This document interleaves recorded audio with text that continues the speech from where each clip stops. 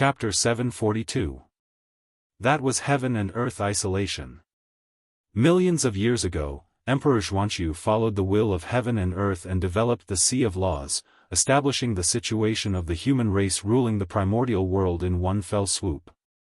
But now, the role of the Sea of Laws had been understood by the world. It might have restrictions on ordinary cultivators, but to important figures, it was almost like a decoration. There were too many ways to avoid it. Look at now, the various races in the primordial world were constantly conquering, but no one was forcefully led to the heaven realm. This meant that the world already had a way to avoid the Sea of Laws. But even so, it only meant that the Sea of Laws had lost its effect, not that heaven and earth isolation had lost its effect. With the Sea of Laws between heaven and earth, there were still many people in the heaven realm who could not come down. But the human race could come and go freely. This was the advantage of the human race.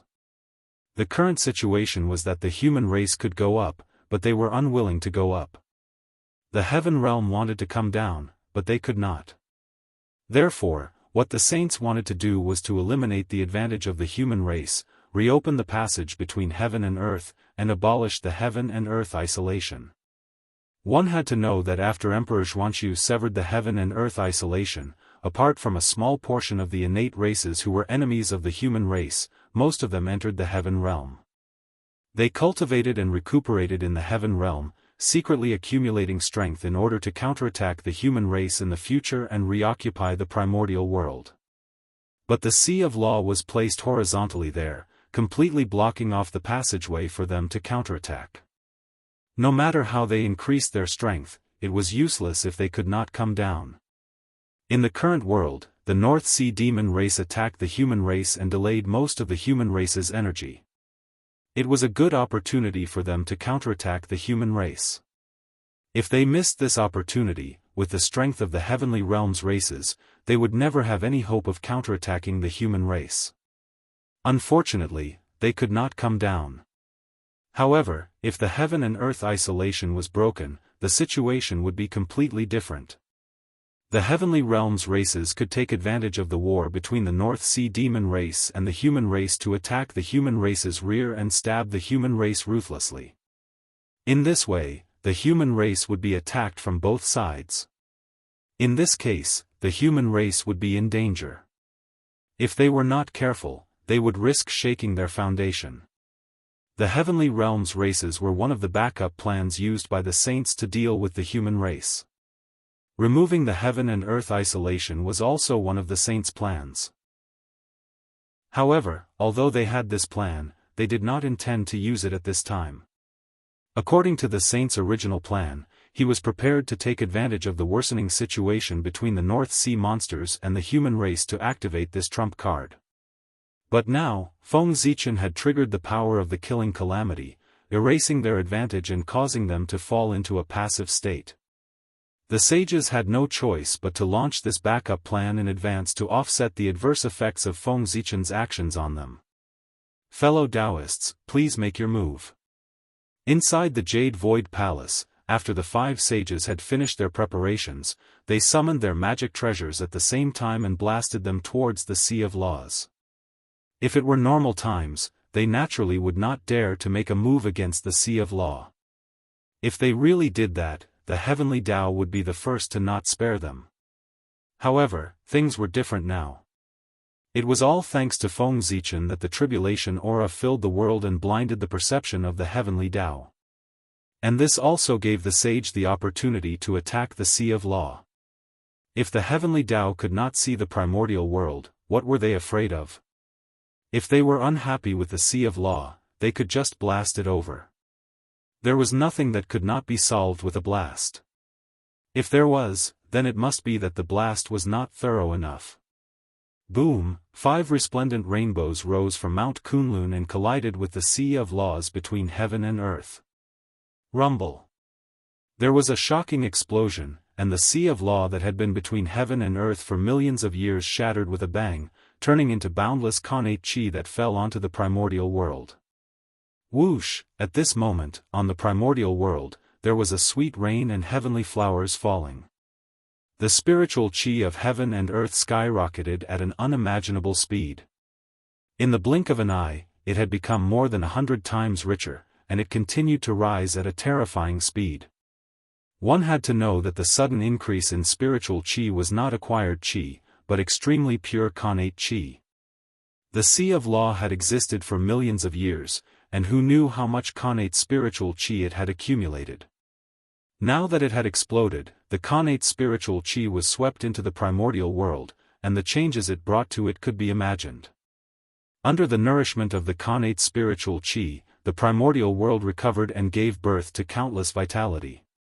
Immortal fruits and immortal herbs rose from the ground, and spiritual treasures and spiritual objects slowly took shape. There were also countless birds, beasts, fish, insects, flowers, and trees.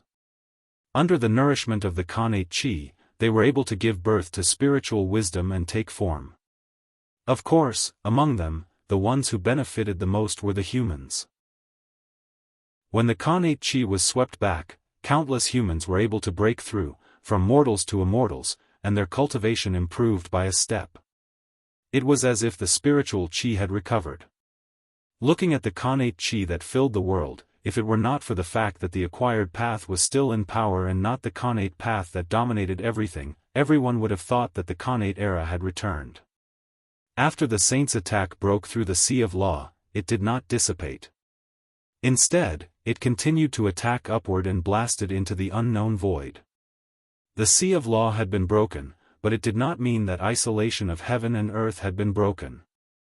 This was because the sea of law was only a heaven and earth barrier created by great Emperor Ziwei when he channeled the power of heaven and earth.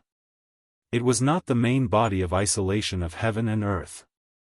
The main body of isolation of heaven and earth was still the fate of the humans in the unseen world. Only by repelling the fate of the humans that shrouded between heaven and earth would isolation of heaven and earth be completely broken. Only then would the passageway between the two realms be connected, allowing everyone to come and go. Although the fate of the humans was strong, how could it fight against the joint forces of 5 saints? Not to mention, the fate that shrouded between heaven and earth was only a part of the fate of the humans. It was even more impossible to fight against the saints. With a boom, the portion of the fate of the humans that shrouded between heaven and earth was repelled by the saints. It rumbled back and merged with the fate of the humans once again. Rumble. At this moment, the fate of the humans shook violently. The 3 sovereigns and 5 emperors who were guarding the fire cloud cave used all their strength to suppress this tremor. The fate of the humans that had been cut off from the return of heaven and earth soared. Feng Zichen's strength naturally rose as well and became stronger. Oh no! We've been tricked. The moment they saw the sea of laws shatter and the innate spirit qi return, the 5 saints in the Jade Void Palace understood that they had been tricked by Feng Zichen. He had long known that someone would destroy isolation of heaven and earth, so he had made arrangements inside in advance. He was waiting for someone to destroy isolation of heaven and earth, so that the innate spirit qi inside would return to heaven and earth to increase the strength of the humans. Gao Chenghua is so cunning. After understanding that they had been tricked, the saints' faces darkened. After isolation of heaven and earth was broken, the advantage of the humans was erased, but it also caused the growth of the human strength to enter a spurt period. It was hard to tell whether it was good or bad. Fortunately, isolation of heaven and earth was broken by them in the end. In the human emperor palace, Feng Zichen could not help but laugh out loud when he felt the soaring fate of the humans. To be honest, Feng Zichen really did not expect that the saints would destroy isolation of heaven and earth. However, he knew that sooner or later, someone would not be able to resist attacking the sea of laws. There was no other reason than isolation of heaven and earth was too much of a hindrance and affected the freedom of some people. Therefore, from the beginning, isolation of heaven and earth was destined to not last long. To be honest, isolation of heaven and earth could last for more than 10 million years, which was already greatly beyond Feng Zichen's expectations. The great divine masters of the untainted land were more tolerant than he had imagined. Since he had long expected that the Sea of Laws would be destroyed, how could Feng Zichen not make preparations early? He secretly used a method to turn the entire Sea of Laws into spirit qi, waiting for it to break so that he could give back to heaven and earth. He did not expect that a casual move back then would actually plot against the saints. It was really fate. It was a pity that the innate spirit qi was rootless. Although there was a lot of it, under the consumption of countless cultivators, it would be exhausted in at most 10,000 years. However, it was also good to be able to last for 10,000 years. It was enough to bring about a lot of changes to this world. When isolation of heaven and earth disappeared, the cultivators of the heaven realm immediately sensed it. Then, they knew that their chance to counterattack the untainted land had come. Therefore, under the lead of the 10 Daoist Taoist priests, more than 100 innate races in the heaven realm secretly descended to the lower realm, planning to take advantage of the human race's unpreparedness to give them a ruthless blow. These were the innate 100 races, which could also be called the heaven realm's 100 races. This race thought that their actions were extremely secretive and that no one would notice. However, they did not know that their actions were all seen by the three emperors, Great Emperor Ziwei, Jade Emperor, and Great Emperor of the South Pole. As the masters of the heaven realm, if someone was causing trouble under their noses and they could not detect it, then they would be a little useless as emperors. In the Hall of Enlightenment of the Heavenly Court, the three emperors of the Heavenly Court gathered together and silently watched the actions of the 100 races. Fellow Daoist Ziwei, do you want to help fellow Daoist Gaochen? The current situation of the human race is not very optimistic. With the addition of the innate 100 races, the human race is really in danger. Suddenly, Jade Emperor turned his head and said to Great Emperor Ziwei. After the death of Gaochen, Haotian had stopped the two great emperors of the Ziwei and South Pole from avenging him. Haotian had always felt guilty towards him. Therefore, now that he saw that Gaochen was in trouble, Haotian wanted to help him without hesitation to clear his thoughts. Cultivation, cultivation, cultivation, cultivation was about freedom. If one's thoughts were not clear, how could one cultivate the Tao? It was because of this that Haotian did not hesitate to stand on the side of Gaochen in this war. It was not for anything else but to clear his thoughts. Right now, Haotian really did not have any desires. He was just waiting to break through to primordial chaos Daoist Jingxian so that he could step down from his position as Celestial Emperor and live a carefree life. No need. In the ancient times, the 10,000 races joined forces and still could not defeat the human race. Now that there are only 100 races left, they are even less of a match for the human race. We don't need to worry about Gaochen. If he is no match for the human race, he will naturally ask for our help. Great Emperor Ziwei shook his head and said. That's true. Haotian thought about it and agreed. He nodded and did not say anything else. These 100 races are quite interesting. They eat what belongs to the heavenly realm and use what belongs to the heavenly realm. Now, under the command of an outsider, they are becoming enemies with the heavenly court. Well done. At this moment, Great Emperor of the South Pole spoke. The moment he opened his mouth, he expressed his dissatisfaction with the 100 races. Indeed, these 100 races do not know how to appreciate favors. Our heavenly court has raised them for nearly 10 million years. Even a cold sword should be warmed up by now. But look at what they have done. It's just a sentence from the sage, and they can't wait to rush to the mortal realm and become enemies with fellow cultivator Gaochen. Their actions are really disappointing. I wonder what benefits the sage has given them to make them act like this. Haotian's expression turned ugly when he heard Great Emperor of the South Pole's words. The 100 races did not have a good life in the heavenly realm, but the three of them definitely did not make things difficult for them. They treated them equally. But look at how they repaid the heavenly court.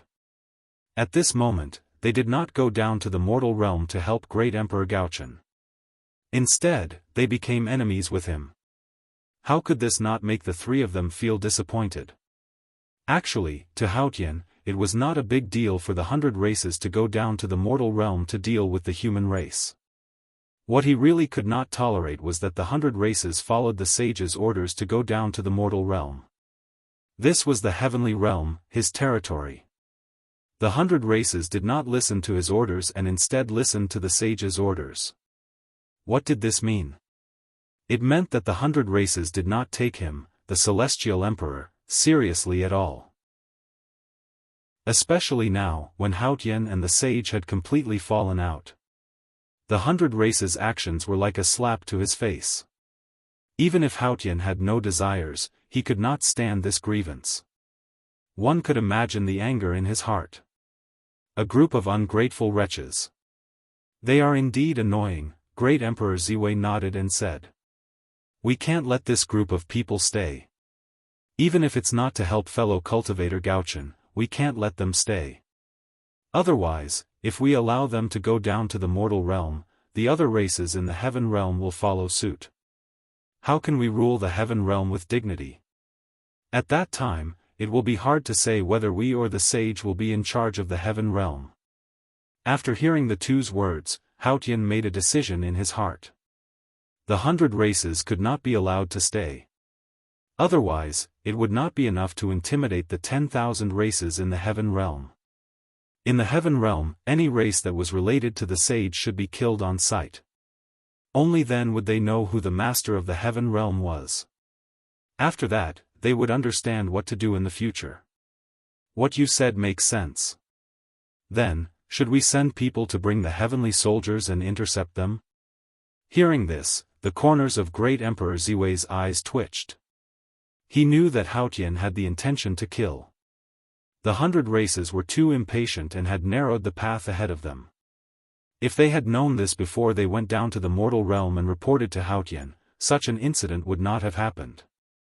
TSK, there's no need to go through so much trouble. Haotian shook his head. With a thought, a destructive tide suddenly appeared between heaven and earth. It swept toward the army of the 100 races that was passing through the passage of heaven and earth. P.S. A warm celebration of the first anniversary of this book. I originally planned to add more chapters today. But there was a sudden accident and I had to stay in the hospital for 3 days and 2 nights. So I had to change the plan. The plan to add more chapters will probably start tomorrow or the day after tomorrow. Brothers, please forgive me. Chapter 743. At this moment, under the lead of the 10 Daluo Taoist priests, the 100 primordial clans were rushing to the human world in high spirits. They were completely unaware that danger had already arrived. Rumble. Very suddenly, the tide of destruction struck and swept everything around it.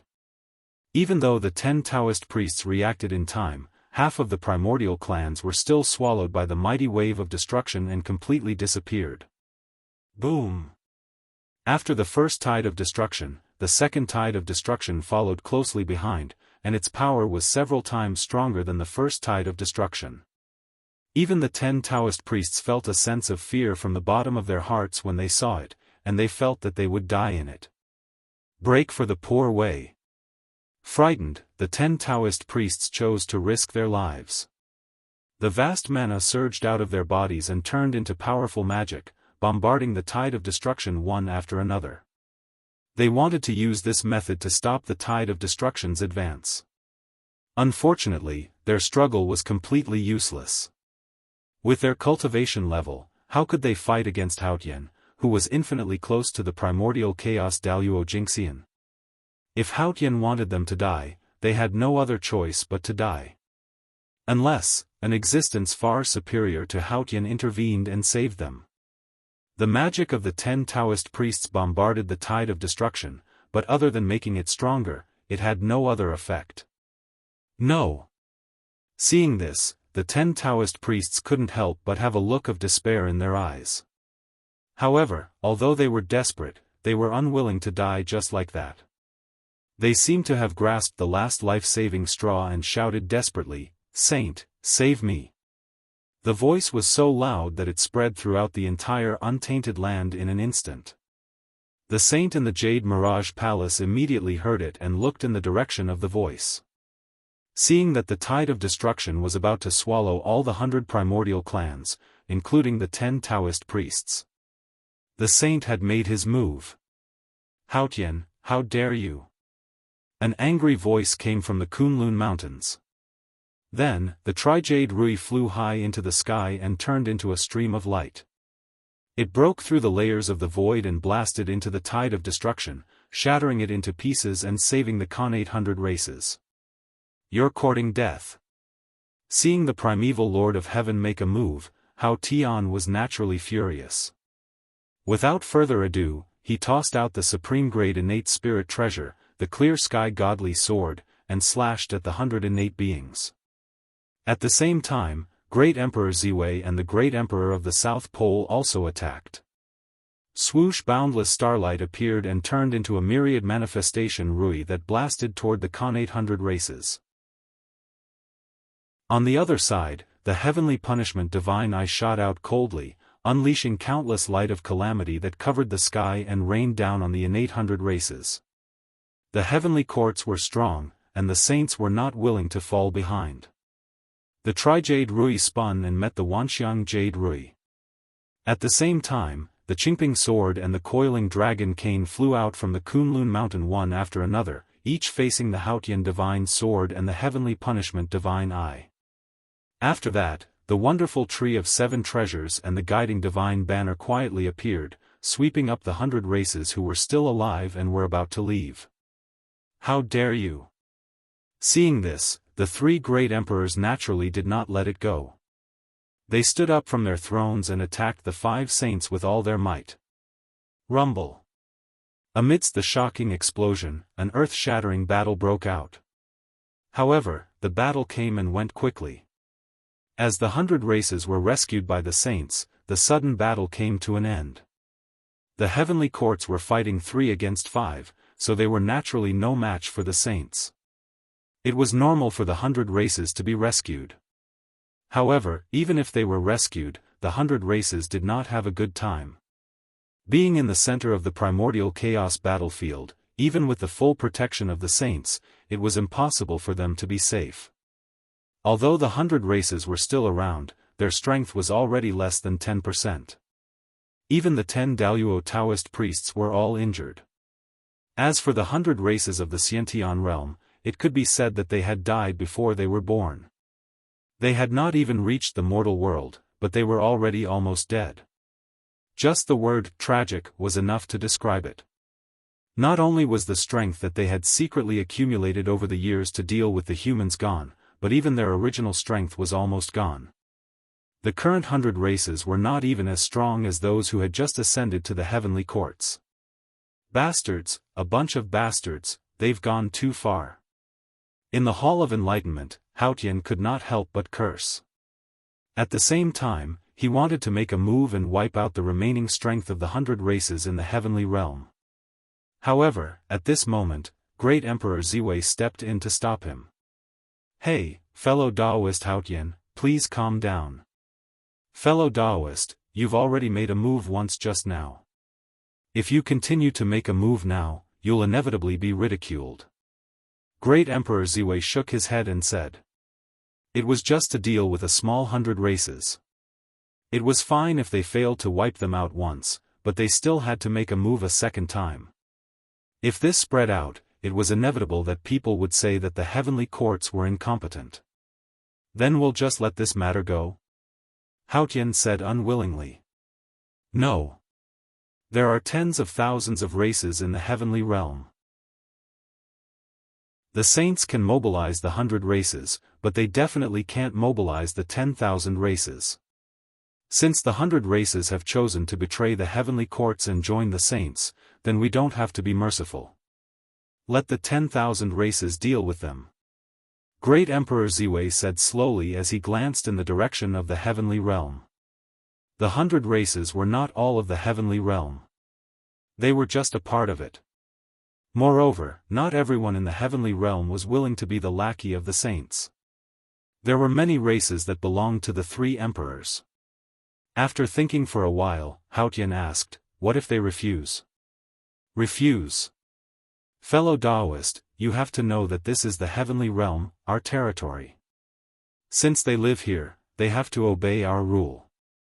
If they don't obey, what's the difference between them and the 100 races? Such people can't be left alive. Hearing this, Great Emperor Ziwei was silent for a long time before he said slowly. Yes, those who obey us are our people. Those who don't obey us, what does that have to do with us? What right do they have to stay in the heavenly realm? Great Emperor of the South Pole also said. This, yes, the two of you are right.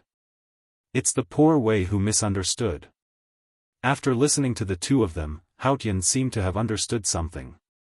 Then, an order jointly issued by the three emperors spread from the Lingshao Palace and spread throughout the heavenly realm.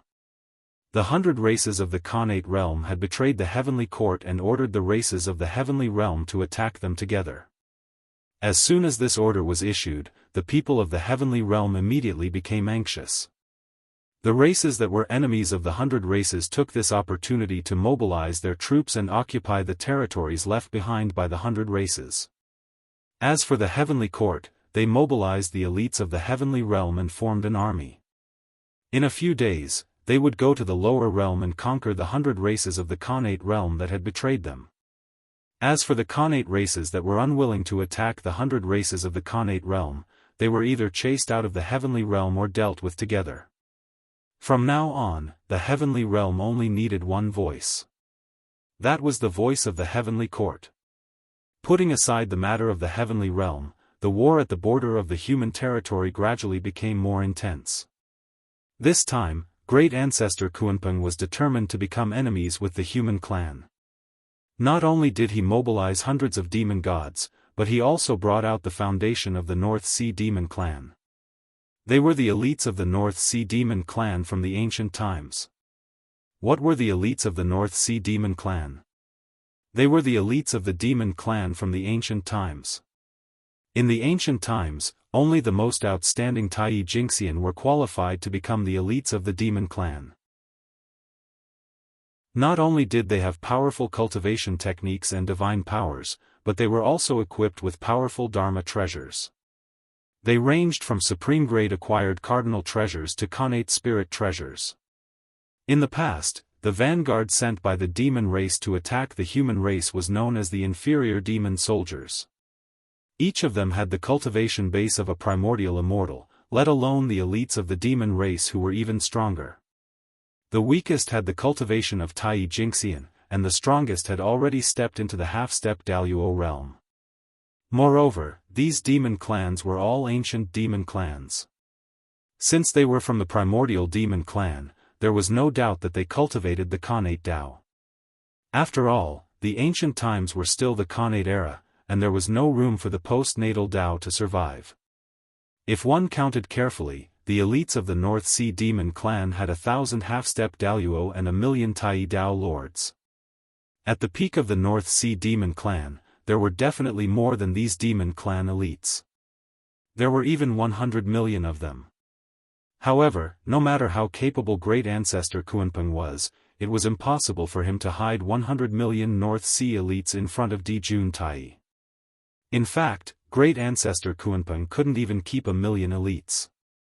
Now, the reason why there were so many North Sea elites was because he had spent all these years nurturing them. To put it bluntly, excluding Daluo Jingxian, the strength of the North Sea Demon Clan was 30 to 40% of the human clan strength, even if they couldn't compare to the human clan. Strong, they were really too strong. The North Sea Demon Clan elites attacked the human clan. If not for the protection of the 9 states barrier, the human clan army would have been scattered by the demon clan army. In fact, with the current strength of the human clan, it wasn't impossible for them to gather 1,000,000 Tai Dao lords. However, even if they could, Feng Zichen couldn't let them fight the demon clan elites here. After all, the human clan's territory was too large and there were too many places that needed to be guarded. Feng Zichen couldn't transfer too many experts to deal with the North Sea elites. Otherwise, the North Sea Demon Clan would be repelled, but the rest of the human clan would be in trouble. It was also because the war between the two clans had not entered the final stage.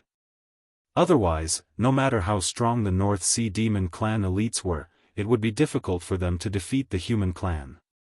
If the 500 Daoist Taoist priests of the human clan attacked together, they would be able to sweep everything away.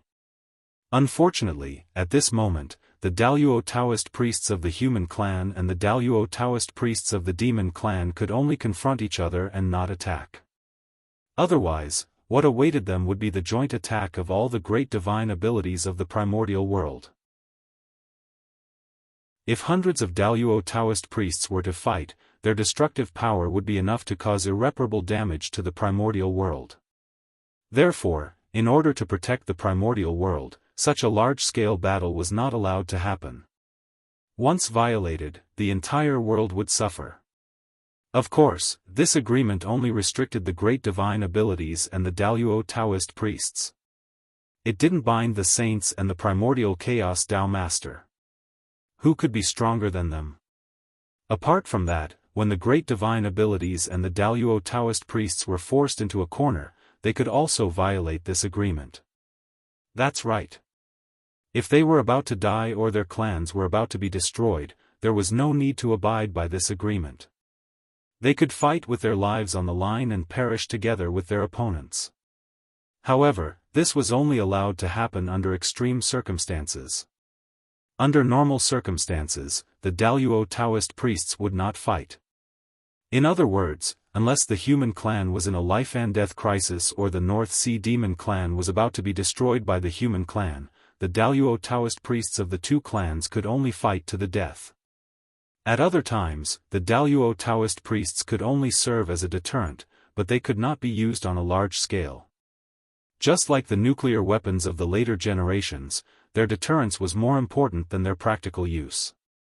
They would not be used easily. The Daoist Taoist priests could not take action, and the human clan's forces were too scattered. It was really difficult to deal with the demon clan's elites in a short time. Feng Zichen could only try his best to draw out troops from other places of the human clan to stabilize the situation at the border. This would take time. Although the human clan's armies were large, they all had missions and could not be mobilized as and when Feng Zichen wanted. They needed to be carefully coordinated before they could draw out a portion of their forces to reinforce the border. After all, the human clan's current opponents were not just the demon clan. There were too many places where they needed to deploy troops. Fortunately, with the boundary of the Nine Province, the North Sea Demon clan could not invade the human clan's territory and could only circle around outside. The human clan's army relied on the boundary of the Nine Province to make the North Sea Demon clan suffer a lot and lose a lot of their strength. On this day, Feng Zichen was in the human emperor's palace thinking of a way to deal with the demon clan when he suddenly felt an extremely oppressive aura emerge from outside the human clan's territory. Surprised, Feng Zichen looked up and saw a giant claw that blotted out the sky. It reached down from the heavens and viciously slammed into the human clan's territory. With a boom, the giant claw slammed into the boundary of the Nine Province, causing it to shake violently. Then, with a snap sound, the seemingly indestructible spirit formation of the Nine Provinces shattered with a loud bang. The boundary of the Nine Province was broken. The boundary of the Nine Province that had protected the human clan for millions of years was broken. At this moment, most of the human clan's hearts were filled with fear. However, Feng Zichen was unmoved. Looking at the giant claw that was slowly disappearing in the air, Feng Zichen said in an inexplicable tone, "Kunpeng, you finally couldn't help but make a move." That giant claw was undoubtedly the work of the Kunpeng Patriarch. Of course, it might not be the work of the Kunpeng Patriarch. The boundary of the Nine Province of the human clan was maintained with the lives of the 9 great divine masters. It was not that Feng Zichen looked down on the Kunpeng Patriarch, but with his current strength, he definitely could not break the boundary of the Nine Province unless he had a connate cardinal treasure. After all, the strength of the 9 great divine masters was not a bluff. It was real. They might not be a match for the Kunpeng Patriarch one-on-one, but 9 against 1, they could definitely beat him to the ground. Even so, the Kunpeng Patriarch still broke the boundary of the 9 province with one strike. It would be strange if there was no problem. There must be more than one saint helping him in secret. It was not that Feng Zichen was boasting, but with the strength of the boundary of the 9 province, it was impossible for the saint to break it in a short time without using the power of the Way of Heaven. Chapter 744. At the very least, it couldn't be done in one move. Of course, this referred to a sage. If several sages joined forces, they could indeed break the boundary of the 9 provinces in one move. Just like the current situation. Alas, what a pity, Kunpeng. Feng Zichen sighed and said with a little pity. The great ancestor Kunpeng had chosen to be his enemy and had embarked on a dead end. Standing up from the throne, Feng Zichen released his divine thought and tried to restore the boundary of the 9 provinces. But at this moment, he encountered resistance. As the 9 cauldrons trembled, 5 supreme powers appeared. They firmly imprisoned 5 of the cauldrons, causing them to be unable to connect with the other 4 cauldrons. That was the power of the 5 sages. They hid their magic in the giant claws of the great ancestor Kunpeng. While helping him break the boundary of the 9 provinces, they also secretly penetrated the core of the boundary of the 9 provinces, where the 9 cauldrons were. Rumble. No matter how the remaining 4 cauldrons trembled, they could not break through the blockade of the sage's power and awaken the 5 cauldrons that were sealed. With the 5 cauldrons sealed, the chi of the 9 cauldrons could not be connected. The power of the boundary of the 9 provinces was reduced by half. Go! With a thought, a majestic power gushed out of Feng Zichen's body and blasted toward the 9 cauldrons to help them break the blockade of the 5 sages. Rumble! At this moment, the human domain began to shake violently. 2 supreme forces clashed and collided in the depths of the earth, causing devastating shockwaves to surge out. After a few breaths, Feng Zichen withdrew his power with a dignified face. He had to admit that with his own strength, even with the help of the 9 cauldrons, he was far from being a match for the 5 sages. He could not shake the power of the 5 sages at all to help the 9 cauldrons break the seal. It seems that the boundary of the 9 provinces cannot be used in a short time, Feng Zichen sighed and said helplessly.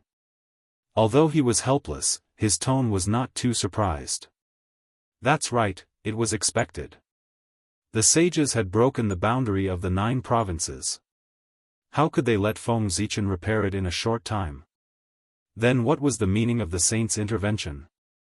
However, although the power left behind by the 5 saints had sealed the 5 cauldrons, this was only temporary. Their powers were ultimately rootless duckweeds that would slowly be obliterated by the 9 cauldrons over time and become nutrients for their growth. At that time, the barrier of the 9 provinces would reappear in an even stronger form. This was inevitable and irreversible, but it required time. At least 1,000 years, and at most 10,000 years.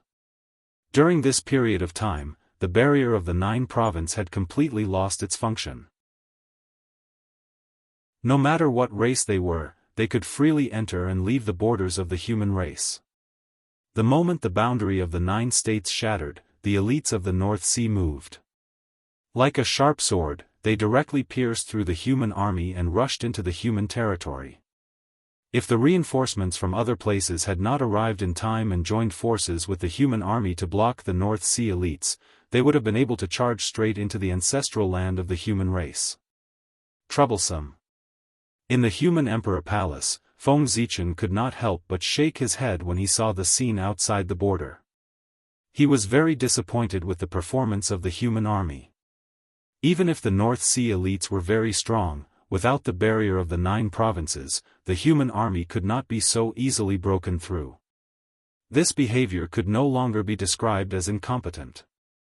Alas, the human race is really getting worse with each generation. Shaking his head in disappointment, Feng Zichen said. Now his expression was like a high school teacher complaining that they were the worst class he had taught. It's a pity that the human race of the mini-primitive world can't appear in the primitive world for the time being. Otherwise, how could the North Sea elites have the chance to be arrogant? Inexplicably, Feng Zichen thought of the human race in the mini-primitive world. That was the real elite of the human race. Their strength was not weaker than the elite of the demon race at all. In fact, they were even stronger. However, that was Feng Zichen's last trump card. He had to use it at the most critical moment to give the saint a surprise. It would be a waste to use it on the North Sea elites now. Wait, he still had to wait. When the saint thought that victory was in his hands, it would be time for the real elites of the human race to appear. Now, the battle between Feng Zichen and the saint was to reveal each other's trump cards. It was to see who had more hidden trump cards and who was stronger. Whoever used up their trump cards first would have lost most of this battle. Although he was very disappointed with the young people of the human race, Feng Zichen could not really leave them alone. If the human race's frontline army was really defeated by the North Sea elites, then the ordinary humans in the human race's territory would suffer. The North Sea demons would not pity them. They would definitely turn them into blood food to become resources for their own improvement. Therefore, out of consideration for the mortals in the human territory, Feng Zichen decided to reveal a trump card. He released his divine consciousness, crossed the endless void, and came to a battlefield full of devastation. Here, broken flags fluttered, the sky was stained with blood, there were traces of a great battle everywhere, and there were countless corpses on the ground. There were monsters, dragons, phoenix, humans, and so on. This battlefield was one of the main battlefields of the monster race's war against the humans in the ancient times. It could be said that apart from the battle in the human Dao imperial court, this was the most tragic battle. The battle was so tragic that not only did most of the experts of the three races and the human race die here, but even a great treasure of the human race was lost here. One could see a broken section of the city wall in the center of the battlefield. It was buried in the endless yellow sand, allowing the passage of time to sweep past it. Whoosh, a gust of wind blew past, stirring up sand into the air, revealing the mottled section of the city wall. Silent desolation and tragedy were the first feelings that the section of the city wall gave off. It was like a book of history, recording the rise and fall of a race. This was the immortal dragon city, a great treasure of the human race in the past. It was said to be the strongest defense of the human race, protecting the stability of the human race. Unfortunately, that battle had been too tragic. Even the immortal dragon city, which was said to be indestructible, had been destroyed. The strongest defense of the human race still couldn't protect the human race in the end. Before the final battle between the human race and the monster race, it had been destroyed in that battle. Immortal Dragon City, we meet again. Feng Zichen said with nostalgia as he walked to the side of the Immortal Dragon City's ruins. The current Immortal Dragon City had long been destroyed beyond recognition. There was no trace of its former glory. However, Feng Zichen could feel that the spirit of the Immortal Dragon City was still there. The spirit of protecting the human race. The Immortal Dragon City's strength had never been its body, but its spirit of protecting the human race. This was because it was the physical manifestation of the human race's will. Back then, Feng Zichen had used his unparalleled abilities to extract the part of the human race's will that was related to protection and materialized it into the Immortal Dragon City, the supreme treasure of the human race. Why was the Immortal Dragon City called immortal? It was because of this. As long as the human race's will was not destroyed, the Immortal Dragon City would not be destroyed. Therefore, it was naturally called immortal. Although the Immortal Dragon City had been destroyed, as long as it was awakened and connected to the human race's will, it could instantly recover and become even stronger than before. Feng Zichen had come here today to awaken the Immortal Dragon City. It had been asleep for too long. It was time to wake up. Immortal Dragon City, the human race needs your protection again. So, wake up and continue to fulfill your mission to protect the human race.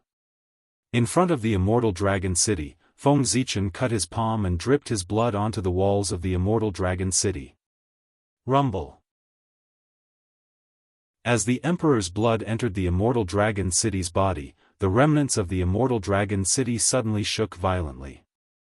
Rays of divine light rose from its body and pierced through the void. Then, the battlefield shattered like a broken mirror. It turned into fragments that filled the sky and merged into the Immortal Dragon City's body. In reality, there was no battlefield.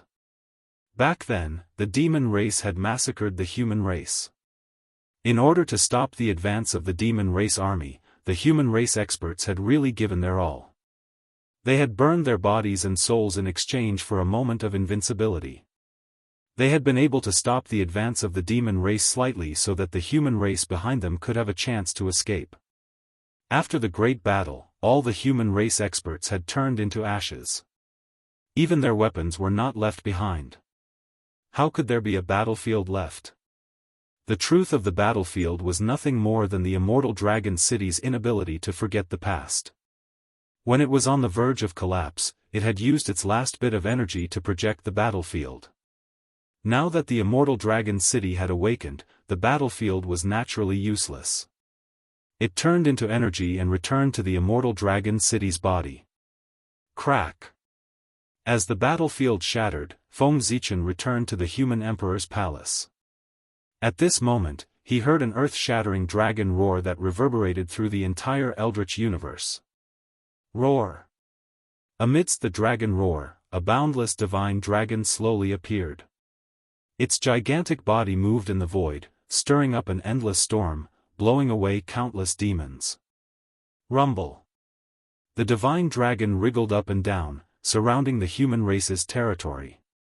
Then, a divine light flashed and the divine dragon's figure disappeared. It was replaced by a winding great wall. It was vast and boundless, surrounding the entire human race's territory and protecting it firmly. It was like the most loyal warrior protecting its own people. Rumble. At the same time, the sky changed color. The will of the people Dao suddenly appeared, turning into endless divine light that supported the Immortal Dragon City. It looked even more majestic. The strength of the Immortal Dragon City was related to the human race's will. The stronger the human race's will to protect, the more powerful the Immortal Dragon City would be. In ancient times, the human race was far from being as prosperous as it was today. The Immortal Dragon City's power was comparable to that of the Daoist Taoist priests. Now that the human race's strength was much greater than that of ancient times, the Immortal Dragon City's power naturally rose with the tide. Although it still could not compare to a saint, it had reached the half-step primordial chaos level. Rumble. As soon as the Immortal Dragon City appeared, its vast power swept out, sweeping away the demon army that had charged into the human race's territory. The boundary of the Nine Province was broken, and the Immortal Dragon City appeared. In an instant, the human race regained its stability. That's the Immortal Dragon City of the human race. I didn't expect that this treasure was not destroyed in ancient times. Instead, it was hidden by the North Star and only taken out now. Seeing the Great Wall that suddenly appeared outside the human race's territory, the saint's eyes narrowed slightly. He recognized its origin. In fact, he was not the only one. Every existence that paid attention to the demon race's massacre of humans in ancient times also recognized the origin of the Immortal Dragon City. After all, the groundbreaking feat of using one's will to refine a treasure was truly unforgettable. The North Star has so many trump cards. He used the Immortal Dragon City today, which reminded the poor way of something. In the later stages of the Great War between humans and demons, Tai used all his strength to seal a human city, the Imperial Court of Human Dao. That was also the place the North Star used to set up the Chaos Formation back then. Now that I think about it, it's probably also one of the North Star's trump cards. The Grand Pure One frowned as he looked at the restless Dragon City. He seemed to have thought of something and said slowly. The Chaos Formation. Hearing this name, everyone's eyes narrowed involuntarily. The imperial court of human Tao was nothing, but the chaos formation had left a deep impression on them. The great Tao divine diagram, the endless connate divine light, the indomitable god-fiend phantoms that stood between heaven and earth, and the heavenly Tao's incarnation that made people tremble. They had never thought that, before the chaos formation appeared, no one had thought that there would be a formation that could directly summon the heavenly Tao's incarnation. Little did they know that when the chaos formation summoned the heavenly Tao's incarnation, everyone was shocked. It was also at that moment that everyone had an indelible impression of the chaos formation. At the same time, the chaos formation became one of the three great formations of the primordial world. Yes. That's right. There were 4 of the 3 great formations, just like the 4 heavenly kings had 5. This should be common knowledge. I almost forgot that the North Star still had this trump card. We really can't be careless when facing him. After coming back to his senses, the primordial Lord of Heaven said with some lingering fear. He really didn't think of the chaos formation. After all, the imperial court of human Tao hadn't appeared in front of everyone for too long. It had long been forgotten by the world. Perhaps the news of the imperial court of human Tao hasn't spread in the primordial world because the North Star deliberately blocked it. His goal was to wait for this moment. For some reason, Daoist Kundi thought. However, it didn't matter. Since they had noticed it in advance, they could make preparations early. The effect of the North Star's trump card would undoubtedly be greatly reduced. If they could still be tricked by the North Star under such circumstances, it could only be said that they were really too useless. It was also because Feng Zichen couldn't hear their thoughts. Otherwise, he would definitely laugh out loud. Feng Zichen wasn't surprised that the 5 saints could guess the imperial court of human Tao. However, it would be strange if they could guess what was inside. There was nothing to look forward to in the imperial court of human Tao. However, the humans inside were the surprise that Feng Zichen gave to the saints. They were also his greatest trump card. This was something that the saints would never have thought of. They would never have thought that there were millions of Tai Dao lords in the imperial court of human Tao. Chapter 745. The saints would never have thought that Feng Zichen still had control of the passage to the realm sea. This huge difference in information was Feng Zichen's biggest advantage when facing the saints. In the human emperor's palace, after Feng Zichen awakened the immortal dragon city, he called Feng Zichen and instructed him, Kangmeng, take my sword and go to the 5th manor of the Longevity Mountain to visit the great deity Zhenyuan. As he spoke, Feng Zichen took off the Zichen sword and handed it to Feng Kangmeng. Your Majesty, what should I say after seeing the great deity Zhenyuan? Feng Kangmeng asked doubtfully after receiving the Zichen sword. Even if he was going to visit him, there had to be a reason. He could not just run over carelessly. After you see the great deity Zhenyuan, don't say anything. Just wait for me and say hello to him. Then, leave the Zichen sword behind and you can leave. Hearing this, Feng Zichen shook his head and continued to instruct. Ah, this, I understand. Although he did not understand, Feng Kangmeng did not ask further.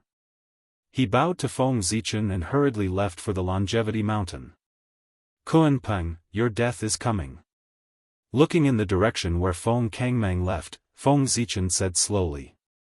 The purpose of letting Feng Kangmeng go to the Longevity Mountain to visit Zhenyuanzi was naturally to use him to kill the great deity Kunpeng.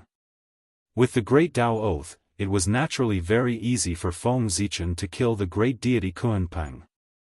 But why did he have to do it himself? Killing the great deity Kunpeng directly was simple, but it could not maximize the benefits. However, if Zhenyuanzi killed the great deity Kunpeng, the result would be completely different. At this juncture, if Zhenyuanzi killed the great deity Kunpeng with the Zichen sword, he would not be able to explain his relationship with the human race even if he had mouths all over his body. They would definitely be classified as part of the human race by the saints and the other great divines. As long as Zhenyuanzi killed Kunpeng, he would be bound to the human tribe from now on. This was also Feng Zichen's goal. Not only did he kill ancestor Kuanpeng, a great enemy of the human race, but he also got Zhen Yuanzi, a strong helper for the human race. As for why he chose Zhen Yuanzi and not others, it was naturally because Zhen Yuanzi and ancestor Kuanpeng had a blood feud. For this reason, Feng Zichen was not worried that Zhen Yuanzi would refuse. This might be Zhen Yuanzi's only chance to kill ancestor Rock and avenge ancestor Hongyun. If Zhen Yuanzi missed this opportunity, he would never have the chance to kill Kuanpeng. Therefore, he could not refuse. Besides, even if Zhen Yuanzi refused, it didn't matter. Feng Zichen is such a shrewd person. Do you think Zhen Yuanzi will be fine if he refuses? That would be too naive. He had many ways to force Zhen Yuanzi to agree. Over the years, not many people who were targeted by Feng Zichen could escape from his hands. Feng Kangmeng was a Taoist priest who had attained Daoist's fruit of Dao. His speed was naturally extremely fast. Therefore, it did not take long for him to reach the vicinity of Longevity Mountain.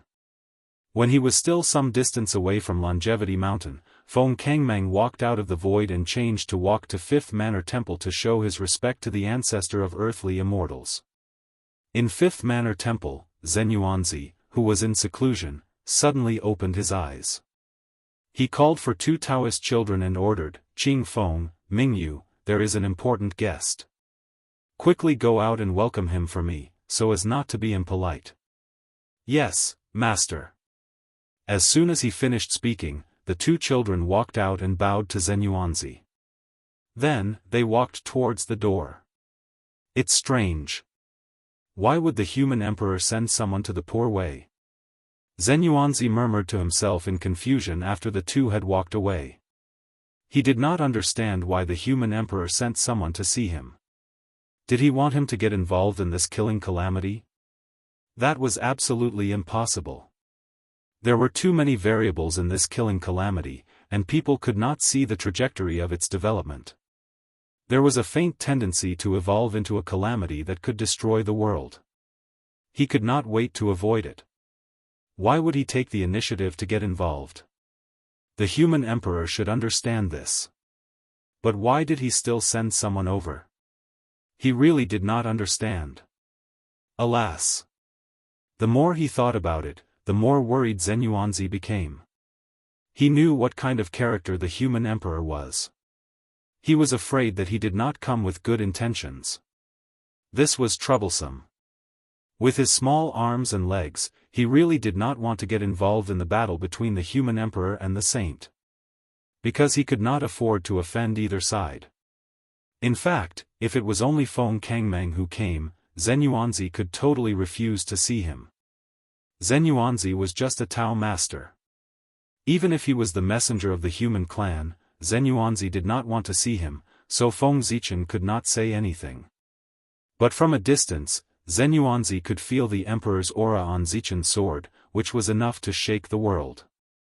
Obviously, Feng Kangmeng came with the Zichen's sword.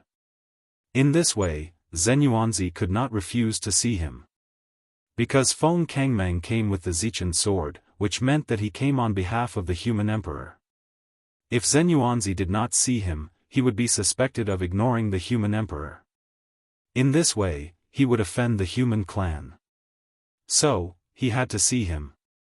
That was also why Zhen Yuanzi felt that he came with bad intentions. It was obviously not a good sign to come with a weapon in hand. I am Feng Kangmeng of the human clan. Today, I come to see the great immortal Zhen Yuanzi under the order of the human emperor. Please show yourself, Feng Kangmeng shouted respectfully outside the 5 villages temple. Squeak, as soon as he finished speaking, the gate of the 5 villages temple opened from the inside, and 2 small figures walked out. Are you the distinguished guest that Master mentioned? Master is already waiting for you inside. Please go in and meet him. Looking up at Feng Kangmeng and seeing that his cultivation was unfathomable, Qing Feng and Mingyu said. I don't dare to call myself a distinguished guest, but I do come to see the great immortal Zhen Yuanzi. Since the great immortal has summoned me, please lead the way. Poor Wei, thank you. Even in the face of two Taoist children, Feng Kangmeng was still very polite. These days, Taoist children were not to be trifled with. There was a saying that one should not bully a poor Taoist child. Look at Haotian of the Jade Pool, who was also a Taoist child. Now, not only was she the Heavenly Emperor and Heavenly Empress, but she could also wrestle with a sage. Her strength was not weak. They were the goal of all the Taoist children in the untainted land. Therefore, every Taoist child was a potential stock, especially the Taoist children of big shots. They were the most potential stock and could not be easily offended. Because you would never know how far they could grow in the future. Taoist priests, please come with us. Feng Kangmeng could call them young friends, but Qing Feng and Ming Yu did not dare to call a Taoist priest a Taoist friend. They respectfully guided Feng Kangmeng to Zhen Yuanzi's place. Since Zhen Yuanzi said that Feng Kangmeng was a distinguished guest, his status must be unspeakably high, far beyond their own. Qing Feng and Ming Yu knew that. Under their guidance, Feng Kangmeng soon saw Zhen Yuanzi. Greetings, great immortal. I'm Feng Kangmeng of the human tribe. Feng Kangmeng respectfully saluted the moment he saw Zhen Yuanzi. He had to be respectful. Zhen Yuanzi was the ancestor of earthly immortals recognized by heaven and earth. He had great merits. Disrespecting him would shorten one's life. Zhen Yuanzi nodded and asked, His Majesty asked you to see poor Wei. What's the matter? Hearing this, Feng Kangmeng took off the Zichen sword, raised it above his head with both hands, and bowed to Zhen Yuanzi. I'm here to greet the great immortal under the order of His Majesty, and to show this sword to you. Zichen sword? Show it to poor Wei? Zhen Yuanzi did not take the Zichen sword immediately, and asked in disbelief. Yes, is that what His Majesty said? Feng Kangmeng said affirmatively, handing the Zichen sword forward. Let poor Wei see the Zichen sword. I wonder what the human emperor is up to. Puzzled, Zhen Yuanzi took the Zichen sword from Feng Kangmeng's hand and looked at it carefully, trying to figure out what the human emperor was up to. But at this glance, Zhen Yuanzi could not help but narrow his eyes, and his face became serious. Because at the moment when the purple imperial sword was in his hand, Zhen Yuanzi actually saw the scene of ancestor Kunpeng being killed by his sword from the purple imperial sword. But how could this be possible? He was clear about his own strength, and he was not clear about ancestor Kunpeng's strength, but he knew that ancestor Kunpeng was not much weaker than him, or even a little stronger. But no matter which possibility it was, it showed that he, Zhen Yuanzi, might have the strength to defeat ancestor Kunpeng, but there was no possibility of killing him. But why did Zichen's sword show the scene of him killing ancestor Kunpeng? With Zhen Yuanzi's strength, he could naturally distinguish between the real and the illusory. Therefore, he was very sure that the scene on Zichen's sword was not an illusion, but a scene from the future. That was to say, in the future, Zhen Yuanzi killed ancestor Kunpeng with a sword. But, this was impossible. For a moment, Zhen Yuanzi's Taoist heart was in a mess, completely disturbed by the scene that suddenly appeared on Zichen's sword. After a long while, Zhen Yuanzi came back to his senses and realized where the problem was. With his current strength, there was absolutely no possibility of killing ancestor Kunpeng. The problem was with the sword. And that sword was Zichen's sword.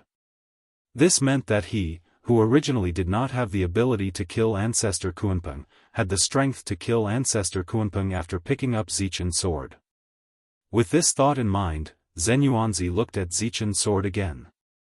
However, at this moment, he looked more carefully, almost pouring all his mind into it. Boom through the layers of fog, in that trance, Zhen Yuanzi seemed to see a transparent thread extending from Zichen's sword and falling on ancestor Kunpeng's body. This was the karma thread. It was this thread that gave Zichen's sword the ability to kill ancestor Kunpeng. That was to say, any powerful person, as long as he held Zichen's sword, had the ability to kill ancestor Kunpeng. This was given to Zichen's sword by Feng Zichen. Before Zichen's sword was taken out, Feng Zichen engraved his power of the Great Way on Zichen's sword, so that it had the ability to kill Ancestor Kunpeng. That was not the karma of the Way of Heaven, but the karma of the Great Way. Ancestor Kunpeng had nowhere to hide, so he could only fulfill his oath. Of course, did you think that was the end? That was not impossible. If the karma of the Great Way could be erased so easily, then it did not deserve to be called the karma of the Great Way.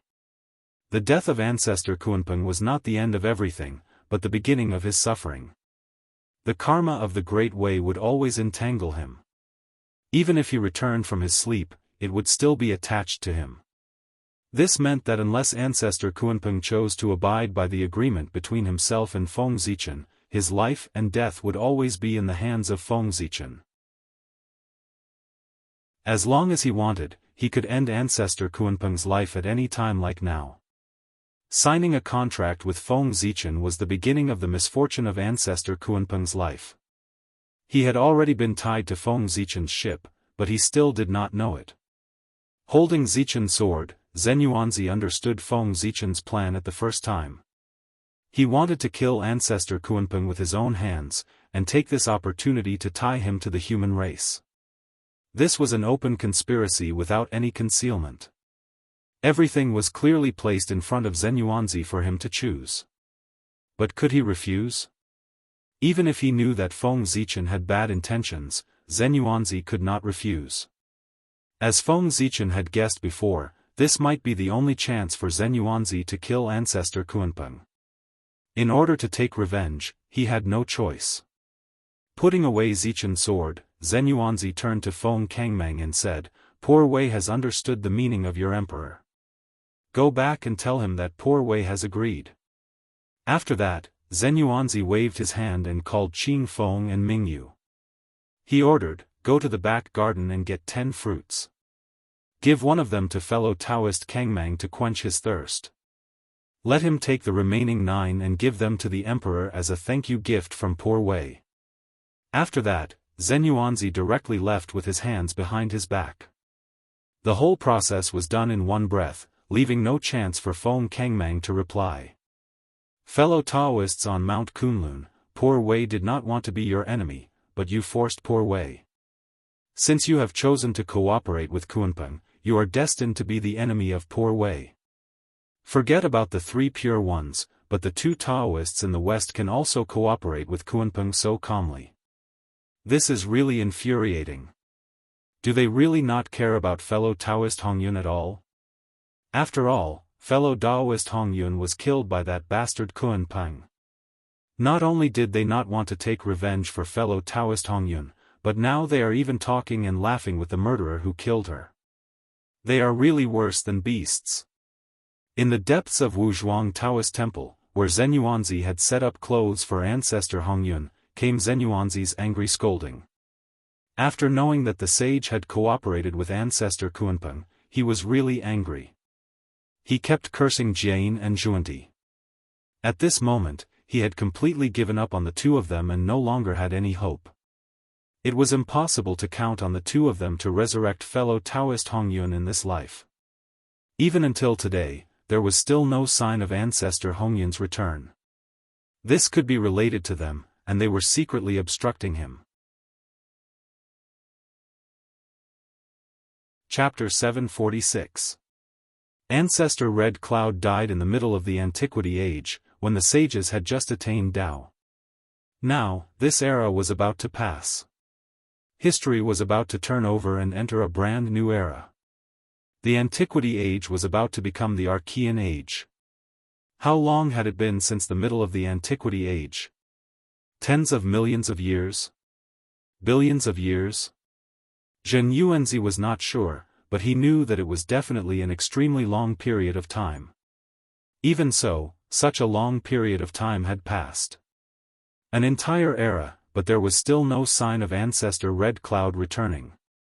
This was obviously illogical. Ancestor Red Cloud was not Di Jun, who had enemies all over the world. Even the sages were trying to stop his return. He only had Ancestor Rock and Ancestor Nether River as his enemies. The two of them did not have the ability to hide from Zhen Yuanzi and stop Ancestor Red Cloud's return. Under such circumstances, Zhen Yuanzi had worked hard for an entire era, but there was no result. Ancestor Red Cloud's real spirit was still dead. There was no sign of him returning. At this point, even if Zhen Yuanzi did not want to believe it, he had to admit that there was someone stronger than him who was secretly stopping Ancestor Red Cloud's return. There were not many people stronger than Zhen Yuanzi in the Eldritch world. The range was easy to pinpoint. There was an 80% chance that the sages were secretly involved. Among the 6 sages, Zhen Yuanzi could not think of anyone else other than the 2 sages, Zhen Yuanzi and Zhuan Ti. They owed Ancestor Red Cloud too much karma. They could either return Ancestor Red Cloud the position of a sage, or give him a primordial treasure each.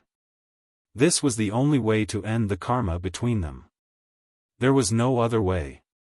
However, even if the 2 sages of the West were willing to pay such a price to repay Ancestor Red Cloud, they could not afford it. In order to get rid of this karma, the best way was to prevent Ancestor Red Cloud from ever returning. As long as Ancestor Red Cloud no longer existed, the karma would naturally cease to exist. Therefore, no matter how hard Zhen Yuanzi tried, he could not revive Ancestor Red Cloud. The 2 sages of the West would not allow it. A long time ago, Zhen Yuanzi thought of this possibility. However, he did not want to believe it or confirm it. Because, once he confirmed his guess, it would mean that Ancestor Red Cloud had no hope of returning. For the hope in his heart, Zhen Yuanzi chose to deceive himself, unwilling to accept the cruel truth. As time passed, the resurrection of Ancestor Hongyun became a knot in his heart. It had even dragged down his cultivation, causing his cultivation progress to be somewhat slow in recent years. Of course, if this knot could be untied, it meant that Zhen Yuanzi was not far from breaking through the realm of Daoist Jingxian. However, with Zhen Yuanzi's power, it would be impossible for him to revive Ancestor Hongyun under the combined suppression of the 2 from the West. However, the appearance of Feng Zichen gave Zhen Yuanzi a chance to turn things around. First of all, Feng Zichen used Zichen's sword to tell Zhen Yuanzi that he had the ability to help him kill Ancestor Kunpeng and avenge Ancestor Hongyun. Secondly, Feng Zichen's arrival made Zhen Yuanzi see another possibility. The other possibility of reviving Ancestor Hongyun. Yes, it was true that he could not deal with the 2 Western saints alone, but he could also find help. Feng Zichen. This was Zhen Yuanzi's best choice. After all, he was one of the few experts in the untainted land who could stand shoulder to shoulder with the sages. At the same time, like Zhen Yuanzi, he had a blood feud with the 2 Western saints. Moreover, Feng Zichen's power was not weaker than the 2 Western saints. This was not Zhen Yuanzi's guess, but Feng Zichen's real battle record. After all, he had fought against 3 sages by himself. If he could get the help of Feng Zichen, then the matter of Ancestor Hongyun's return would be settled. That was why Zhen Yuanzi chose to accept Zichen's sword. Otherwise, did he really think that Zhen Yuanzi would sell himself to the human tribe just because of Ancestor Kunpeng's life? This was obviously impossible. In Zhen Yuanzi's heart, killing Ancestor Kunpeng was not worth mentioning compared to reviving Ancestor Hongyun.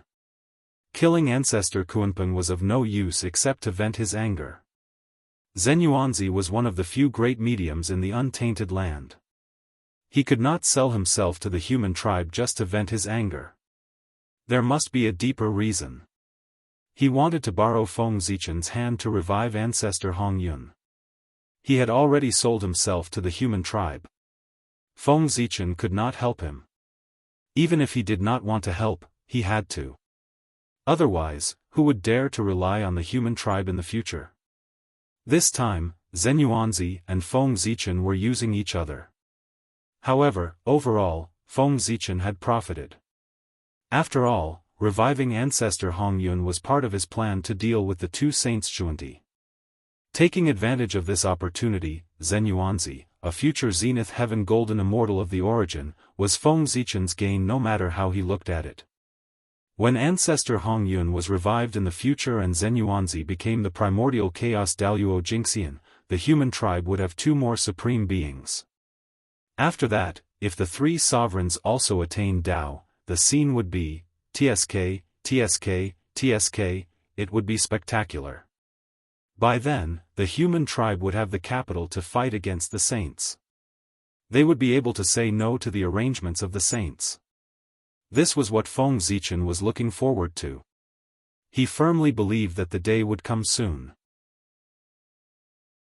Zhuanti, when Ancestor Hong Yun returns, poor Wei and Zhuanti will definitely settle the karma of all these years with you two brothers. After worshipping Ancestor Hong Yun again, Zenyuanzi said with murderous intent. At this moment, with the change of his thoughts, the hatred in his heart for Zhuanti and Zhuanti could no longer be suppressed. Almost all of it surged out in an instant and surged in his heart. It was difficult to calm down, and it was difficult to calm down. Only the blood of the two could wash it away. Fortunately, the sage had lost the ability to deduce the divine mystery. Otherwise, Zenyuanzi's current actions would have been sensed by the two sages, Zhenin and Zhuanti, and unknown troubles would have arisen. After a long time, Zenyuanzi suppressed the murderous intent in his heart. Then, he carried Zichen's sword and went to the quiet room to cultivate in seclusion. This was the prelude to killing. In Zenyuanzi's current state, it was not good to directly find trouble with Ancestor Kunpeng. Therefore, he had to go to the quiet room to meditate for a while to adjust his state of mind. In addition, revenge was a very sacred thing. He needed to make all the preparations and kill Ancestor Kunpeng at the best time. For example, on the day Ancestor Red Cloud fell. Killing Ancestor Kunpeng on this day was the final sacrifice to Ancestor Hong Yun. Your Majesty, Zichen's sword has been accepted by the Great Immortal. In addition, the Great Immortal asked me to tell Your Majesty that he has understood your intention and he agrees. In the Human Emperor Palace, Feng Kangmang, who had returned from Longevity Mountain, reported to Feng Zichen. At the same time, he did not forget to offer the 9 ginseng fruits. Oh yes, Your Majesty, these 9 ginseng fruits are a gift from the Great Immortal. Feng Kangmang took out the ginseng fruits that Qing Feng and Ming Yu had given him. Yes. You did well. You can keep the ginseng fruits. Or you can give them to whoever you like, or you can keep them for yourself. Anyway, just treat them as your reward for this task. Feng Zichen nodded and praised. As for the ginseng fruits, they were useless to him. He might as well give them to Feng Kangmang. Yes. After accepting the ginseng fruits, Feng Kangmang got up and left. Ancestor Kunpeng, let's see if you can die this time. Feng Zichen turned his head to look at the North Sea and sneered. At least 100 years, or at most 1,000 years, Ancestor Kunpeng would definitely die. Time passed quickly. In the blink of an eye, 130 years had passed. And this day, according to the time in the heaven realm, was the death anniversary of Ancestor Hong Yun. Boom! On Longevity Mountain, a violent wave suddenly rose, shaking the entire untainted land. Then, the ancestor of Earth Immortals, Zenyuanzi, who had not moved for a long time, walked out of Longevity Mountain with a shocking murderous intent and headed toward the North Sea. Kunpeng, it's time for you to pay with your life for fellow Daoist Hong Yun. His cold voice reverberated between heaven and earth, waking up countless great divine ability users from their stupor. That's Brother Zenyuanzi's voice. What is he doing? Is he going to attack Ancestor Kunpeng at this moment? After waking up from their seclusion, everyone looked in the direction of Longevity Mountain in shock and doubt. A battle of life and death between great mediums was not a small matter. Moreover, it was at this crucial moment. Ancestor Kunpeng had just received the support of the sage and was preparing to fight with the human emperor to seize the position of the Emperor of Earth. Now that he was full of himself, it was unwise for Zenyuanzi to choose to fight with him at this moment. In addition, during the Cultivation tribulation, although it was the best time to take revenge, it was the first time that such a vendetta between great mediums had happened. It was beyond the scope, it was really beyond the scope. It was already a big deal that Daoist Jingxian was involved in the Cultivation tribulation. But there were actually top great mediums in the world who took the initiative to enter the Cultivation tribulation. What was he doing? Did he think that the situation was not chaotic enough and the power of the Cultivation tribulation was not strong enough? Did he want to add fuel to the fire? At this moment, the most anxious ones should be the 5 sages on Kunlun Mountain. Zhen Yuanzi suddenly attacked Ancestor Kunpeng, which really caught them off guard. Why did Zhen Yuanzi suddenly want to make a move against old Ancestor Kunpeng without any rhyme or reason? He had endured for countless years. Why couldn't he bear it at this moment? Without the ability to deduce the mysteries of heaven, even the sages could not know everything. Therefore, they did not know that Feng Zichen had sent Feng Kangmang to Longevity Mountain. Damn it, we can't let fellow Taoist Zhen Yuanzi attack Kunpeng. Otherwise, whether we win or lose this battle, it will affect our plan. Saint Chuandi said with a gloomy face. As long as Zhen Yuanzi attacked Kunpeng would not be able to show up in a short time. How could a battle between great mediums of the same level be decided without hundreds or thousands of years? It would be even more difficult to determine life and death. Unless they had overwhelming strength, they could only rely on time to slowly wear them down. But at this critical moment when the demon clan was attacking the human clan, how could Ancestor Kunpeng not show up for a long time? It would not take many years. As long as Ancestor Kunpeng did not show up for 1,000 years, the morale of the North Sea Demon clan would be completely destroyed. It would not be a matter of time before they were defeated by the human clan. Therefore, Zhen Yuanzi could not fight Ancestor Kunpeng, at least not now. Zhen Yuanzi was very popular in the untainted land. Therefore, seeing that he was stupid at this time and wanted to attack Kunpeng to destroy the saint's plan, everyone showed up to persuade him. Fellow Taoist Zhen Yuanzi, please think twice. It's unwise to fight Kunpeng now. That's right. Now that the general trend is with him, you'd better avoid him. In everyone's opinion, if Zhen Yuanzi went to kill Ancestor Kunpeng now, there was no other possibility other than asking for humiliation. Not to mention whether the saint would help, the hundreds of demon gods of the North Sea Demon clan would join forces and attack Zhen Yuanzi together with Kunpeng. It would be enough for him to suffer. Everyone was worried that Zhen Yuanzi would fail to take revenge and lose face, so they persuaded him to go back. It could be seen that Zhen Yuanzi was very popular. If it were others, how could they persuade him?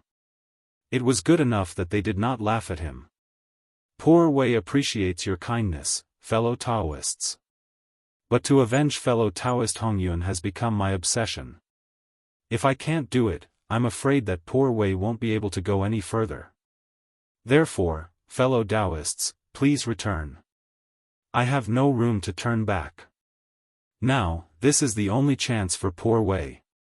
If I miss it, I'm afraid there won't be a second chance. Zhen Yuanzi shook his head and said. How could he, who had made up his mind, be swayed by a few words from outsiders?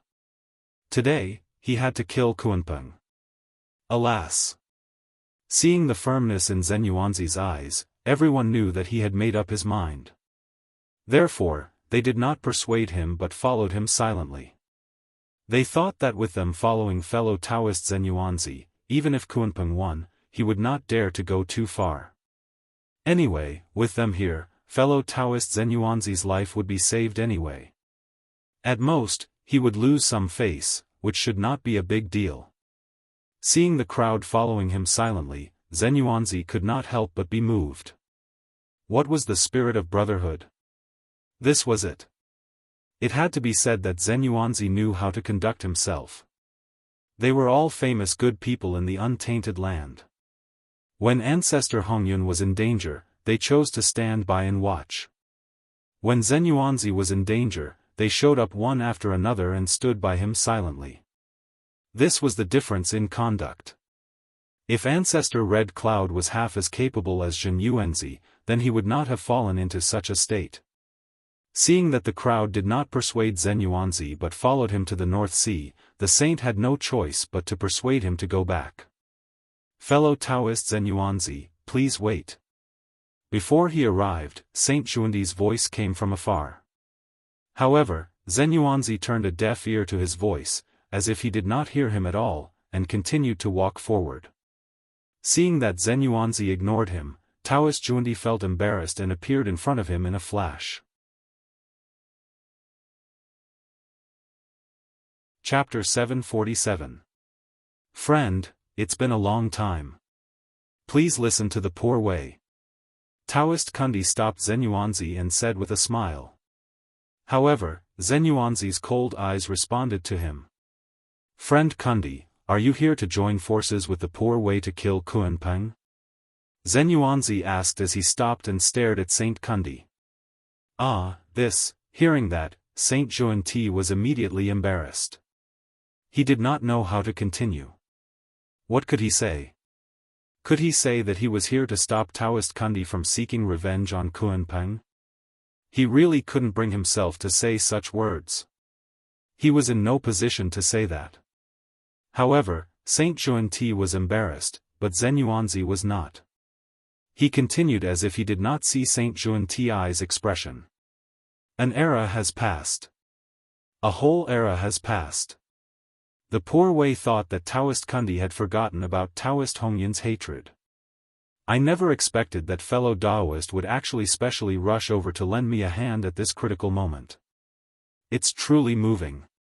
It seems that you have not forgotten about Taoist Hongyun's kindness in the Purple Cloud Palace.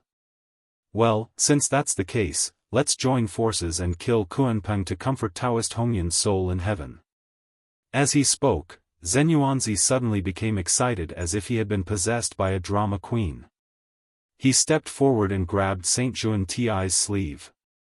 Regardless of his pale face, he wanted to drag him to the North Sea. Next to Zhen Yuanzi, the great divinities who followed him all had strange expressions on their faces when they saw this scene. Brother Zhen Yuanzi said that on purpose, didn't he? He must be mocking Saint Kundi on purpose, mocking him for being ungrateful and biting the hand that fed him. After Zhen Yuanzi finished speaking, Saint Kundi's face turned pale. I can't leave, but I can't stay either. Although no one had discussed the matter between Ancestor Hongyun and the two sages of the West, most of them knew about it. They were not fools. How could they not understand that Ancestor Hongyun did not show any signs of returning?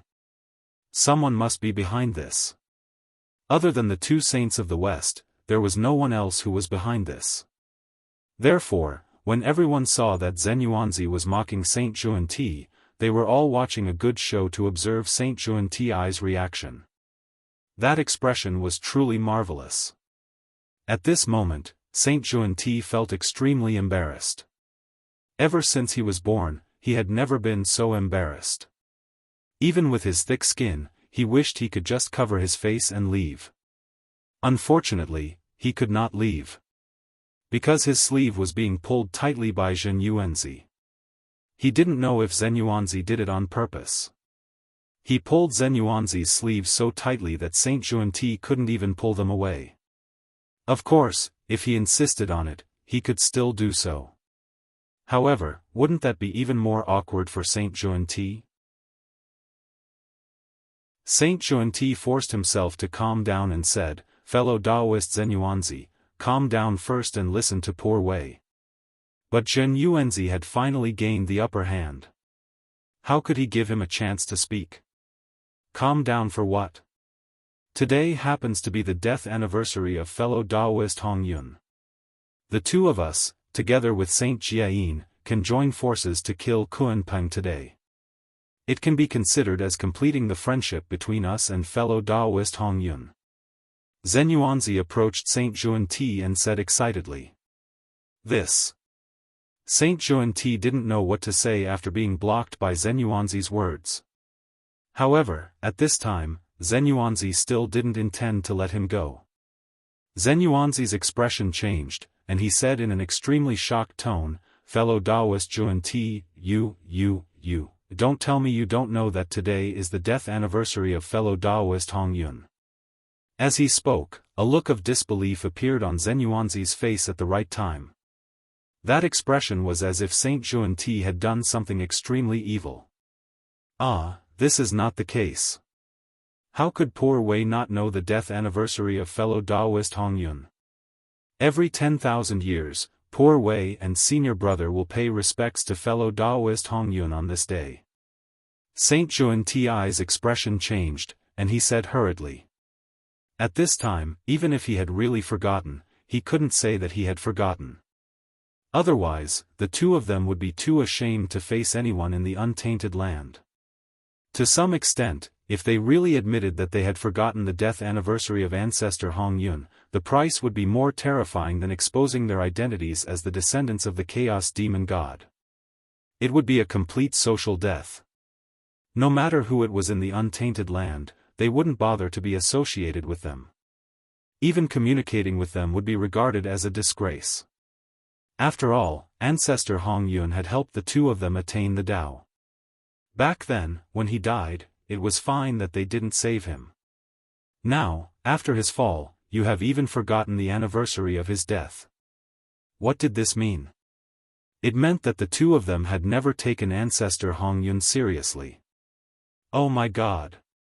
Even ancestor Hong Yun, who had helped them attain the Tao, was not worthy of their attention. Who else was worthy of their attention? How could they not be disgusted when they were so heartless? Oh, so you still remember. Zhen Yuanzi pretended that he had misunderstood Zhen Yuanzi, but in his heart, he was laughing coldly. Paying respects to ancestor Hong Yun every 10,000 years?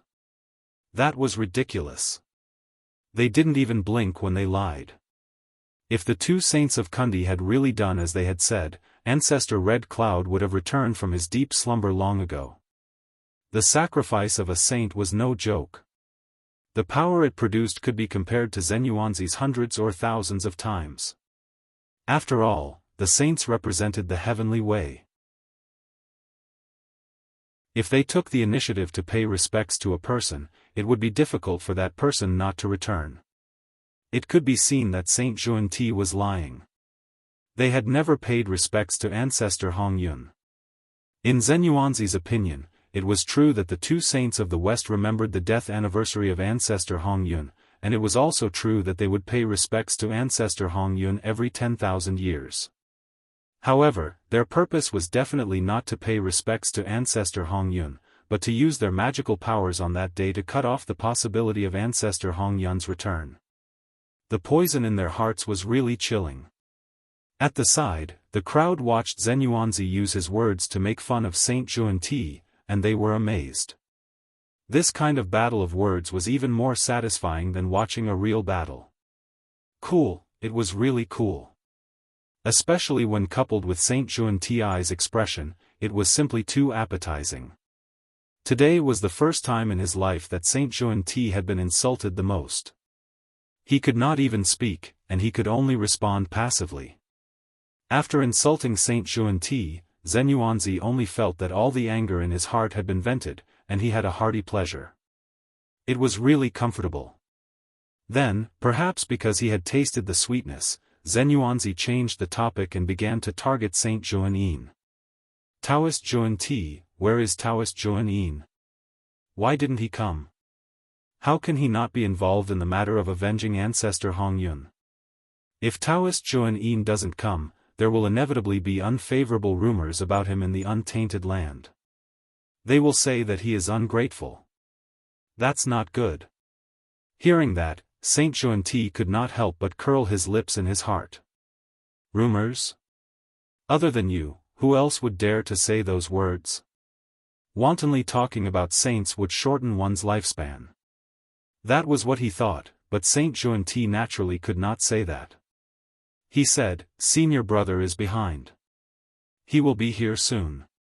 As soon as he finished speaking, the 3 pure ones and the 4 saints of Saint Juan-Yin appeared in front of everyone. Although the 3 pure ones were also happy to see Saint Juan-Yin, greetings, fellow Daoist Zhen Yuanzi. The four saints stepped forward and bowed. "Greetings, fellow Daoists." Seeing this, Zenyuanzi returned the greeting. "Fellow Daoist, can you give face to Poor Wei and the others? Let's leave first today and settle the score with fellow Daoist Kunpeng another day." Without exchanging pleasantries, the Grand Pure One stepped forward and said directly. His words were not very clear, but the Grand Pure One knew that Zenyuanzi would definitely understand. As for the remaining three saints, although they did not say anything, they all stared at Zenyuanzi and waited for his answer. "Fellow Daoist, you do have a lot of face. If it were any other time, Poor Wei would definitely retreat if you were to appear. However, today is the only day. Kunpeng, Poor Wei is definitely going to be killed. Therefore, I hope that the five of you will give Poor Wei some face and make way." Facing the saint, Zenyuanzi still said in a neither servile nor overbearing manner. At this moment, there was no longer the excitement on his face when he was refuting Saint Zhuan-Ti. There was only determination on his face. Even the saints could not shake his determination to kill Kunpeng. The Grand Pure One was silent for a while before asking, "Fellow Daoist, have you really made a decision?" "That's right. Today, either he dies or I die." Zenyuanzi nodded and said with a determined expression. With the Zichen sword in hand, he really had the confidence to kill Kunpeng. "All right, take care, fellow Daoist." Seeing this, the Grand Pure One sighed and opened a path for Zenyuanzi to pass through. The Grand Pure One's face was indeed very big, but Zenyuanzi's face was undoubtedly bigger. Just based on the fact that he had protected the Eastern land for countless years by himself, all the Eastern living beings had to remember his kindness. Therefore, they had to give Zenyuanzi face, even if he was a saint. He insisted on going over to fight Kunpeng. Although the saint was unwilling and puzzled, he had no choice but to let him go. In fact, if Zenyuanzi was unfortunately defeated by Kunpeng, they would even go over to save him. Otherwise, the saliva of the 3,000 mortal guests of the Purple Cloud Palace could drown the three pure ones. And that was the face of the Earth Immortal Ancestor. Of course, that was also the reason why the three pure ones wanted to save face. They could not do anything shameless. Otherwise, if they really insisted on not letting Zenyuanzi go over, Zenyuanzi would have no choice but to return home. Zhuan-Ti was not from the east, so he could stop them. However, after Zenyuanzi said those words, if they appeared again, they would really be too ashamed to face anyone. Tisk, huh. Zenyuanzi let out a carefree laugh, echoing clearly in everyone's ears. At this moment, Zenyuanzi was unusually arrogant. He sneered at the saints, but no one felt that it was wrong. The two saints who had received Ancestor Red Cloud's favor did not come forward to avenge him. However, Zenyuanzi, who had not received any favor from Ancestor Red Cloud, embarked on the road to avenge him for the friendship in his heart. The gap between them was clear at a glance. After this incident, the two saints, Zhuan-Ti and Jianghu, would not be able to raise their heads in front of Zenyuanzi for the rest of their lives. This would become a shadow in their hearts. The more outstanding Zenyuanzi's performance was, the more despicable they were. After Zenyuanzi left, the two saints of the West's faces were so gloomy that it could drip water. Today, they had lost all their face in the untainted land again. Zenyuanzi. Clenching his fists, Saint Zhuan-Ti remembered this name and sentenced him to death in his heart. Since you still can't forget fellow Daoist Red Cloud, the Poor Wei will send you down to accompany him. Looking at Zenyuanzi's back view, Saint Zhuan-Ti thought silently. The Longevity Mountain was very far from the North Sea. However, with Zenyuanzi's speed, he could cross the endless void in one step and rush to the North Sea from the Longevity Mountain. However, he did not do so. Instead, he chose to walk step by step from the Longevity Mountain to the North Sea. Zenyuanzi's actions were not without reason. He was accumulating strength, preparing to reach the peak of his aura before rushing to the North Sea. It was good that he could kill Ancestor Kunpeng in one strike during the battle, not giving anyone a chance to save him. In fact, it was said that he was walking to the North Sea step by step. However, how could a great medium be the same as an ordinary person when he took a step? Zenyuanzi took a step and crossed the distance of thousands of rivers and mountains. In just 9 steps, he rushed from the Longevity Mountain to the North Sea. At the same time, the aura on his body had accumulated to the limit. Little Kunpeng, come out and die. Above the North Sea, the power that Zenyuanzi had accumulated for a long time suddenly erupted, turning into a world-destroying storm that swept across the North Sea. Fellow Daoist Zenyuanzi, you couldn't do anything to the poor way in ancient times. Now, you can't do anything to the poor way at all. Why come to the North Sea to humiliate yourself? A cold air emerged from the depths of the North Sea, freezing the world-destroying storm formed by the eruption of Zenyuanzi's aura. Then, in the endless cold air, Ancestor Kunpeng walked over on the snow and appeared in front of Zenyuanzi. Fellow Daoist, if you retreat now, the poor way will not care about today's matter with you. Compared to before, Ancestor Kunpeng was even younger. He no longer appeared in the face of a middle-aged man. Instead, he appeared in the world with a young face. A vigorous vitality was emitted from his body. Coupled with his young face, it made him look exceptionally heroic. This was Kunpeng. But it was not the Demon Master Kunpeng. It was the North Sea Demon Emperor Kunpeng. That's right. Before attacking the human race, Kunpeng had already been crowned as an emperor. He had changed from a demon master to a demon emperor. His young face. It was because of this that he was born. Chapter 748. When his mentality became younger, his body naturally became younger as well. At the same time, this also showed his ambition. Being young and full of vigor, it was the time for him to work hard. Restoring his youthful face showed his determination to dominate the world. He wanted to create another career. Looking at the high-spirited Ancestor Kunpeng, Zenyuanzi calmed down instead of being excited. Go back? I'm afraid I can't do as you wish. Fellow Hongyun's revenge has been going on for many years since ancient times. Today, it's time to end it. Shaking his head, Zenyuanzi said calmly. At this moment, Zenyuanzi was really calm, so calm that he himself felt very surprised. He originally thought that he should be excited when he came to seek revenge on Patriarch Kunpeng this time. The pleasure of being able to take revenge would bring him heartfelt joy. But when he really came here, Zenyuanzi's heart was not as turbulent as he thought before. Instead, it was full of calmness. Zenyuanzi felt that his state was not right, but he could not tell whether it was good or bad. Because, in this calm state, although he had lost all kinds of emotions, he was closer to the Tao. Fellow Taoist, please go on your way. In this strange state, Zenyuanzi tidied his clothes and slightly cupped his hands to Ancestor Kunpeng as a final farewell. Then, he slowly drew out the Zichen sword. The Zichen sword of the human emperor. Ancestor Kunpeng, who did not care much at first, could not help but raise his eyebrows and show a dignified look after seeing Zenyuanzi take out the Zichen sword. Somehow, after seeing the Zichen sword, Ancestor Kunpeng suddenly had a bad premonition in his heart. But how could this be?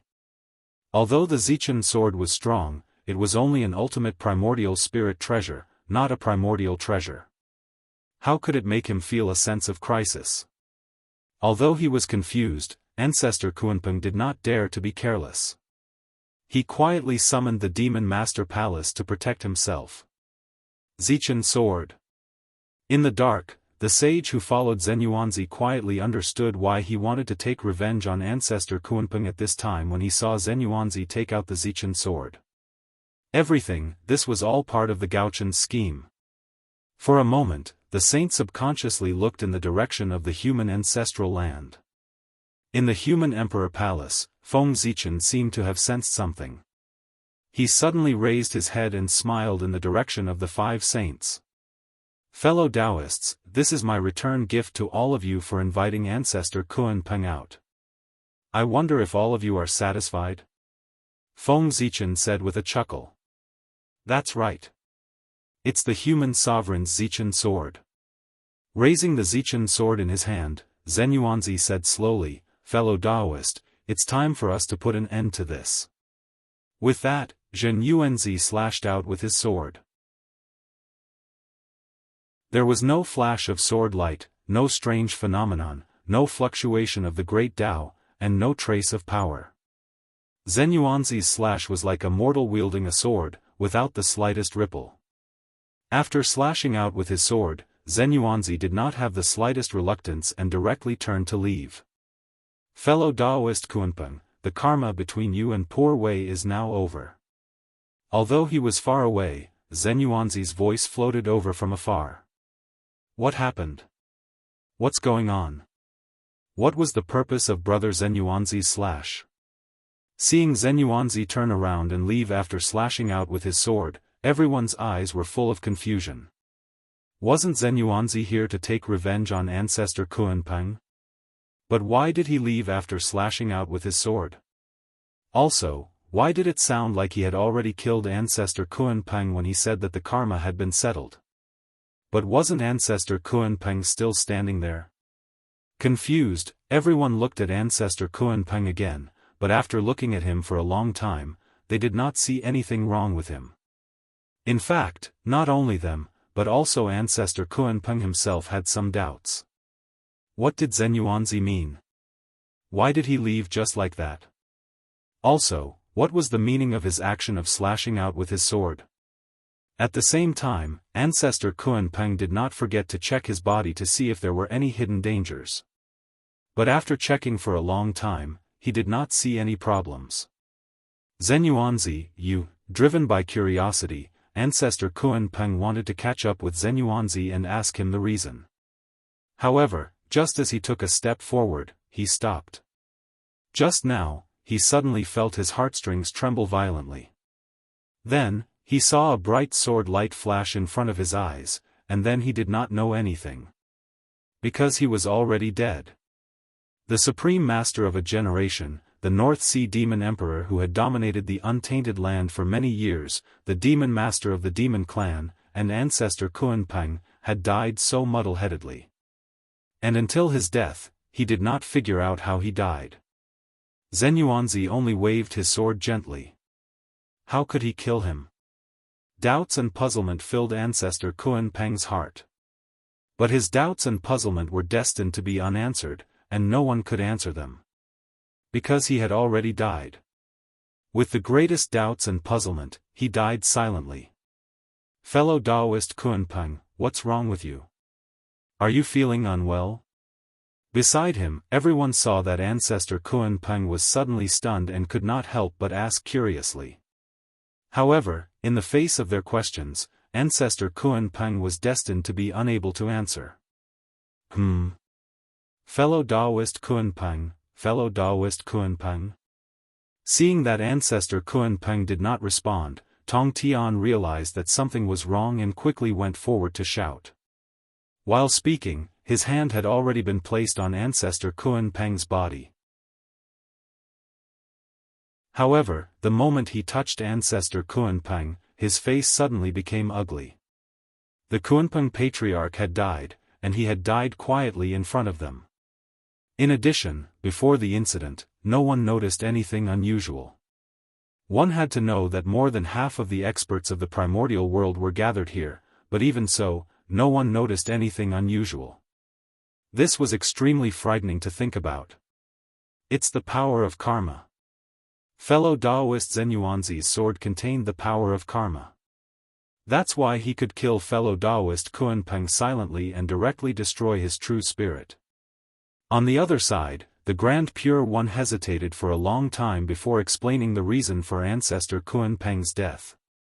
However, although he said so, in his heart, there was still a trace of doubt. The power that killed Ancestor Kunpeng was indeed the power of karma. However, the power of karma was too strong. Not only did it easily kill an expert like Ancestor Kunpeng, but it also hid from their perception. Compared to the path of karma that the Grand Pure One was familiar with, it was really much stronger. If the power of karma was really so strong, there would not be so many conflicts in the world. The people of the world were afraid and naturally would not easily form karma with others. Naturally, there would be fewer conflicts. There was something wrong with the power of karma. Although he was suspicious, the Grand Pure One did not say it out loud. The power of karma? When everyone heard that, they released their spiritual senses and checked carefully. In the end, just as the Grand Pure One had said, they felt a slight karma fluctuation on Ancestor Kunpeng's body. Hiss, how strong is the power of karma to be able to kill fellow Daoist Kunpeng? After understanding the truth, everyone exclaimed. It was not that they did not know about the power of karma, but it was the first time they had seen such a strong power of karma. It was simply beyond their imagination. Since this method could kill Ancestor Kunpeng, it could also kill them. Thinking of this, everyone could not help but fear Feng Zichen. They were all smart people. Naturally, everyone could see that the key to Zenyuanzi killing Ancestor Kunpeng was Zichen's sword. Without Zichen's sword, Zenyuanzi would definitely not be able to kill Ancestor Kunpeng with his strength. Human Emperor, what a good method. As they thought about it, everyone secretly decided in their hearts that unless they had no other choice, they would never form karma with the Human Emperor. The example of Ancestor Kunpeng was right in front of them. They did not know what kind of karma Ancestor Kunpeng had with the Human Emperor that he could use the power of karma to kill him. It was really terrifying. In the void, Feng Zichen walked in front of Zenyuanzi and asked with a smile, "Fellow Daoist, how does it feel to have your revenge?" After returning Zichen's sword to Feng Zichen, Zenyuanzi sighed and said, "Alas, the poor way is too persistent." After killing Ancestor Kunpeng, he did not obtain the slightest pleasure. He only felt relieved. He had really been a little persistent these years. He should focus on reviving fellow Daoist Hong Yun. Why was he obsessed with the hatred between him and Kunpeng? As for fellow Daoist Hong Yun's revenge, Zenyuanzi only needed to revive her and let her take revenge herself. When it came to taking revenge, it was obviously more satisfying to do it himself than to have someone else do it for him. Zenyuanzi had only figured this out after killing Kunpeng. If he had figured it out earlier, he would not have been so tired these years. Ancestor Kunpeng is dead, and only Sect Master Mingyi is left. Fellow Daoist, do you want to find trouble with him? If that's what you're thinking, then I don't mind lending you a hand. After putting away Zichen's sword, Feng Zichen said slowly. Ancestor Kunpeng was not the only one who killed Ancestor Kunpeng. There was also Ancestor Mingyi. It was the two of them who joined forces to kill Ancestor Kunpeng. Otherwise, Ancestor Kunpeng would have run away if he could not defeat them. No, the poor way has already accepted it.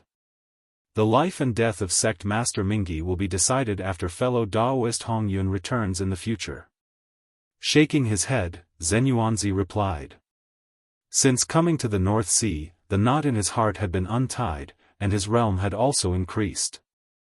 The way he looked at things was obviously different from before. He had already touched the level of Tao, and looked at problems from the perspective of Tao. He was not far from the level of primordial chaos Daoyuo Jingxian. When Ancestor Kunpeng returned, he would completely untie the knot in his heart, and then he would be able to take the crucial step and be free. Fellow Daoist, it's good that you have thought it through. As for fellow Daoist Hong Yun, when the time is right, I will help. Seeing that Zenyuanzi had a breakthrough, Feng Zichen was very happy. After this, Zenyuanzi had become his ally. And the stronger his allies were, the more help they could bring to him. Then I thank you on behalf of Hong Yun. Hearing Feng Zichen's words, Zenyuanzi was completely relieved. With Feng Zichen's promise, it was only a matter of time before Ancestor Kunpeng returned. Fellow Daoist, if there is nothing else, poor Wei will return to Wu Zhuangguan first. If you need anything, just let me know, and I'll come. Zhen Yuanzi bowed to Feng Zichen and said, if you need anything, just tell me and I'll come. Feng Zichen had no objection to this.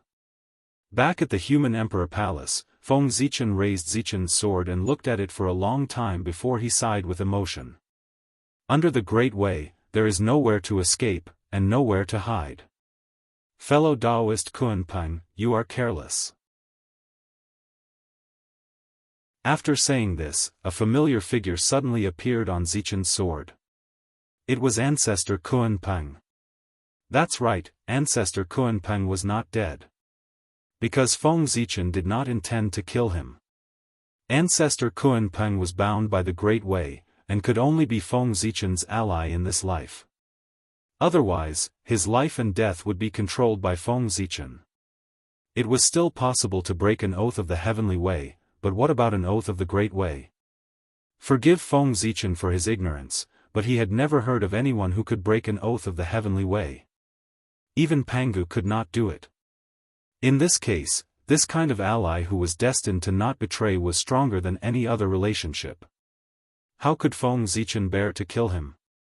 Therefore, Zhen Yuanzi's sword did not destroy his real spirit, but captured it.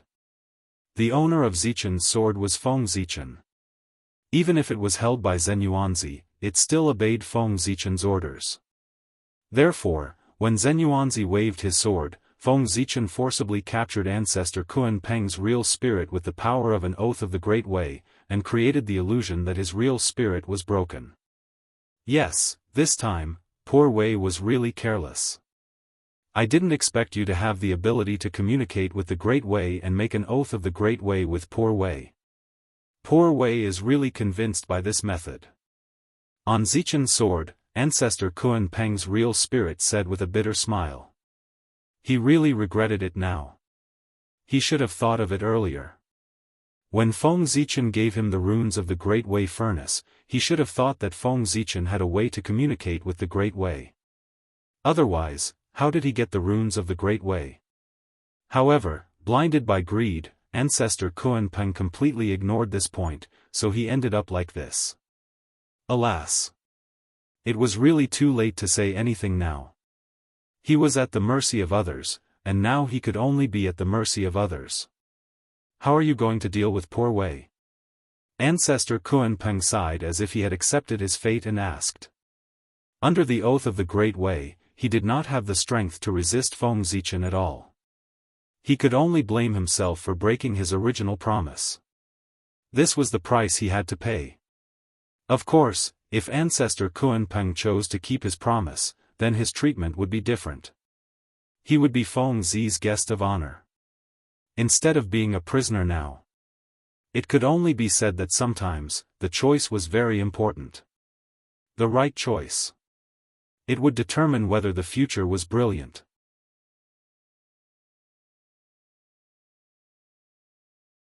Chapter 749. Fellow Daoist Kunpeng, don't think too much. You're my ally. What can I do to you? I'll just have to trouble you to stay by my side for a while. I'll let you go when the time is right. Feng Zichen said unhurriedly as he looked at Patriarch Kunpeng, whose expression kept changing. Patriarch Kunpeng, who had fallen, would become his new trump card. Sigh, whatever you say, fellow Daoist. Poor Wei will do as fellow Daoist says. Now, Patriarch Kunpeng would naturally listen to whatever Feng Zichen said. He still had this bit of insight. The atmosphere in the Jade Void Palace became more and more oppressive. The 5 saints were silent and did not speak. There was nothing they could do about it. They had tried their best to come up with a plan against the human clan. Not only did it not cause any harm to the human clan, but it also increased the strength of the human clan. Who would be happy about such a thing if it happened to them? After a long silence, the Heavenly Lord of Primordial Beginning said with a sullen face, Kunpeng has fallen. The situation is becoming more and more unfavorable for us. Saint Jiayin hesitated for a while and said, then let's start the next plan. Let's take advantage of the fact that the North Sea Demon clan is not in chaos and can cause some trouble for the human clan. Today, even the saints had some tricks up their sleeves. There were not many methods they could use to deal with the human clan. If the next plan still failed, then they only had one path left. A path that they were unwilling to choose, which was to revive the ancient demon god. Then let's begin. Saint Taiching opened his eyes and glanced at everyone. Seeing that they did not show any signs of rejection, he opened his mouth and made the final decision. As soon as he finished speaking, the bodies of the 5 saints shook together. A majestic and vast aura surged out of their bodies. In the blink of an eye, it swept through the sky, the earth, and every corner of the primordial world. In an instant, the laws of heaven and earth changed. It was as if there was a layer of fog, making it hazy. At the same time, the weather in the human clan's territory changed. At this moment, the sun seemed to be hotter, causing the temperature in the entire human clan's territory to inexplicably rise by a lot. The water level also dropped a little. The post-celestial qi that permeated the heavens and the earth was gradually tainted with a trace of decaying qi, giving people a feeling of decay and withering. Under the influence of this power, all the living beings in the human territory seemed to have lost their vitality and became listless. Even the low-level human cultivators were the same as the mortals. They had completely lost their energy and became somewhat dispirited. Feng Zichen naturally sensed the abnormality in the human tribe's territory at the first moment. Sage, what a vicious method. Releasing his divine sense, Feng Zichen carefully sensed for a while and found the reason for the change. It was the saints who had changed the laws of heaven and earth and distorted the astronomical phenomena in the human territory. From now on, the favorable weather in the human territory would no longer exist. Extremely bad weather would appear one after another. Summer would get hotter and hotter, winter would get colder and colder, and spring and autumn would slowly disappear. Hail, thunderstorms, gales, droughts, floods, such extreme disasters would appear one after another in the human territory until Feng Zichen completely abdicated. The post-celestial qi that permeated the heavens and the earth had also been tampered with by the saints and was tainted with a trace of the decaying aura of heaven and earth.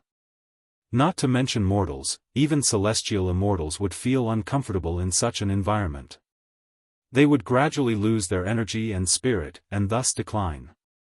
Heaven and earth were about to decline, so how could ordinary people be exempted? Naturally, they would decline along with them. Bastard! In the human emperor's palace, Feng Zichen was so angry that his face turned green.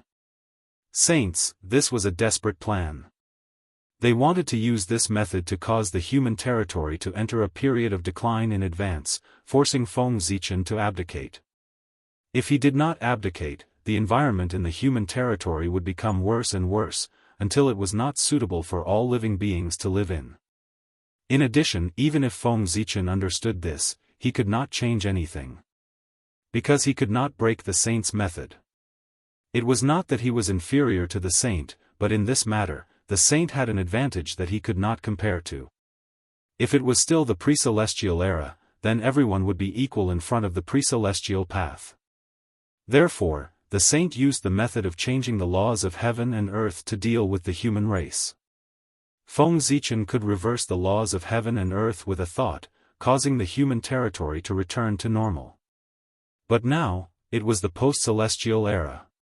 In terms of control of the laws of heaven and earth, Feng Zichen was far from being comparable to the 3 pure ones. The entire system of laws of the post-celestial path was created and built by the 3 pure ones. They had absolute control over it. In other words, the 3 pure ones were the creators of this era. How could Feng Zichen compete with them? Wasn't it a joke to seize the control of the laws of heaven and earth from the hands of the creators? If Feng Zichen had this ability, why would he need to fight with the saint in the human world? Wouldn't it be better to just kill his way to the Kunlun Mountain Jade Void Palace? Damn it! Feng Zichen tried to reverse the weather, but the result was undoubtedly a failure. When he was shaking the laws of heaven and earth, one could see that above the laws of heaven and earth, there were 5 high and mighty figures sitting cross-legged. Vast auras bloomed from their bodies, looking down on the ancient times and suppressing the past, present, and future. Under their suppression, the laws of heaven and earth were as stable as Mount Buzhou. No matter how Feng Zichen shook them, he could not shake them in the slightest. In this way, he could not even shake them, let alone change the laws of heaven and earth. After a few probing, Feng Zichen found that he could not change anything. Instead, he calmed down. He laughed coldly and said, "Do you think you can deal with me like this? How ridiculous." As a qualified emperor, he naturally had to be fully prepared to prevent all kinds of accidents from happening. Although the saint's method was ruthless, Feng Zichen was not unprepared. The human path divine ability was born for this. Drought? Then he would use the human path divine ability to rain. Flood? Then he would use the human path divine ability to control the flood. The weather was getting hotter and hotter. It was getting colder and colder. Then he would use the human path divine ability to forcefully change the weather. The laws of heaven and earth were in the hands of the enemy. How could Feng Zichen not be prepared?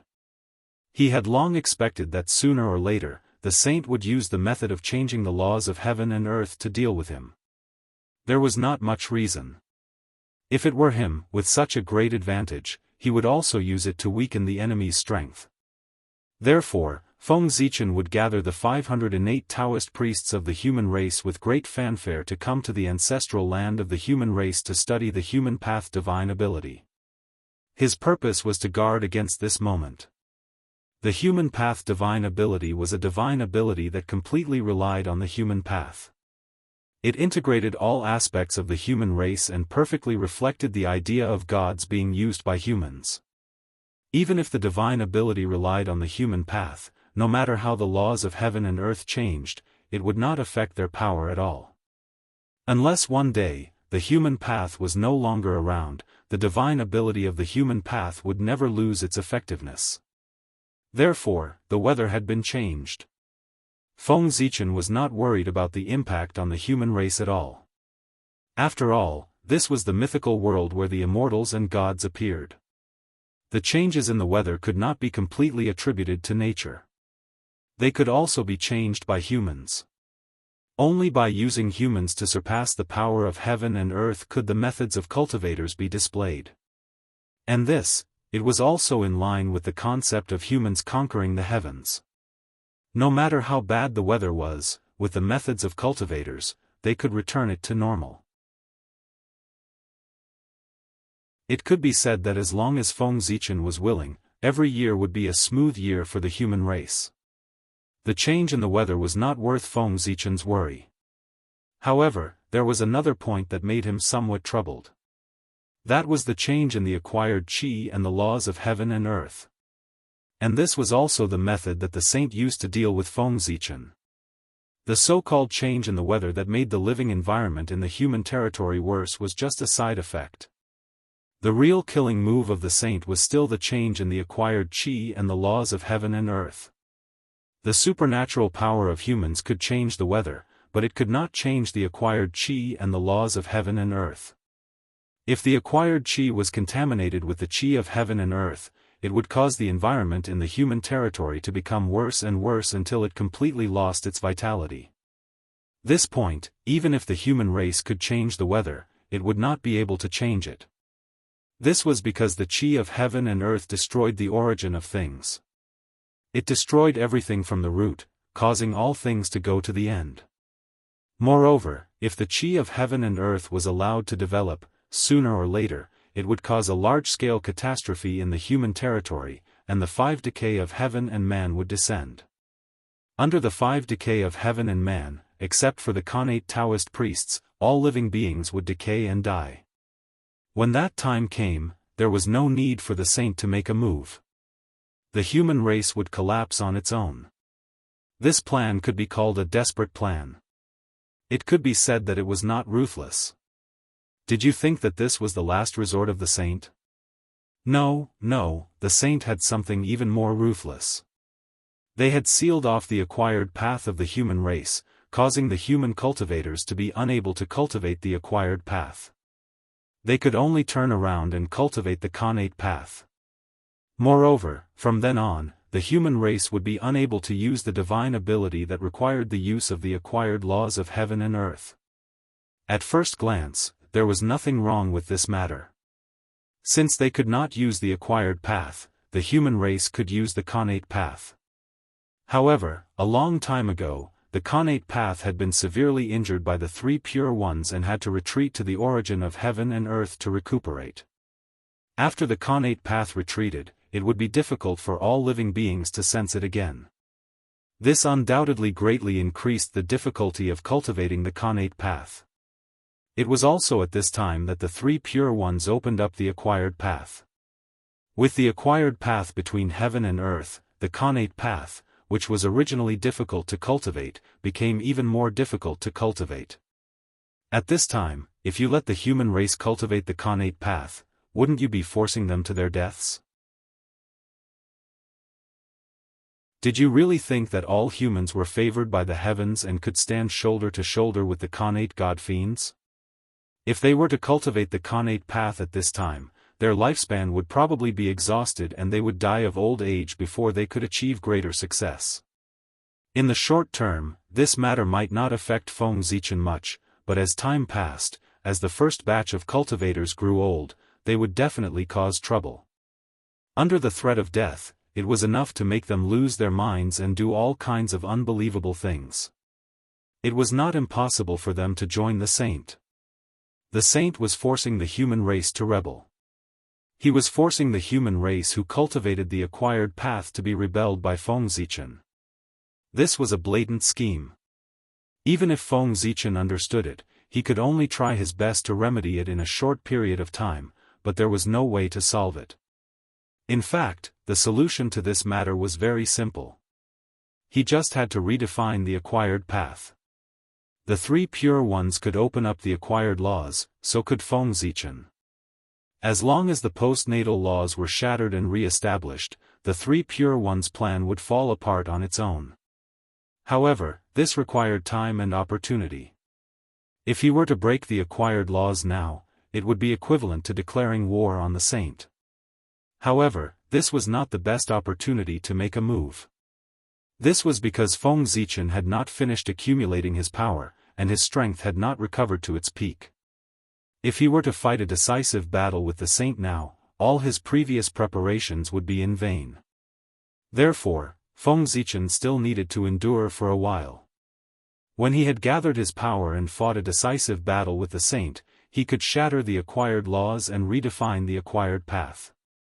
For now, he could only endure. Retreat. With a thought, Feng Zichen channeled all his dermic powers and shook. Immediately, an invisible wave spread out in all directions with him as the center. Boom! Boom! Boom!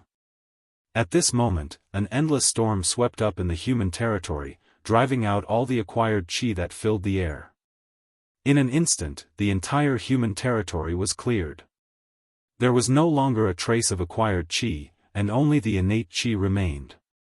Of course, with the disappearance of acquired qi, the concentration of spiritual qi in the human territory also decreased greatly. At the same time, in the boundless starry sky, on the Ziwei star, the great emperor of Ziwei suddenly opened his eyes.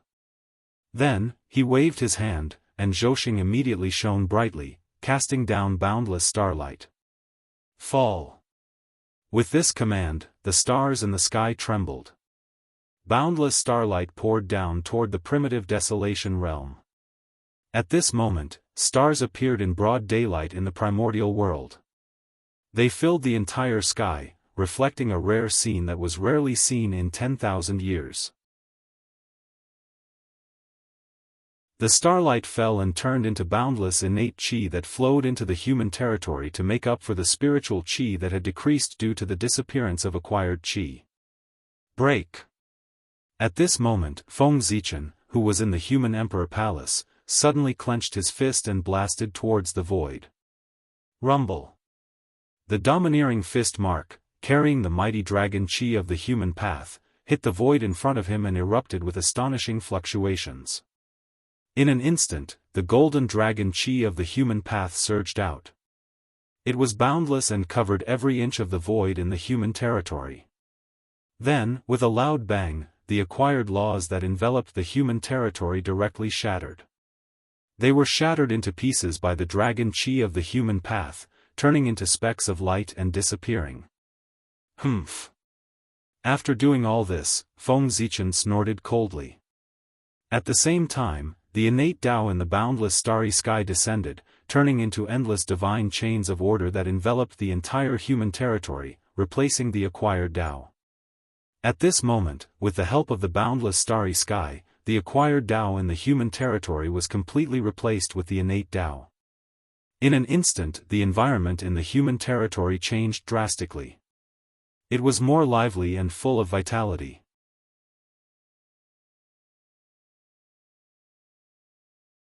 Chapter 750.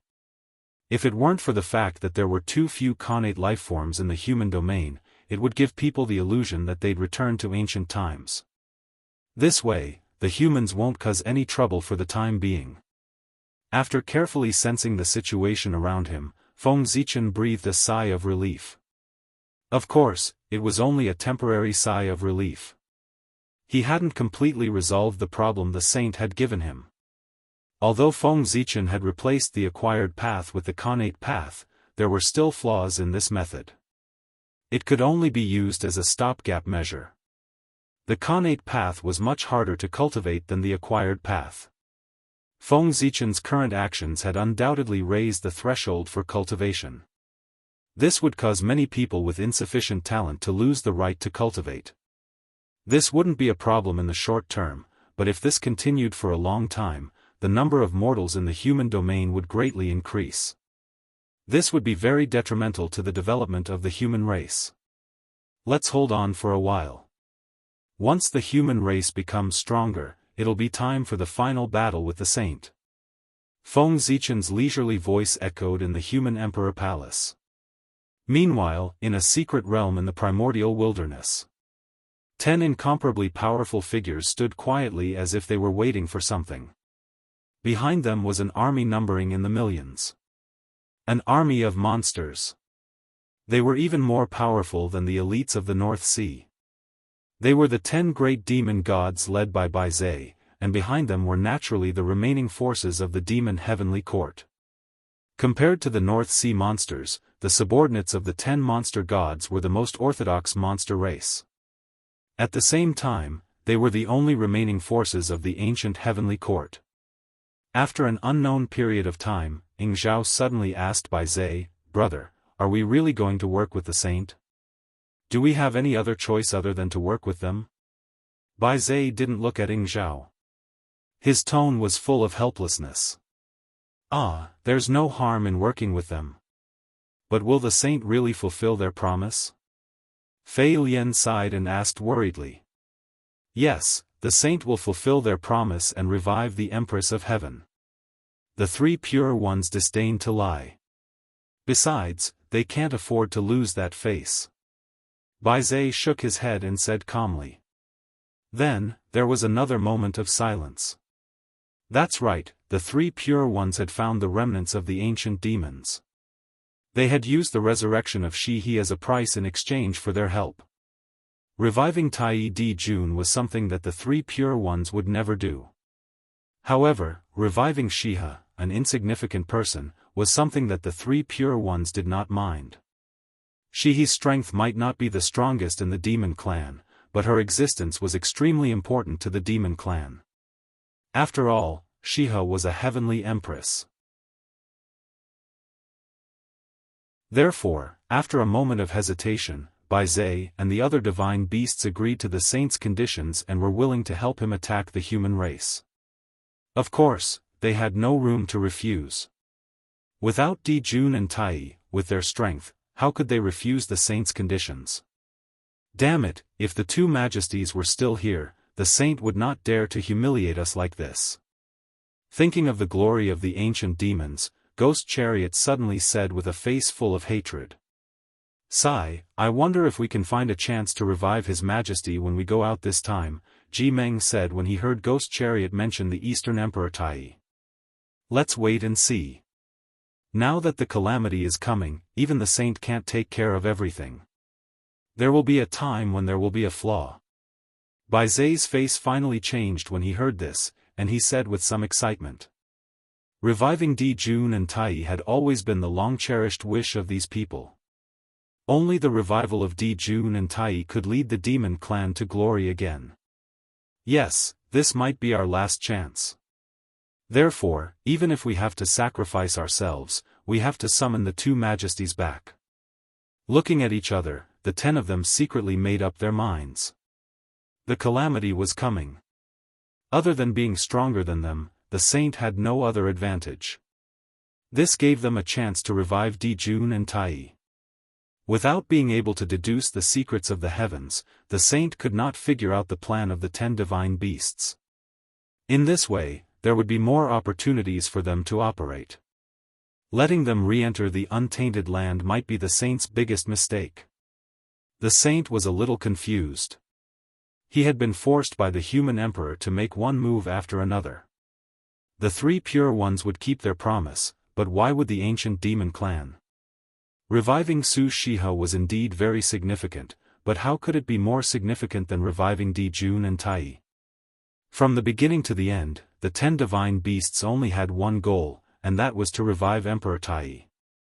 The others were not in their consideration at all. The reason why they agreed to the saint's condition was just to take this opportunity to re-enter the untainted land and prepare for reviving Di Jun and Tai. Without the saint's support, they would have been besieged to death by human experts before they even set foot on the untainted land with their identities as the remnants of the ancient demon clan. While the 10 divine beasts were silent, an inexplicable wave spread out and passed to their hearts. Immediately, the 10 divine beasts were shocked. They understood that the saint's signal had arrived, asking them to go to the untainted land to attack the human clan. "Brothers, we can move now. Remember, this is our only chance. We can't fail. If we miss this opportunity, I don't know if we will have the chance to set foot on the untainted land again in this life." Putting away all his emotions, Bai Zai said to everyone. Then, he gave an order, "All troops, listen up. Follow me to attack the human clan." As soon as he finished speaking, the 1,000,000-strong army moved out. They marched in unison and charged toward the human clan. "Let's go too." Seeing this, Bai Zai called for everyone to follow. Hearing this, the other 9 divine beasts did not say anything. They just took a step forward tacitly and followed the divine beast's army. Once they left, they really had no way out. Bai Zai sighed inexplicably. However, even though he said that, he was confident in his heart. He would definitely be able to revive Di Jun and Tai in this trip to the untainted land. The reason was very simple. There was an extremely deep secret hidden in Bai Zai's heart. He did not even tell the 9 divine beasts, who were his life and death friends. He buried it deep in his heart. That was, on the eve of the final battle between the liches and demons, Di Jun had secretly summoned him and secretly told him some things. He told Bai Zai how to revive him after he fell. Who was Di Jun? He was one of the most ambitious and ruthless people in the world. Under the watchful eyes of a powerful enemy like the Magi, how could he not have made preparations early and left behind a backup plan for his resurrection? A long, long time ago, Di Jun had already considered what would happen after he fell. He knew very well that after he fell, not only would no one be willing to help him resurrect, but there would also be people who would hit him when he was down and prevent his return. Therefore, he had already arranged a backup plan in the untainted land to help him resurrect after he fell. Moreover, Di Jun had left behind more than one backup plan. There were many of them. One of the backup plans was told to Bai Zai by him. Everything had to be prepared in many ways. Feng Zichen was like that, and so was Di Jun. It was because he knew where Di Jun's backup plan was that Bai Zhe was confident in reviving Di Jun. This time, attacking the human tribe was secondary. His main goal was to find an opportunity to activate Di Jun's backup plan. It was just that no one except Bai Zhe knew about this. As soon as the demon tribe army entered the untainted land, they were sensed by Feng Zichen. Regarding this, he only had 2 words to say: courting death. When the ancient demon tribe appeared, he did not need to do anything at all. Feng Zichen did not do anything. At the moment when the ancient demon tribe army entered the untainted land, the barrier between the netherworld realm and the human realm suddenly trembled violently. Then, a noble and tyrannical aura suddenly spread out and filled the world. It's the Magi. Although they did not see anyone, from this familiar aura, everyone already knew what had happened. It was the Magi. The Magi had reappeared. Rumble. Accompanied by a cold and murderous aura, troops of the Magi walked out of the netherworld realm and stepped into the untainted land. They majestically attacked the ancient demon tribe army. The ancient demon tribe and the ancient Magi were mortal enemies. When the ancient demon tribe army moved out, there was no need for Feng Zichen to do anything. After the Magi received the news, they would naturally send out an army to fight with them. What a joke! Using the ancient demon tribe to deal with the human tribe. I don't know what the sage is thinking. How could he come up with such a stupid idea? Could it be that they have forgotten that the ancient Magi still exist? In the human emperor palace, Feng Zichen could not help but shake his head and laugh as he looked at the Magi and demon tribes who had already started fighting. He felt that the sage's current means were becoming more and more incomprehensible. He was going further and further down the road of insanity. Alas, Feng Zichen could not see the current situation in the Jade Virtual Palace. Otherwise, he would not think so. The 2 tribes have already started fighting. Everyone's attention has also been attracted. It's time for the 3 of us to make our move. As everyone's attention was focused on the battlefield between the Magi and demon tribes, in the Jade Virtual Palace, the 3 pure ones joined forces again after a long time. The 3 of them released their true spirits at the same time, which rotated according to a kind of magical track. Suddenly, an incomparably majestic power spread out from the 3 pure ones. That power could be said to be extremely virtuous and majestic. It transcended everything. It was so majestic that no one would have any thoughts of fighting against it. Normally, once this power appeared, it would startle the entire untainted land. That was because that was Pangu's power. Once it appeared, it would resonate with heaven and earth. But now, the 3 pure ones used some unknown method to restrain this power in the Jade Virtual Palace, so that it could not leak out at all.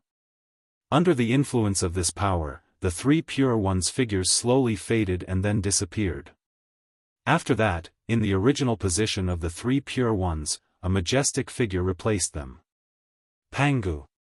There was no need to describe it with words. Just by looking at that shocking figure, one would know that that person was the beginning of heaven and earth, the origin of all things, the great Daoist priest's Pangu. To be precise, this was Pangu's primordial spirit. The 12 ancestors of sorcerers could summon Pangu's physical body together.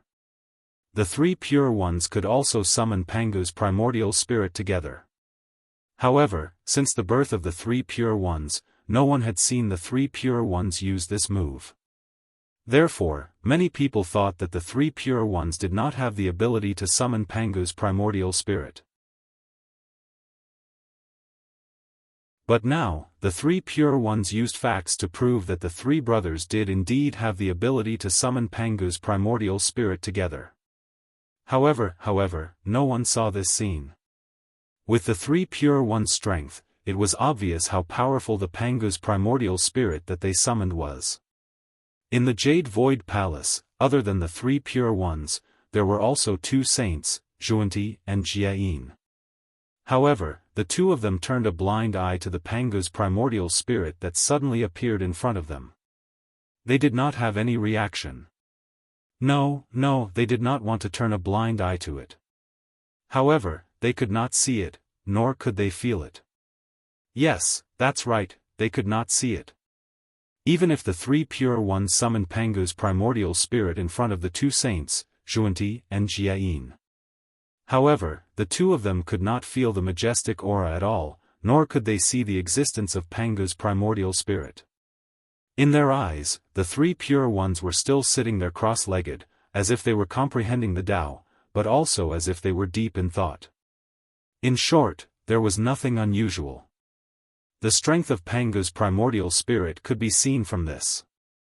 As long as the three pure ones were unwilling, even the other saints, Zhuanti, would not be able to detect any abnormalities. This meant that Pangu's primordial spirit already had the power to easily suppress the two of them. What an incredible power! It was so powerful that it was beyond imagination. Without a doubt, this was a power that had surpassed the level of primordial chaos. It had definitely reached the level of Wuxia Xianxia. In the entire primordial world, perhaps only Hongjun Daolord could contend against it. Open. Suddenly, Pangu's primordial spirit moved. A vast and unimaginable power surged out of his body, piercing through layers of void and arriving in the netherworld. What was he doing? Why did the three pure ones attack the netherworld? Boom! Boom! Boom! Pangu's power blasted into the deepest part of the netherworld, where the six paths of reincarnation disk was. During this period, no one noticed the appearance of this power.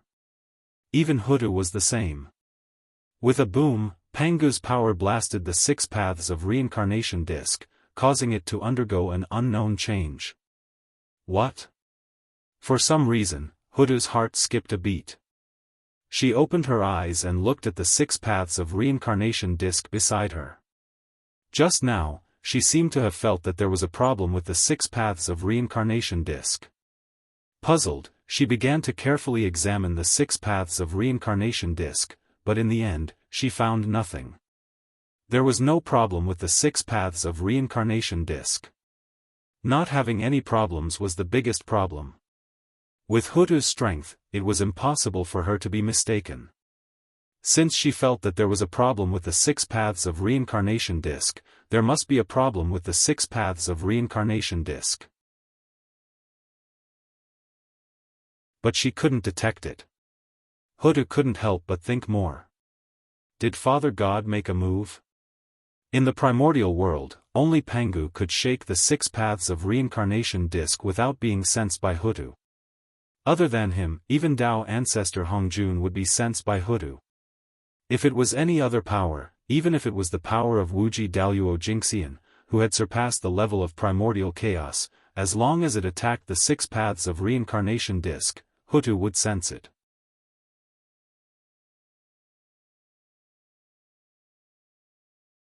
Chapter 751.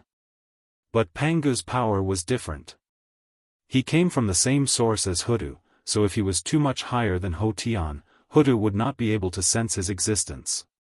When the shamans and demons were fighting, the three pure ones suddenly joined forces to target the six paths of reincarnation.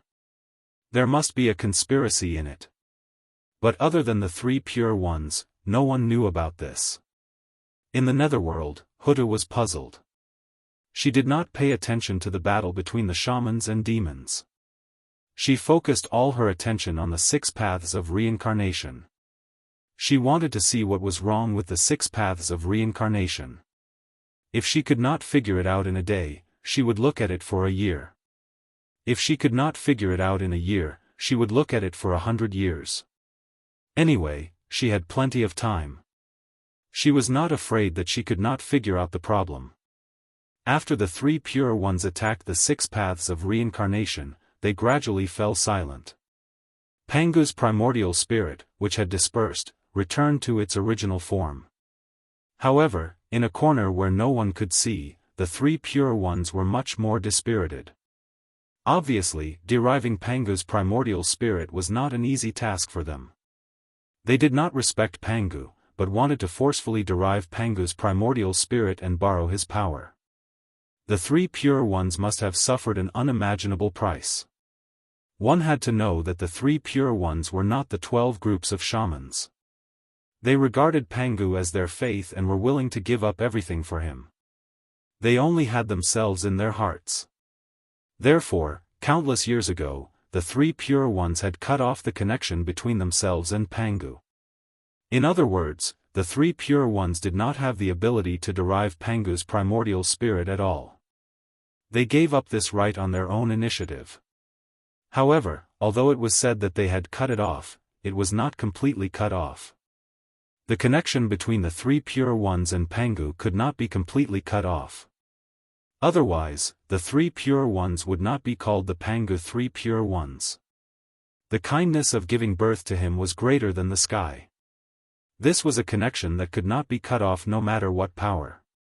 Therefore, the three pure ones could only try their best to weaken this connection.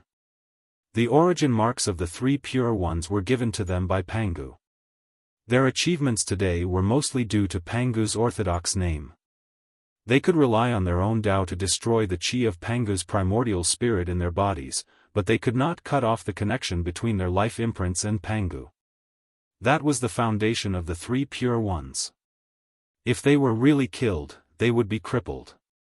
Therefore, even if there was no trace of Pangu's primordial spirit in his body, the three pure ones could still forcefully create Pangu's primordial spirit through his natal mark. However, the price he had to pay was simply too great. Otherwise, the three pure ones wouldn't have never used such a method. First of all, forcibly condensing Pangu's primordial spirit consumed the three pure ones' essences. This meant that every time Pangu's primordial spirit was condensed, the strength of the three pure ones would drop a little. How much it fell depended on the time they took to condense Pangu's primordial spirit. The longer it took, the more it would drop. Secondly, which was also the most dangerous part, forcibly condensing Pangu's primordial spirit would strengthen the connection between the three pure ones and Pangu.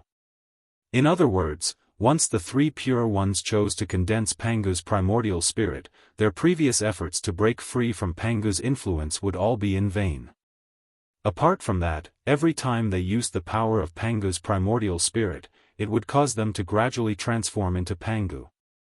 If they used it too many times, the three pure ones would not be able to escape the fate of being assimilated by Pangu's primordial spirit.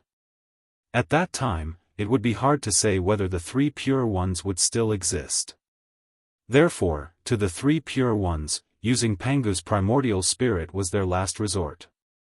It was a desperate method that they would not use unless they had no other choice. Now, they used this method. From this, one could see how far Feng Zichen had forced them. They were really in a desperate situation. As the three pure ones attacked the 6 paths of reincarnation disc, an unknown change happened. As the 6 paths of reincarnation disc rotated, the fragments of the innate indestructible true spirit of the fallen expert that were scattered between heaven and earth suddenly moved. They were pulled by an inexplicable force and constantly poured into the 6 paths of reincarnation disc. Then, they were repaired by the power of reincarnation and reincarnated along the mysterious reincarnation passage. And the direction of their reincarnation was the human clan. What were the three pure ones doing? First, they used the 6 paths of reincarnation disc to condense the true spirit fragments of the fallen experts. Then, they repaired them and sent them into reincarnation to the human clan. Were they helping the human clan to increase their strength? Obviously not. The three pure ones were not that kind. Then why were they doing this? Although he did not know the specific reason, there was no doubt that this was not a good thing for the human clan. However, Feng Zichen did not notice this at all. Because, at this moment, his attention was completely attracted by the battle between the ancient shaman and demon clan. In order to defeat the ancient demon clan army in the shortest time possible, ancestral shaman Xian Ming made a move. He took a step forward and directly came from the nether realm to the primitive world. He punched out at the 10 demon gods. Ancestral shaman Xian Ming was the most powerful person in the world. Over the years, he had been cultivating in the nether realm. With the help of the Xianming Temple, his cultivation had long broken through to the half-step primordial chaos realm. He was only one step away from the unrestrained and carefree primordial chaos Daoist Jingxian realm. The terrifying power that surged out of his punch was enough to tear apart the untainted land and destroy all the acquired laws. There was no doubt that under the punch of ancestral shaman Xianming, even the Daoist Jingxian would die. There was no possibility of survival. However, countless years had passed. How could the 10 demon gods, who were infinitely close to the sage-to-be realm, still stay in the realm of the Daoist demon god? Seeing the punch of ancestral shaman Xianming, the 10 demon gods roared in unison and transformed into their original forms. In an instant, 10 earth-shattering auras spread out and shook the entire primitive world. Sage-to-be. The 10 demon gods had stepped into the sage-to-be realm. Their leader, Bai Zhe, was in the late sage-to-be realm and had barely touched the threshold of becoming a great medium. It was obviously inappropriate to call them the 10 demon gods now. They should be called the 10 demon saints. The 10 demon saints had not lived in vain all these years. They had been working hard to cultivate. If it was someone else, they would have been affected by the tribulation aura and would never be able to break through. However, the 10 demon saints were different. On the eve of the shaman and demon cataclysm, Tai did not hesitate to consume his own origin to forcibly wash away the tribulation aura for them and opened up the path for them to become sage-to-be. It was because of this that the 10 demon saints could advance by leaps and bounds after the end of the cataclysm and enter the sage-to-be realm in one fell swoop. The 10 of them roared and joined forces to block the punch of ancestral shaman Xianming. 10 Daoist Taoist priests could not block the punch of ancestral shaman Xianming, but 10 sage-to-be could. Sage-to-be? Ancestral shaman Xianming was slightly stunned when he saw the realms of the 10 of them. He seemed to be shocked, but that was all. If the 10 late sage-to-be demon race joined forces, they might be able to pose a great threat to ancestral shaman Xianming. However, 9 early and middle sage-to-be plus 1 late sage-to-be demon race would not be a threat to him. Not bad. You have amazed me. I did not expect that after the heavenly court was destroyed, there were still capable people in the demon race who could cultivate to the sage-to-be realm. However, it's still not enough. After a slight compliment to express his recognition of the 10 demon saints, ancestral shaman Xianming attacked. Splash! Between heaven and earth, there was a sudden heavy rain. At the same time, a gust of cold air swept toward the 10 demon gods with ancestral shaman Xianming as the center. Ancestral shaman Xianming, the ancestral shaman of rain, controlled the power of rain and snow. He was the goddess of cold winter in the extreme north. As soon as he attacked, there was an overwhelming amount of connate cold air. Along with the heavy rain, it froze all life in the world. Moreover, the rain was not ordinary water. It was connate cold water, which contained connate cold air. Even if the Daoist Taoist priests bathed in the rain for a long time, their bodies would be frozen and their true spirits would be destroyed. The snow was merciless. It froze all life and froze all life. This was ancestral shaman Xianming, the god of the north. Feeling the powerful connate cold air, the 10 demon saints' expressions changed drastically. They did not dare to hesitate and used their strongest techniques. Heavenly stem formation, rise. The 10 great demon saints moved and set up the ancient demon clan's unparalleled formation, the first heaven stem formation. As the overlord of the untainted land, the ancient demon race naturally had more connate formations than the heavenly cycle stars formation. However, the heavenly cycle stars formation was too famous and suppressed the other connate formations. This did not mean that the other connate formations of the ancient demon race were weak. They were just not comparable to the heavenly cycle stars formation.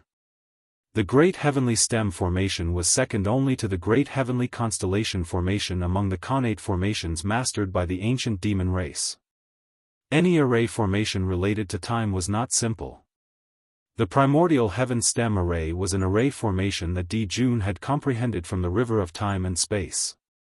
It contained the power of the primordial time sequence, and its power was unfathomable. In fact, in addition to the heavenly stem formation, there was another formation called the connate earthly branch formation. These two connate formations were the embodiment of the connate time order in the world.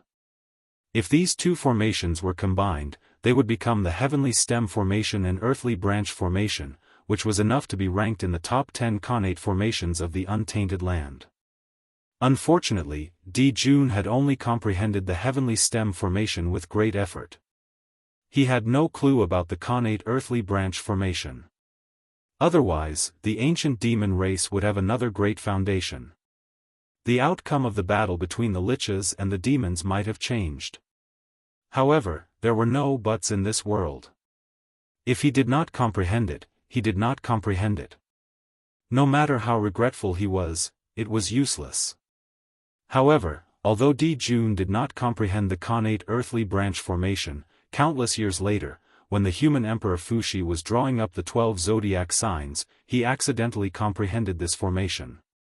Jun begged bitterly, but he did not get anything. Fuxi was unintentional, but he was happy to get this formation. It had to be said that fate was really wonderful. With the help of the heavenly stem formation, the 10 great demon saints temporarily obtained the power to fight against ancestral witch Xianming. However, this was only temporary. This was because ancestral witch Xianming had not used his magic treasure yet. With the identity of ancestral witch Xianming, attacking the 10 great demon saints was already suspected of bullying the weak. If he used his magic treasure, he could easily win. However, in this way, he would lose all his face. Therefore, in the beginning, ancestral witch Xianming did not choose to use his magic treasure.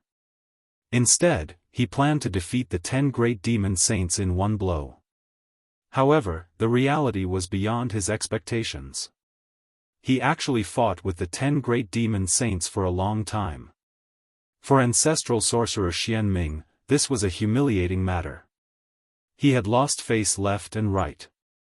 If ancestral witch Xianming was still unable to take down the 10 great demon saints, then he would really become a joke. Therefore, ancestral witch Xianming did not have any worries. With a thought, he was about to use his magic treasure to kill the 10 great demon saints. Xianming divine banner, come. Ancestral witch Xianming waved his hand, and a divine banner suddenly flew out from the Xianming temple that was located in the untainted land and fell into his hand. It was the magic treasure that Feng Zichen had tailor-made for the 12 ancestral witches, the 12 heavenly divine banner. At this moment, after countless years of nourishment, the 12 heavenly divine banner had already been promoted to the highest level of primordial spiritual treasure. Its power was beyond imagination, and it was almost comparable to the 12 ancestral witches in the middle of ancient times. Go! As soon as the Xianming divine banner was in his hand, ancestral witch Xianming felt a sense of joy that was connected by blood. Then, with a thought, he raised the Xianming divine banner. Suddenly, the primordial cold qi and heavy rain between heaven and earth soared several times. With a sudden sound, the primordial cold qi swept past, and the 10 great demon gods were covered in white frost. Even with the protection of the primordial heaven stem formation, they were still frozen. Seeing this, the 10 great demon saints knew that with their strength, there was no possibility of fighting against ancestral witch Xianming. After understanding this, Bai Zhe did not hesitate and directly roared to the sky, "Why are you still not attacking? Are you really going to sit and watch us be killed by ancestral witch Xianming?" The voice was so loud that in an instant, it spread throughout the untainted land. There's still a helper? Hearing this, ancestral witch Xianming was slightly stunned. Then, the movement of waving the Xianming divine banner in his hand became faster. Who cared who their helper was? Before they appeared, they had to kill all the remaining members of the ancient demon clan first. Ancestral Witch Xianming thought so and did so. However, he did not succeed. Because at the critical moment, a burly man suddenly appeared in front of the 10 great demon saints and blocked the attack of Ancestral Witch Xianming for them. "It's you, Heavenly Ant. You didn't fall? No, that's not right. You were resurrected by the saint." Seeing the person who came, Ancestral Witch Xianming's pupils constricted as he exclaimed in disbelief. "It's Lord Ant Saint, but didn't he fall long ago? Why did he suddenly appear here?" It was not only Ancestral Witch Xianming. On the other side, the 10 great demon saints also exclaimed in disbelief when they saw the person who came. In fact, not only them, but even the other great mediums who were watching the battle also revealed an incredulous expression when they saw the face of the person who came. Obviously, they all knew this person. Only Feng Zichen had a blank expression. He really did not know this person.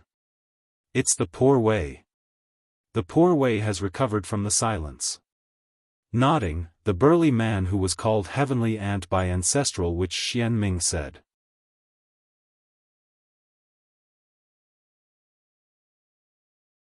Chapter 752. It was not easy for you to be resurrected. Instead of hiding properly, you actually dared to come out and stir up trouble. Do you want to die again? After the initial shock, Ancestral Witch Xianming regained his composure and stared at Sky Ant coldly. Who was Sky Ant? He was one of the 3,000 worldly guests of the Purple Cloud Palace and a top mighty figure of the ancient demon race. Yes, that's right. He was not a mighty figure but a top mighty figure. When Sky Ant died, his cultivation level was only at the mid-stage of Sage to be. Of course, he could not be called a mighty figure. Sky Ant was the first ant born after the creation of the world.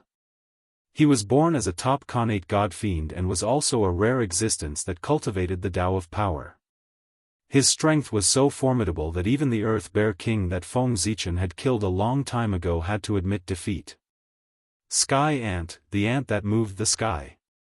He had the power to move the sky. Logically speaking, such a person shouldn't be unknown. However, Sky Ant was unlucky. He had fallen too early.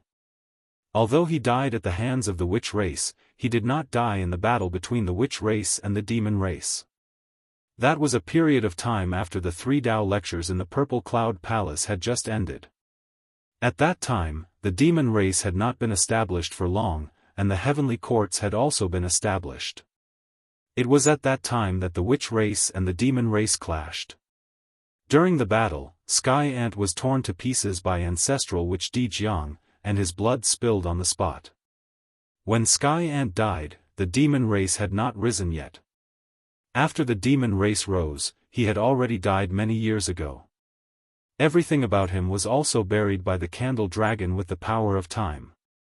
After being killed by Di Jiang and Zhu Jiuyin, even Di Jun Tai couldn't revive the heavenly ant even if he wanted to. As a result, the Sky Ant naturally became unknown. That person who had died many years ago and was almost forgotten by the world suddenly reappeared in the world. How could everyone not be surprised? Kill Poor Wei again?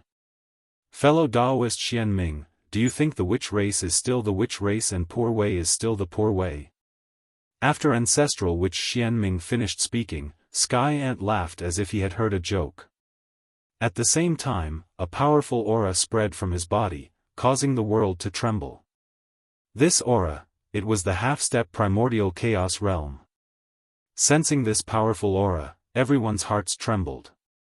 Tian Yi's cultivation had actually dropped from mid-saint to half-step primordial chaos.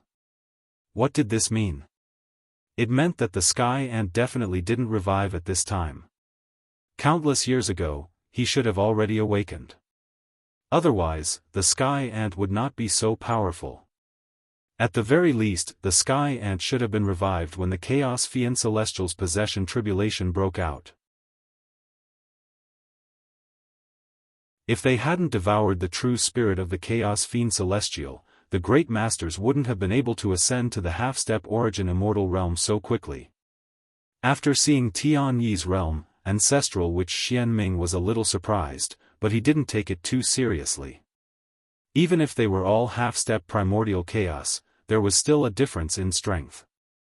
He had stood in this realm for tens of millions of years and had long reached the peak.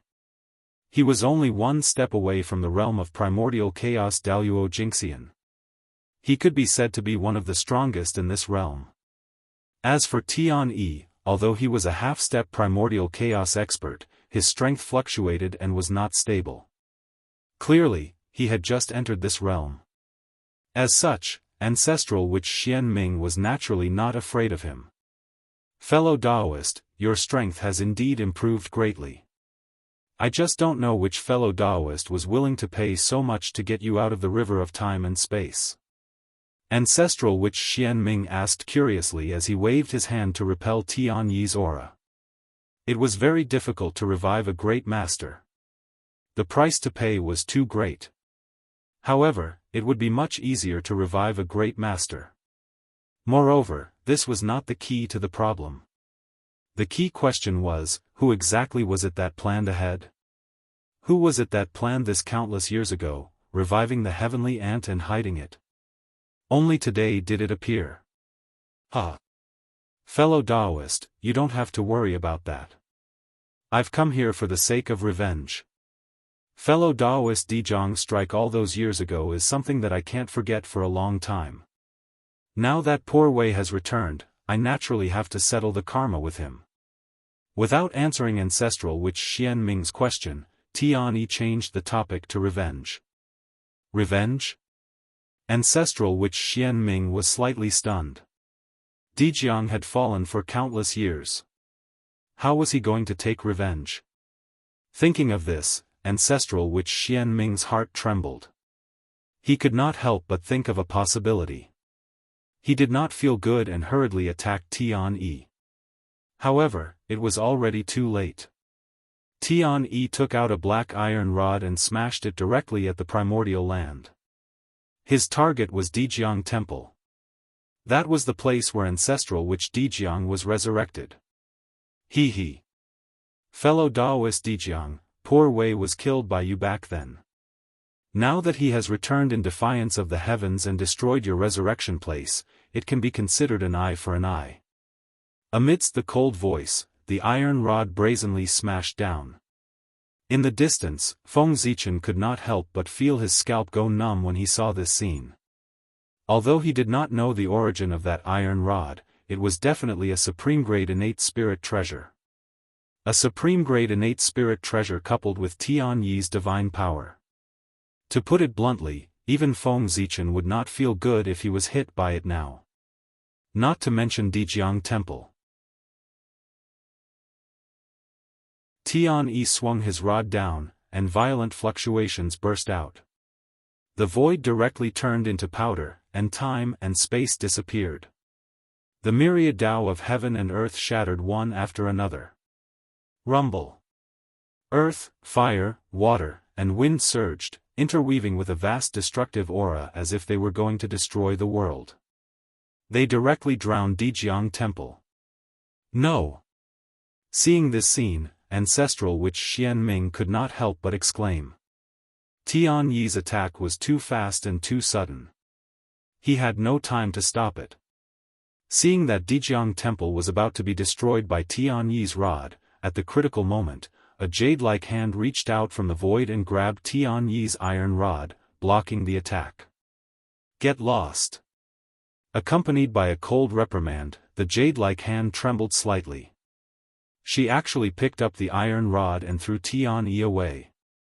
Rumble. Tian Yi's figure flew high into the sky, shattering countless voids. Then, he flew directly into the chaos beyond the heavens and disappeared into the vast chaos. At this moment, the world fell silent. Even the saints did not speak. That was because they all knew who had attacked. It was Goddess Hutu. She, who was observing the 6 paths of reincarnation disc, sensed that Tian Yi wanted to destroy Jianghu Temple. She immediately attacked in anger and sent Tian Yi flying with a single strike. Destroy. Since she had already attacked, Hutu did not hold back anymore. She directly pointed out with her finger, wanting to kill all the demons here. Facing ancestral witch Xianming, the 10 great demon saints still had room to resist. However, facing goddess Hutu, who was at the saint level, they did not even have the strength to resist. With a point of Hutu's finger, the invisible wave spread out and sealed the world. It imprisoned the 10 great demon saints and the countless demon army behind them. Fear and the shadow of death attacked the hearts of the 10 great demon saints at the same time. However, they could not do anything. Under goddess Hutu's power, they could not move at all. They could only watch helplessly as they were all killed by the finger. Regret, unwillingness, and all kinds of emotions filled the hearts of the 10 great demon saints.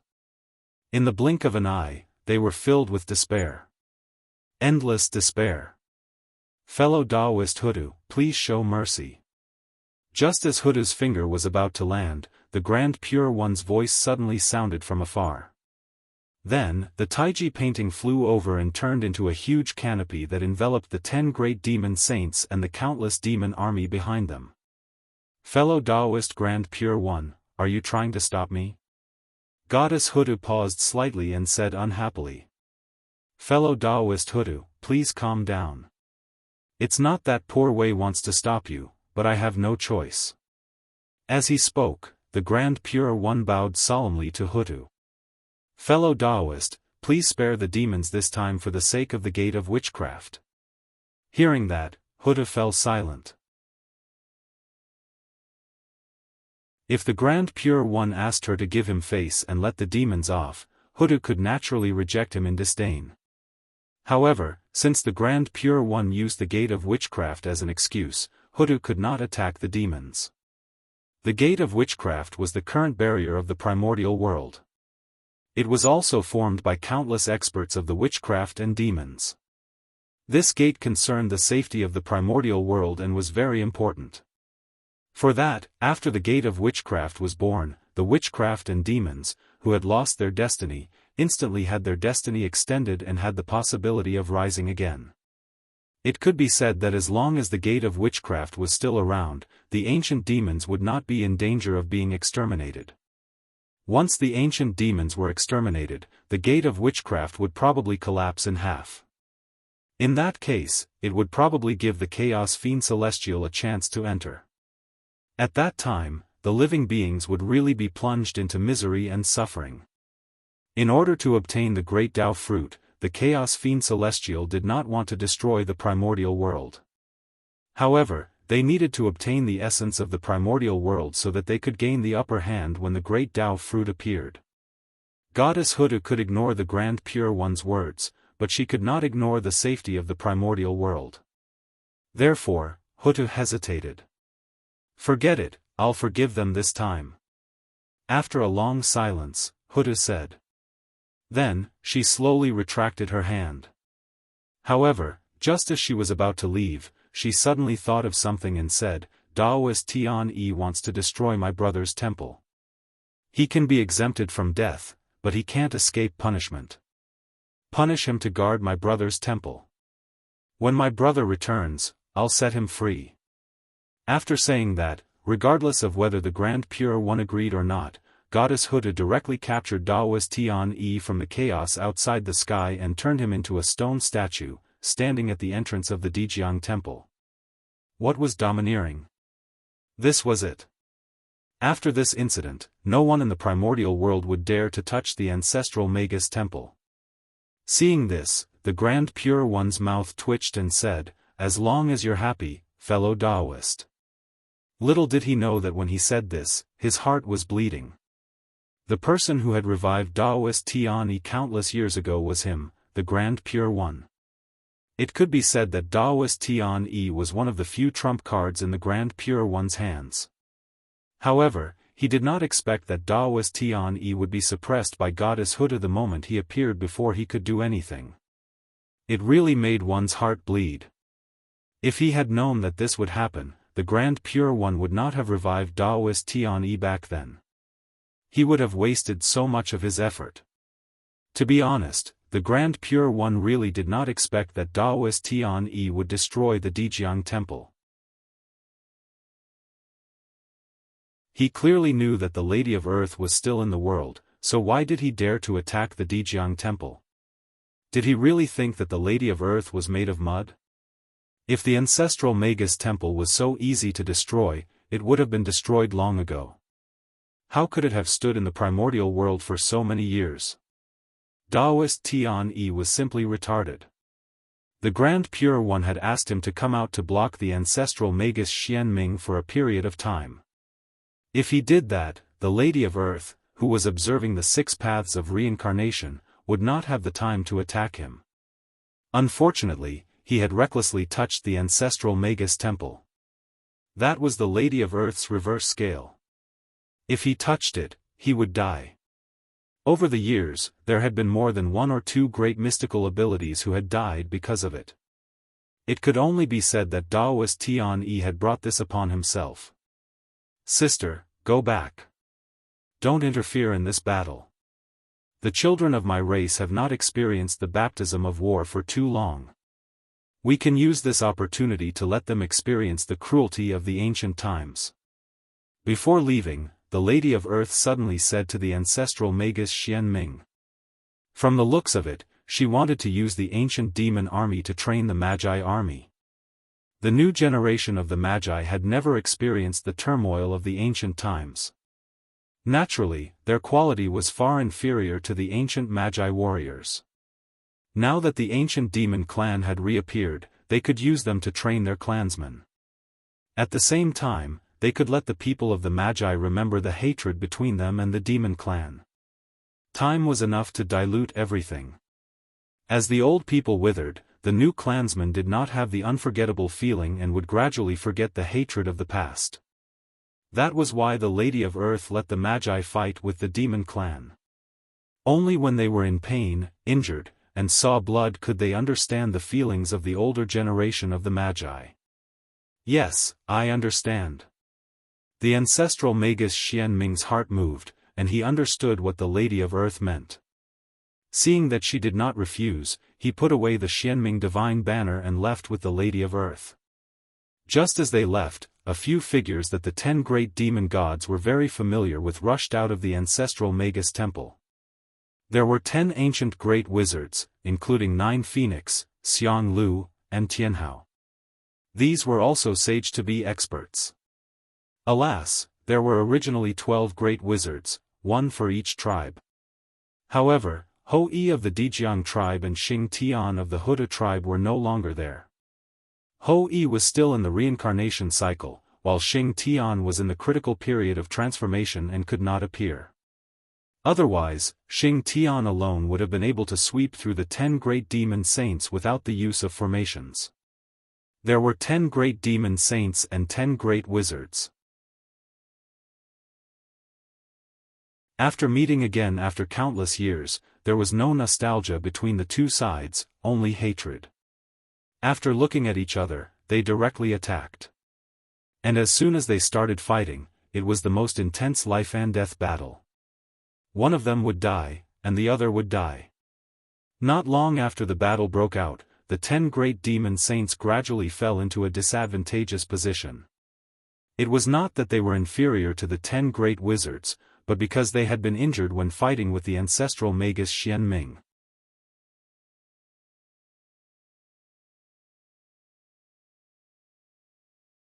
Chapter 753. Not long after the battle, the 10 great demon saints were all injured. Blood gushed out of their bodies like a waterfall, dyeing the entire ground red. However, none of them cared. They still looked fearless as they fought the 10 great shamans. At this point in the battle, it could be seen that it was only a matter of time before the 10 great demon saints were defeated and died. The injuries that Grand Shaman Xianming had left on them were too serious. It had seriously affected the 10 great demon saints' combat strength. As a result, when they faced the 10 great shamans, they fell into a passive state and had no choice but to hold on bitterly. Knowing that they were going to die, the 10 great demon saints still did not choose to escape. Such a tragic spirit was truly moving. But was this really the case? As the battle became more and more intense, Bai Zhe retreated as he fought, gradually retreating to a secret realm in his memory. Boom! When he was not far from the secret realm, Bai Zhe suddenly found an opportunity to take a blow from Xiang Lu and was sent flying. And the direction he fell was where the secret realm was. The secret realm that Di Jun had told him about in the past. Kill! Seeing that Bai Zhe was injured, Jiufeng suddenly abandoned his opponent and joined forces with Xiang Lu to kill Bai Zhe, who had fallen to the ground. Rumble! In an instant, divine powers that blotted out the sky and covered the earth were blasted out from the two of them, drowning Bai Zhe who had fallen to the ground. The other 9 demon saints wanted to help, but they were blocked by the 8 great shamans. They could only watch as Bai Zhe was torn to pieces by the 2 great shamans, Xiang Lu and Jiufeng. With a bang, a rain of blood fell from the sky. It was Monster Saint Bai Zhe's body that had been forcefully blown apart. Whoosh, a breeze blew past, and the rain of blood fell. Bai Zhe's body reappeared. However, compared to before, his aura was much weaker. There was blood at the corner of his mouth, and his face was incomparably pale. Obviously, he was seriously injured. With a "wah," Bai Zhe could not help but vomit a large mouthful of blood. However, there was not the slightest sadness on his face. Instead, he revealed a strange smile. In the end, he even laughed out loud. Ha! Bai Zhe's sudden display of madness caused Shangliu and Jiufeng to hesitate instead. They were unable to figure out the situation, and they actually didn't dare attack Bai Zhe for a time. Could it be that Bai Zhe had been beaten silly by them? This shouldn't be the case. Not only the sorcerer tribe, but even the demon tribe was stunned by Bai Zhe's actions. They could not help but stop what they were doing. Boss, why are you laughing all of a sudden? This is a battlefield, a battle of life and death. Can't you be a little more serious? The sudden change caused the battlefield to fall into a strange silence. For a moment, Bai Zhe's carefree laughter reverberated throughout the silent battlefield. Acting all mysterious. Kill. After a long silence, Xiang Lu saw that Bai Zhe still didn't move. Xiang Lu's heart sank, and he rushed towards Bai Zhe again. However, right at this moment, a sudden change occurred. Bai Zhe suddenly stopped laughing. He opened his mouth and spat out a large mouthful of essence blood, which fell into the ordinary-looking volcano below him. In the next moment, an astonishing change took place. Endless divine light erupted from the volcano, illuminating the place in a dazzling golden color. Then, in the golden light, divine patterns with the volcano as the center quickly spread out. In the blink of an eye, they enveloped the void within a radius of millions of miles. Rumble.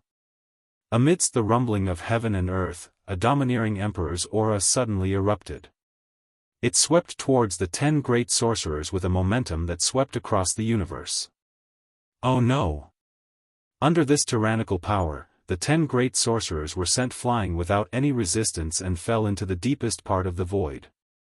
When they got up again, they were already seriously injured. Tai. The moment this power appeared, Goddess Hudu, who was supposed to leave, and Saint Tai Ching, the 2 saints, appeared at the same time and looked towards the volcano. In the next moment, the other saints, as well as the 2 primordial chaos Daluo Jingxian, Feng Zichen, and Great Emperor Ziwei, also rushed over.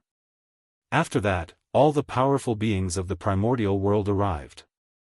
They all stood outside the golden light and looked towards the depths of the volcano with bewildered expressions, in the direction where the Emperor's aura came from. The reason why everyone paid so much attention to it was because the aura came from a god, a legendary god, Donghuang Tai. That's right, the method that Di Jun left behind was not used to resurrect himself, but to resurrect Donghuang Tai. It's Lord Donghuang, not His Majesty.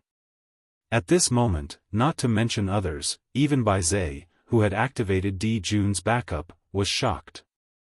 Back then, when Di Jun told him to do it, he did not say that it was prepared for Tai. That day, when Bai Zai was in seclusion, Di Jun suddenly appeared in front of him and gave him a ball of essence blood. He said that if he could not be resurrected after he died, he could take this ball of essence blood to a secret realm. The secret realm that Di Jun mentioned was the volcano under his feet. Countless years after Di Jun's death, there was still no sign of him being resurrected. Bai Zai thought of Di Jun's words back then and took this opportunity to rush here. As for that ball of essence blood, it was naturally the ball that Bai Zai spat out. The backup plan that Di Jun left behind was not something that Bai Zai's essence blood could activate no matter how bad it was. In fact, the ball of essence blood that Di Jun left behind was the innate sun origin that he had spent hundreds of millions of years collecting in the sun star. The power contained in it was almost comparable to that of a half-step primordial chaos existence. And that volcano was not simple either. It looked ordinary, but in fact, Di Jun had secretly set up the 10 suns burning sky formation inside. And in the Great Formation, what had been refined was the innate origin of all the experts that the demon clan had killed since the establishment of the demon clan. Since the establishment of the demon clan, countless experts had been killed, and the origin of those experts had been secretly collected by Di Jun. Using the 10 suns burning sky formation to refine it back to its origin and turn it into the purest origin item. How many powerful experts had died at the hands of the demon clan? It was simply unimaginable. Even if it was only a part of the innate origin of these experts, it was still ridiculously powerful. In addition to Di Jun's essence blood, these two forces combined. Di Jun's goal was probably not only to resurrect Tai, but to resurrect Tai in his peak state. A shocking change. What kind of unprecedented change was this? This was it. The resurrection of Tai was really a big deal that was beyond imagination. Tisk, TSK, TSK. Fellow Daoist, in order to deal with me, you are really willing to sacrifice yourself. You actually did not hesitate to resurrect Donghuang Tai. I just don't know if that Tai will find trouble with the human clan first after he returns, or with you fellow Daoists first. Glancing at the innate origin in the depths of the volcano, Feng Zichen shook his head and mocked the 3 pure ones and the others. Of course, he knew that even if the human clan won, the 3 pure ones would not resurrect the Donghuang Tai. In the current situation, it was obvious that they had messed up. This was not the original intention of the 5 saints. However, although he understood, this did not affect Feng Zichen from mocking the saints. Who asked them to mess up? Hearing this, the 5 saints' faces darkened, but they did not refute. Because this time, they had indeed messed up. Before asking the ancient demon clan to take action, the 3 pure ones, Zhuan Ti, and the other saints had already carefully investigated the primitive world countless times. It was not until they were sure that there were no more backup plans left behind by Di Jun that they were relieved to ask the ancient demon clan to take action.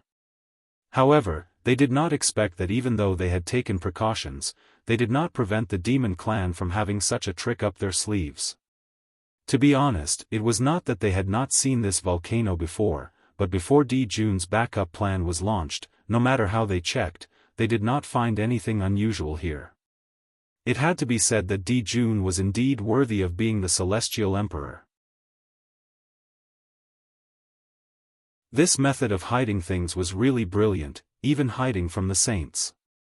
Thinking of this, Feng Zichen was amazed by Di Jun's brilliant method, but suddenly, he felt a familiar aura from the divine pattern.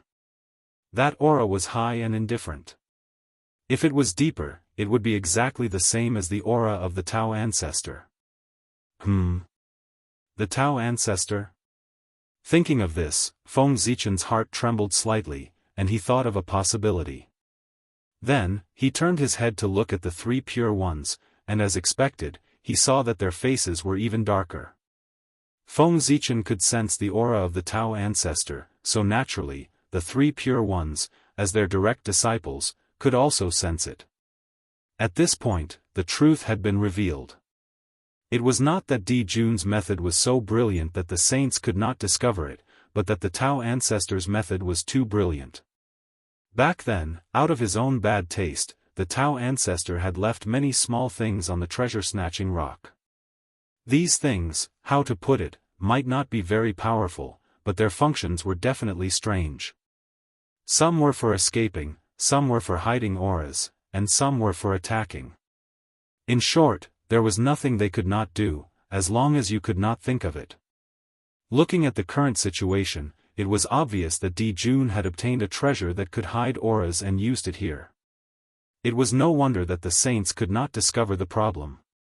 This time, the three pure ones had been cheated by their master, so it would be strange if their faces were not dark. Suppressing his anger, Saint Xuandi said to Feng Zichen, Taoist friend Gaochen, don't be sarcastic.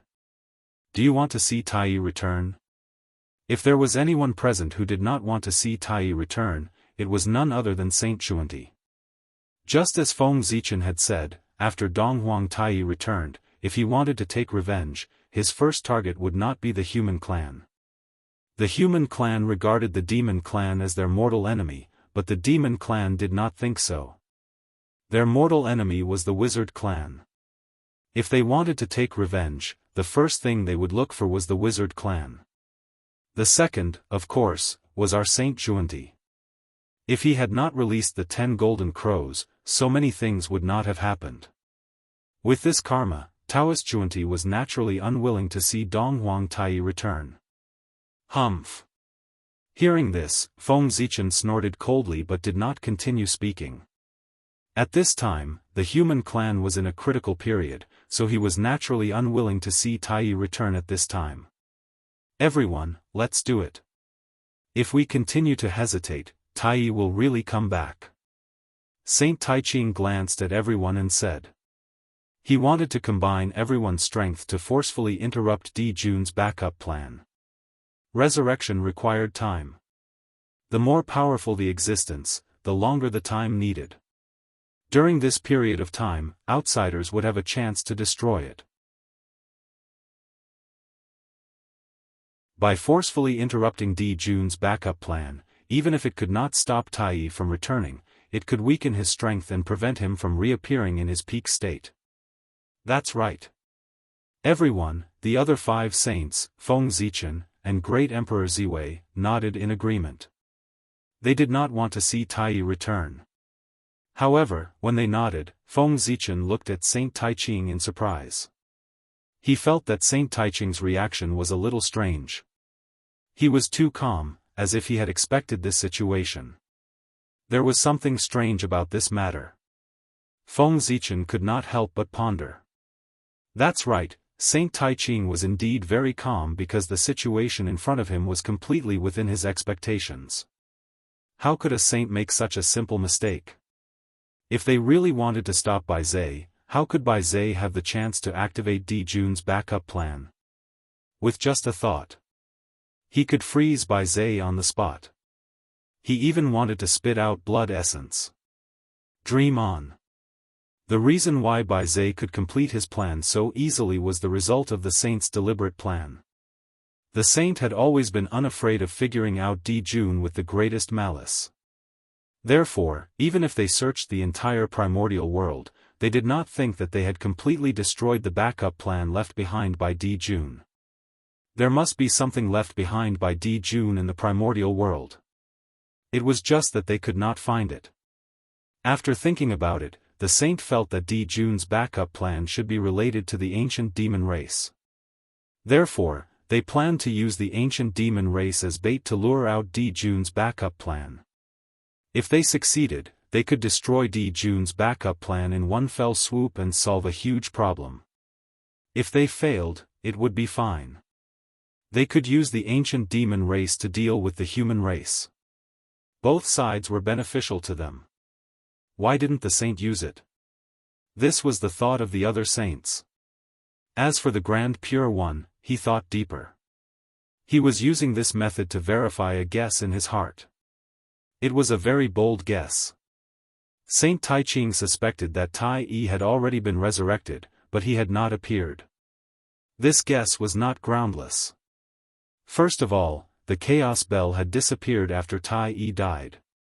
Who could guarantee that Tai Yi's true spirit had dissipated and was not hiding in the Chaos Bell? Secondly, for some reason, the Grand Pure One kept thinking of the Chaos Bell a while ago. That was a whim. Otherwise, why would he think of the Chaos Bell for no reason? Recently, something big had probably happened regarding the Chaos Bell. Apart from the East Emperor Tai Yi, Saint Taiching could not think of anything else related to the Chaos Bell. For that, he planned to take this opportunity to test the East Emperor Tai Yi and see if he had been resurrected. The brotherhood between Di Jun and Tai Yi was very deep. If they attacked Di Jun's backup plan, Tai Yi would definitely stop them. However, things were often unexpected. Saint Taiching still underestimated Di Jun's brotherhood.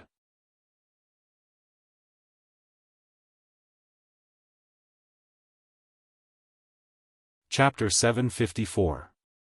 Who would have thought that the backup plan Di Jun left behind was not to revive himself, but to revive Tai Yi? This kind of brotherly love was truly moving. However, it did not matter. The Grand Pure One's goal was only to confirm the life and death of the Eastern Emperor Tai Yi. As for who this backup plan was left behind for, he did not care much. Kill. At a certain moment, everyone attacked. At the same time, they unleashed their divine abilities and blasted towards the core of the volcano. Including Feng Zichen and Great Emperor Ziwei, there were a total of 7 primordial Chaos Daluo Jingxian figures. When they joined forces to attack one place, their power could be imagined. Rumble. In an instant, the sky collapsed and the earth cracked. Unparalleled power erupted, almost drowning everything. It seemed that the 7 terrifying divine abilities were about to blast into the volcano. However, suddenly, Feng Zichen and the Grand Pure One changed the direction of their attack. They were actually attacking the demon army and the 10 demon saints in the other direction. In Feng Zichen's hand, Zichen's sword trembled. A resplendent sword light bloomed and enveloped the 10 demon saints. In the Grand Pure One's hand, Tai Yi's horsetail whisk gently flicked, releasing a vast and boundless wave that drowned the countless demon army. Without a doubt, if their 2 divine abilities were to hit, the 10 demon saints and the millions of demon army would definitely not be able to survive. Seeing this sudden change, the hearts of the powerful cultivators at the side could not help but skip a beat. What were they doing? Why did they attack the ancient demons for no reason? And it was a fatal blow. If he were to kill all of the ancient demon race, the gate of the shamans would crumble right away. At that time, the primordial world would be in danger. Just as everyone was worrying about the fate of the demon clan, a bell suddenly rang out from an unknown place. The bell rang slowly, cutting through the past, present, and future. As soon as it appeared with a mighty force that suppressed everything. At this moment, all the Daos and spacetime froze.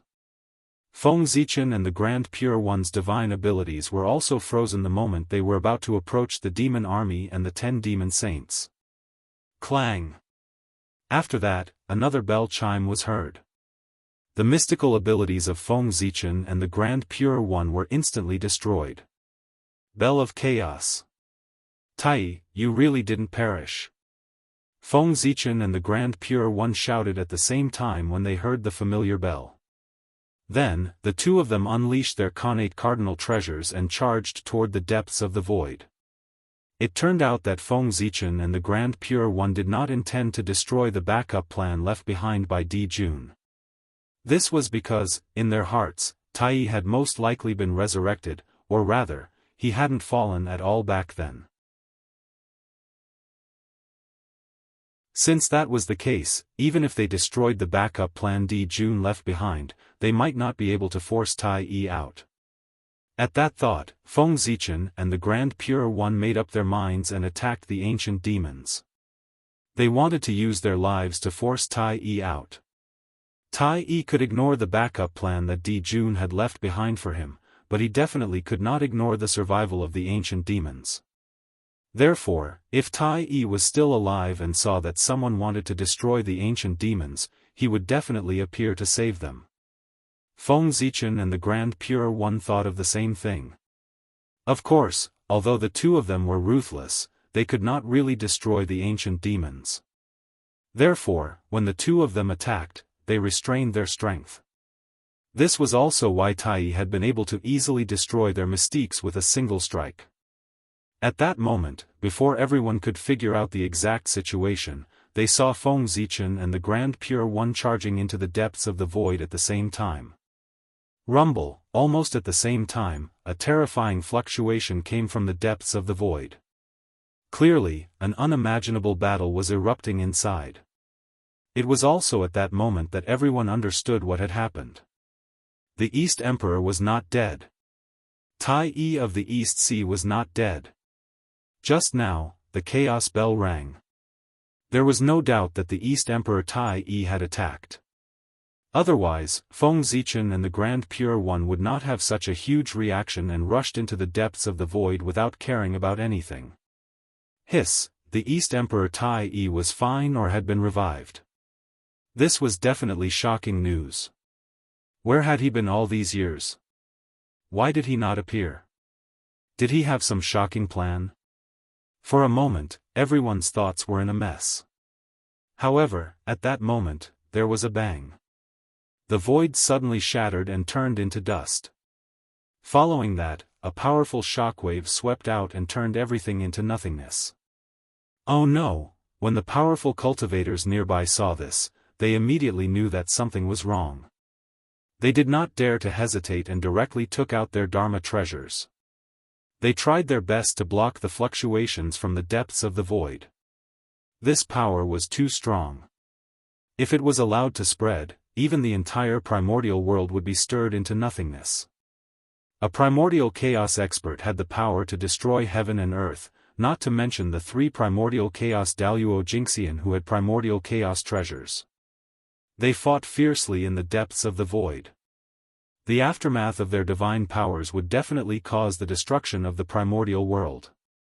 Although everyone joined forces and could not completely block the aftermath of the 3 people's fight, they were still able to limit it to a certain range so that it could not harm the primordial world. On the other side, the Saints' joint attack on the backup left by Di Jun was also hindered. One could see that when the Saints' divine powers fell, the figure of a Daoist slowly appeared in the center of the endless Dao patterns. In an instant, an unparalleled amount of energy permeated the air, shattering all the Saints' techniques and turning them into spiritual energy that dissipated in the air. That Daoist was Dao ancestor Hongjun. The treasure that Di Jun had obtained from the treasure-snatching rock played a role at this moment and blocked the divine powers of the Saints. It was also at this moment that the great battle in the depths of the void suddenly stopped. 3 indomitable figures appeared in front of everyone. One held the Bell of Chaos, one held the Taiji diagram, and the last held the vast seal. They stood in the void respectively, and the vast aura spread out from their bodies, suppressing the past, present, and future. They were Feng Zichen, the Taiching Saint, and the Donghuang Tai.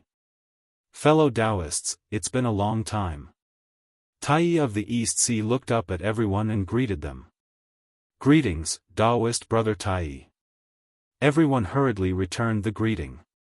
Only the Saints, Feng Zichen, Great Emperor Ziwei, and a few others looked on coldly and did not say a word. Daoist brother Tai's welcoming ceremony is really grand. After greeting everyone, Tai said to the Taiching Saint. Then, without waiting for the Taiching Saint to reply, he turned his head and said to Feng Zichen in an admiring tone, "The poor way of the Zichen clan of the human clan remembers you.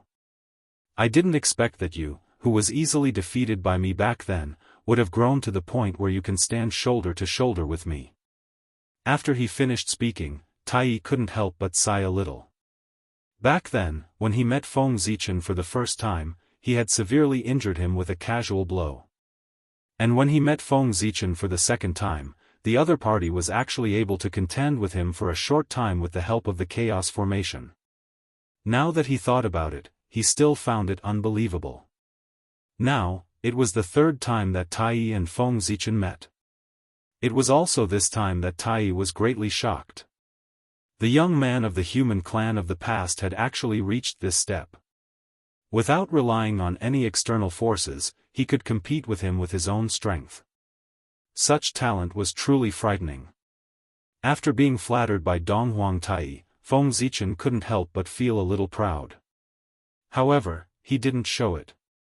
Instead, he said with a serious face, "Sixth heaven of primordial chaos. Your Majesty, Donghuang's strength is still amazing.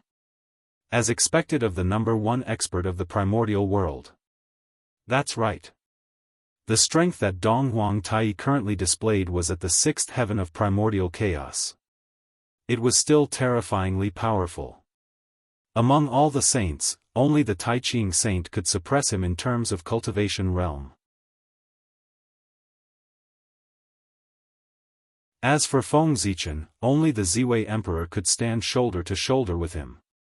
They were both at the 6th heaven of primordial chaos. As for the other identities, even the strongest North Star was still inferior to him in terms of cultivation realm. Donghuang Tai's strength was evident from this. At the same time, this also meant that Donghuang Tai definitely wasn't resurrected now. He should have been resurrected countless years ago.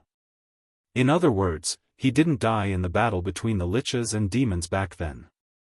Instead, he faked his death and escaped. If that wasn't the case, Donghuang Tai's cultivation realm wouldn't be so strong. He remembered that when Donghuang Tai died back then, he was only at the 3rd heaven of primordial chaos. Now, he was already at the 6th heaven of primordial chaos, infinitely close to the 7th heaven of primordial chaos. Wouldn't it be an insult to people's intelligence to say that he was resurrected recently? One resurrection directly raised his cultivation realm by 3 heavens. If that was the case, then what cultivation did they have to cultivate? If that was the case, what was the point of cultivating? They could just do sit-ups and revive each time they died. Well, since it was confirmed that Tai wasn't resurrected recently, then the question was, where had Tai been all these years? What had he done? Why didn't he show up? However, despite his doubts, Feng Zichen didn't ask. This was because someone was more curious than him about what Tai had done all these years. Tai, since you've been resurrected long ago, why didn't you show up? What plans did you have for hiding all these years? Saint Juan-Ti asked with a sullen face. At this moment, he was already a little flustered. To be honest, Saint Juan-Ti had thought that Tai might be resurrected, but he had never thought that Tai would be so strong after being resurrected. One had to know that Saint Juan-Ti's current realm was only at the 5th heaven of primordial chaos. Tai, on the other hand, was at the 6th heaven of primordial chaos. This was a realm stronger than him. Back then, he couldn't compare to Tai, so it was fine. However, countless years after Tai's death, he still couldn't compare to Tai. This made it difficult for him to accept. How could Tai be so strong? A wave of anger burned in Saint Juan-Ti's heart, almost drowning his rationality. In his heart, unwillingness and hatred intertwined. He hated that he was inferior to Tai. In fact, Saint Juan-Ti's heart was filled with fear rather than anger. Thinking of what he had done in the past, he was afraid that Tai would settle the score with him. Although saints were immortal, they would still feel pain and be injured. If he couldn't beat Tai, then Tai could beat him and humiliate him. To a saint, this was something that was even more unacceptable than death. Donghuang Tai looked at Saint Juan-Ti meaningfully and said slowly, "Fellow Daoists, don't worry. Fellow Daoists, please rest assured. Although I've been resurrected for some time, I've been lost in the chaos and can't find the way back to the untainted land." It wasn't until recently that she vaguely sensed the coordinates of the primordial world and embarked on the way back from the vast chaos. Speaking of which, it's a coincidence. Originally, it would take a long time for poor Wei to return to the primordial world. However, at this moment, a call suddenly came from the primordial world, pulling poor Wei back to the primordial world. It's also because of this that poor Wei was able to appear in time and save the children of our demon clan from the two fellow Daoists. Sigh, I have to thank Big Brother for leaving behind a backup plan. Otherwise, poor Wei would have been lost in the chaos for some time. After saying that, Tai glanced at the backup plan left behind by Di Jun, his eyes full of gratitude. Although he didn't use the backup plan left behind by Di Jun, he felt the friendship in it. After hearing Tai's explanation, everyone hesitated for a moment and chose to believe him. Tai had never lied in his life. Because he disdained lying. He was such a proud person. Since Tai said that he was lost in the chaos, then he must have been lost in the chaos. Fellow Daoist, you didn't die. Is it because of the Bell of Chaos? After thinking for a while, the Grand Pure One asked. When the others heard this, they also looked at Tai curiously, looking forward to his answer. It was really strange. Tai had clearly sacrificed himself, so why hadn't he died? It was almost impossible to say that Tai had faked his death. Back then, Tai had sacrificed himself in front of everyone. If he could successfully fake his death like this, then everyone's eyes could be thrown away. Tai definitely had the ability to hide from one or two people. However, if he really had the ability to hide from everyone, the outcome of the battle between the liches and demons would not have been like that. Since he didn't fake his death, why did Tai revive so quickly? Everyone was very curious about Tai's resurrection method. Such a good resurrection method might be used one day. How could everyone not be curious? That's right, it's the Bell of Chaos. It was it who protected me and allowed me to survive the battle between the liches and demons. Nodding, Tai told everyone about his experience. When he sacrificed himself and transformed into the gate of the liches, Tai also thought that he would definitely die.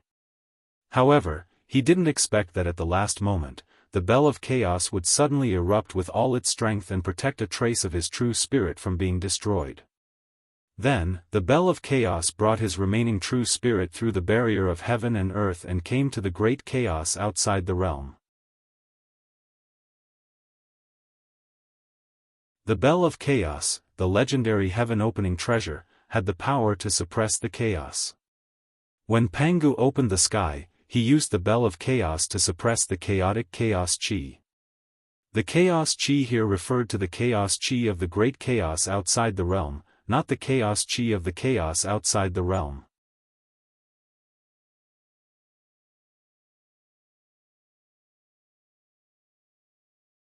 Chapter 755. The Bell of Chaos left the primitive world and entered the great chaos. It was like a fish in water, very comfortable. In the great chaos, the Bell of Chaos operated on its own, gathering chaos chi from all directions and condensing chaos origin for Donghuang Tai to recover from his injuries. Just like that, with the help of the Bell of Chaos, Donghuang Tai quickly regained consciousness. After regaining consciousness, Tai wasn't in a hurry to return to the primitive world. Instead, he focused on recovering from his injuries in the great chaos. By the time he reassembled his body and fully recovered, countless years had passed. It was also at this time that Tai suddenly realized that he, who had drifted in the great chaos for countless years, had lost his way. He couldn't find his way back to the primitive world. Left with no choice, Tai could only cultivate while searching for a way back to the primitive world. Under the protection of the Bell of Chaos, Tai wasn't afraid of encountering any danger, nor did he have to worry about encountering chaos demon gods. The Bell of Chaos still had the ability to block the chaos demon god's senses. Just like this, Tai began to wander around the great primal chaos by himself. Countless years had passed. Although Tai still hadn't found his way back to the primitive world, his strength had increased greatly. He'd ascended from the third heaven of primordial chaos to the sixth heaven of primordial chaos. Primordial chaos experts themselves were Dao. The process of them becoming stronger was to constantly improve their Dao.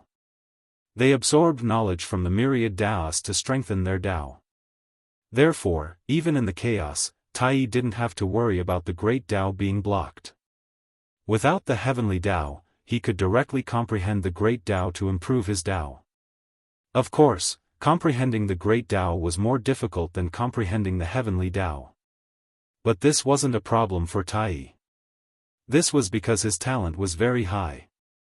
He was the strongest among the Khanate god fiends. With the help of the Bell of Chaos, it wasn't too difficult for him to comprehend the great Tao. Peerless talent and peerless treasures. It was because of these that Tai could improve so quickly and reach the sixth heaven of primordial chaos in the chaos. Moreover, the chaos didn't remember years. Only tens of millions of years had passed in the primitive world, but who knew how many years had passed in the chaos? Perhaps Tai had cultivated for hundreds of millions of years in the chaos to reach his current level. In short, as long as one didn't die in the great chaos, it was a great opportunity. As Tai spoke, everyone gradually fell into his story. They started to imagine what Tai had encountered in the chaos outside. At this moment, while everyone was distracted, Tai moved. He leaped and rushed directly to the crater of the volcano, where Di Jun's backup plan was. He wanted to take advantage of this opportunity to take away the congenital origin before everyone else. Those Khanate essences were left behind by Di Jun to revive Tai. But now, Tai had been resurrected. Naturally, there was no need for it. But just because Tai couldn't use it didn't mean that the others couldn't. With so many Khanate essences, any one of the almighty experts present could easily enter the realm of primordial chaos Daoist Jingxian. This was an opportunity to attain the Tao. Even if he didn't use it to attain the Tao, these Khanate essences were enough for him to do many things. Just for example, resurrecting Di Jun. The power that could revive Tai could naturally revive Di Jun as well. This was because everyone knew that Di Jun was weaker than Tai. Now, the purpose of Tai's action to snatch these Khanate essences was very clear. It was to revive Di Jun. Seeing that Tai was about to rush into the volcano, Feng Zichen, who had been paying attention to him, made his move. Go back. Raising the human Tao imperial seal, Feng Zichen smashed it fiercely at Tai. At the same time, Great Emperor Ziwei and Saint Taiching also made their move. The Zhouxing diagram and the Taiji diagram appeared at the same time. They each emitted earth-shattering fluctuations and blocked in front of Tai. In front of him was the Zhouxing diagram and the Taiji diagram, and behind him was the human Tao imperial seal. For a moment, Tai was in a situation where he was attacked from both sides. The Khanate essences were right in front of him, but he couldn't get close to them. Among the three people who attacked him, other than Feng Zichen who wasn't his match, the other two, whether it was Great Emperor Ziwei or Saint Taiching, were not weaker than him. They were even slightly stronger. With the three of them working together, even someone as strong as Tai could only barely resist one or two attacks. It was only a matter of time before he was defeated. Under such circumstances, it was simply a fool's dream for him to want to obtain those innate origins. Ah! Once again, he was hit by the Taiji diagram and staggered. Tai struggled to support himself and suddenly roared at the sky. In an instant, an invisible ripple spread out in all directions with Tai at the center. Oh no, stop him. Seeing this, Feng Zichen and the other two thought of a possibility. Their expressions changed, and they pounced on Tai even harder. At the same time, the three of them didn't forget to yell at the five saints, "What are you waiting for? Hurry up and destroy that ball of Khanate essences." As they spoke, another change occurred in the depths of the volcano. The ball of Khanate essences trembled violently.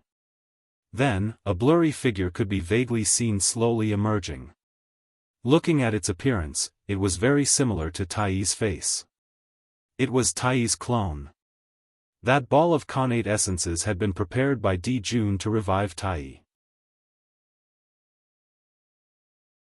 Naturally, it was connected to Tai's aura. Now, Tai was forced into a desperate situation by Feng Zichen and the other two.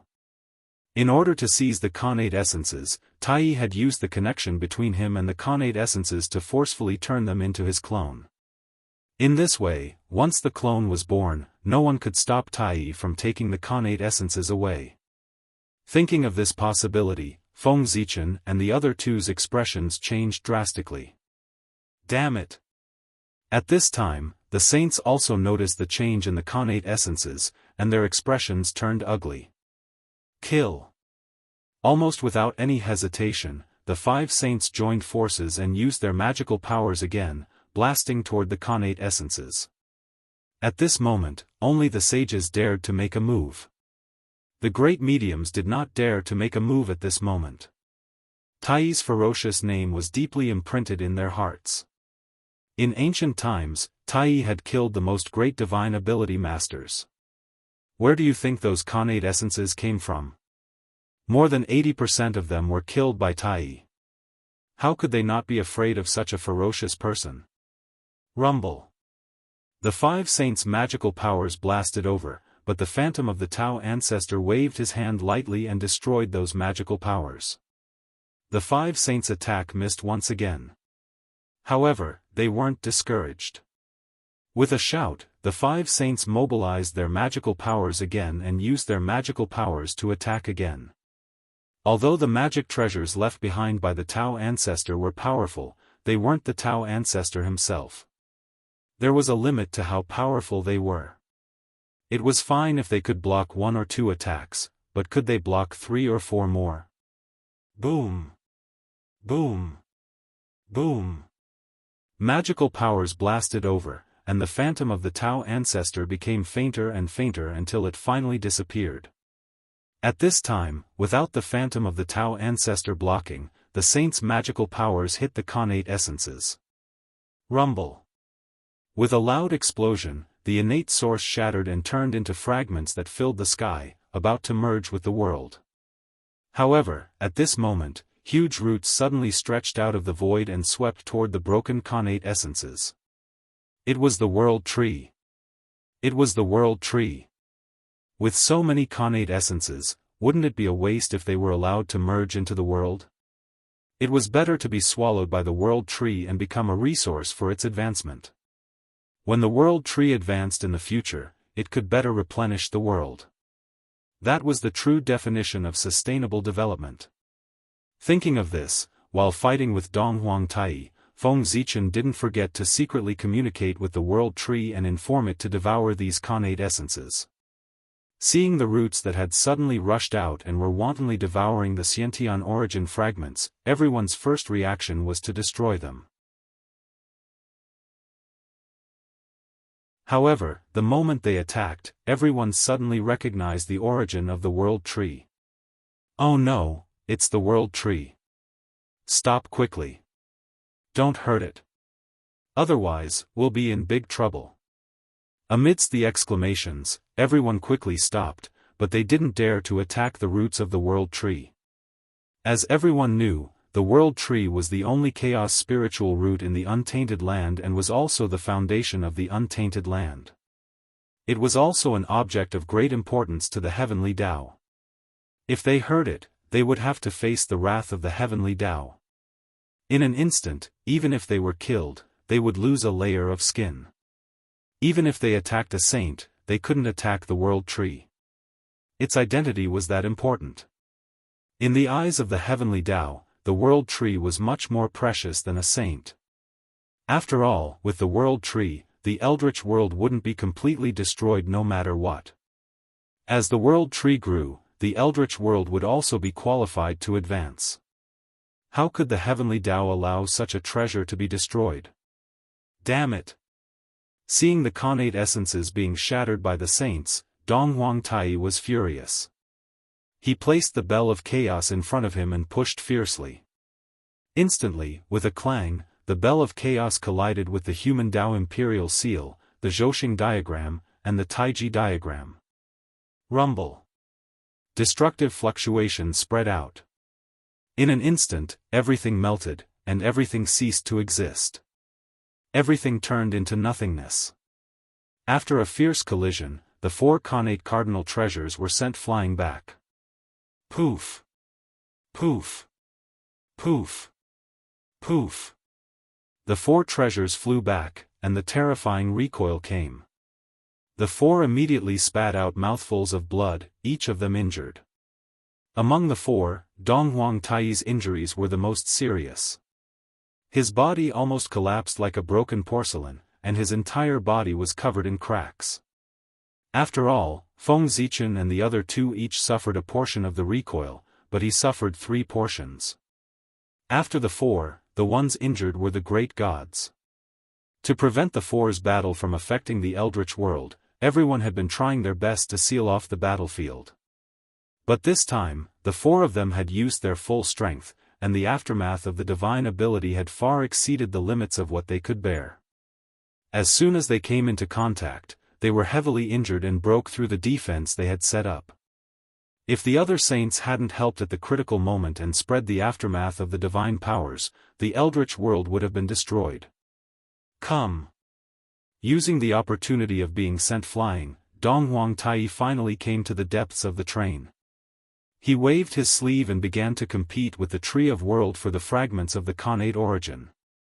At this time, every time he collected a fragment of the Khanate origin, it would take less time for him to resurrect Di Jun in the future. Seeing this, Feng Zichen and the other 2 didn't care about besieging Tai. They also joined the battle for the Khanate origin. Di Jun had left behind too many Khanate origins. Its value wasn't much lower than that of Khanate treasures. If not, how could he resurrect Tai in his peak state? Such a supreme treasure, not to mention others, even a sage would be tempted. After Feng Zichen and the other 2, the other saints also joined the fight.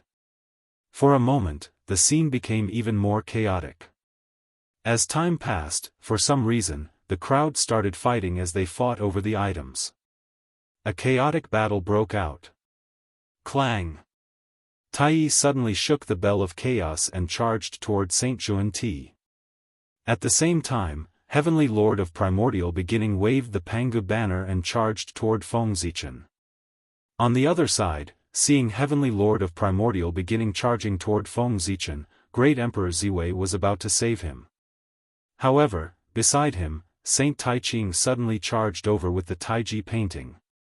Helpless, Great Emperor Ziwei could only activate the Heavenly Cycle Star map and fight with Saint Tai Ching. On the other side, Lady of Earth was about to stand up and help when she saw this. However, before she could move, Grandmaster of Heaven had already charged over with the 4 immortal slaying swords. Sighing, Lady of Earth took out the shadow of the 6 paths of reincarnation and faced the 4 immortal slaying swords. As for Saint Jiayin, the moment Dong Huang Tai attacked Saint Juan Ti, he had already run over to help.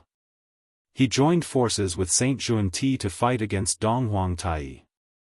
Otherwise, Saint Juan Ti alone would definitely not be a match for Dong Huang Tai. As for Goddess Nuwa, she did not appear in this battle. Her identity was too awkward. Even though Empress Hua of the demon race had left the demon race, there was still a relationship between them. It was not appropriate for her to attack Dong Huang Tai. Therefore, she decided not to show up to avoid awkwardness. Of course, Goddess Nuwa only had so much friendship with the demon race. After avoiding Dong Huang Tai a few times, this relationship was completely severed. At that time, they would only be fellow Daoists and not fellow Daoists of the past. However, at this moment, Goddess Nuwa had no choice but to make a move. The cauldron of heaven and earth hung down from the sky, emitting an aura that could suppress the universe. It worked together with the great divine abilities and separated the battlefield where Feng Zichen and the others were from the primordial world and threw them into the chaos outside the heavens. After that, the cauldron of heaven and earth stood between heaven and earth, suppressing the restless earth, fire, water, and wind, stabilizing the order of the primordial world. Just as Goddess Nuwa made a move, the few people who were fighting also felt it. They were very cooperative and allowed her to strip the void. It was precisely because of this that Goddess Nuwa and the others could so easily separate the battlefield from the primordial world.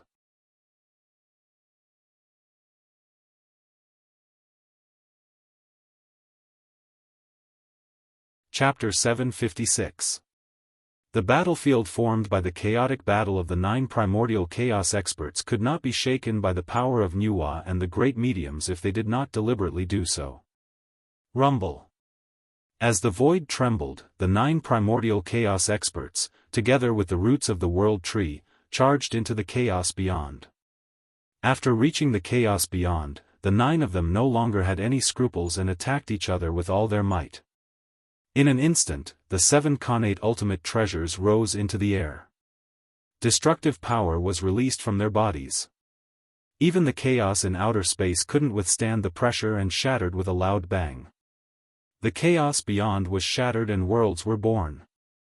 One after another, powerful and vast worlds emerged from the chaos beyond. Then, before they could fully form, they were destroyed by the aftermath of the 9's battle. As the 9 of them fought, countless worlds were born and destroyed. The scene was extremely terrifying. In the blink of an eye, several years had passed. At this point, the outcome of the battle was beginning to show. The first to fall was Feng Zichen, who was fighting with the Heavenly Lord of Primordial Beginning. He was reincarnated and his strength had not reached its peak. In addition, the human emperor's fate was not complete.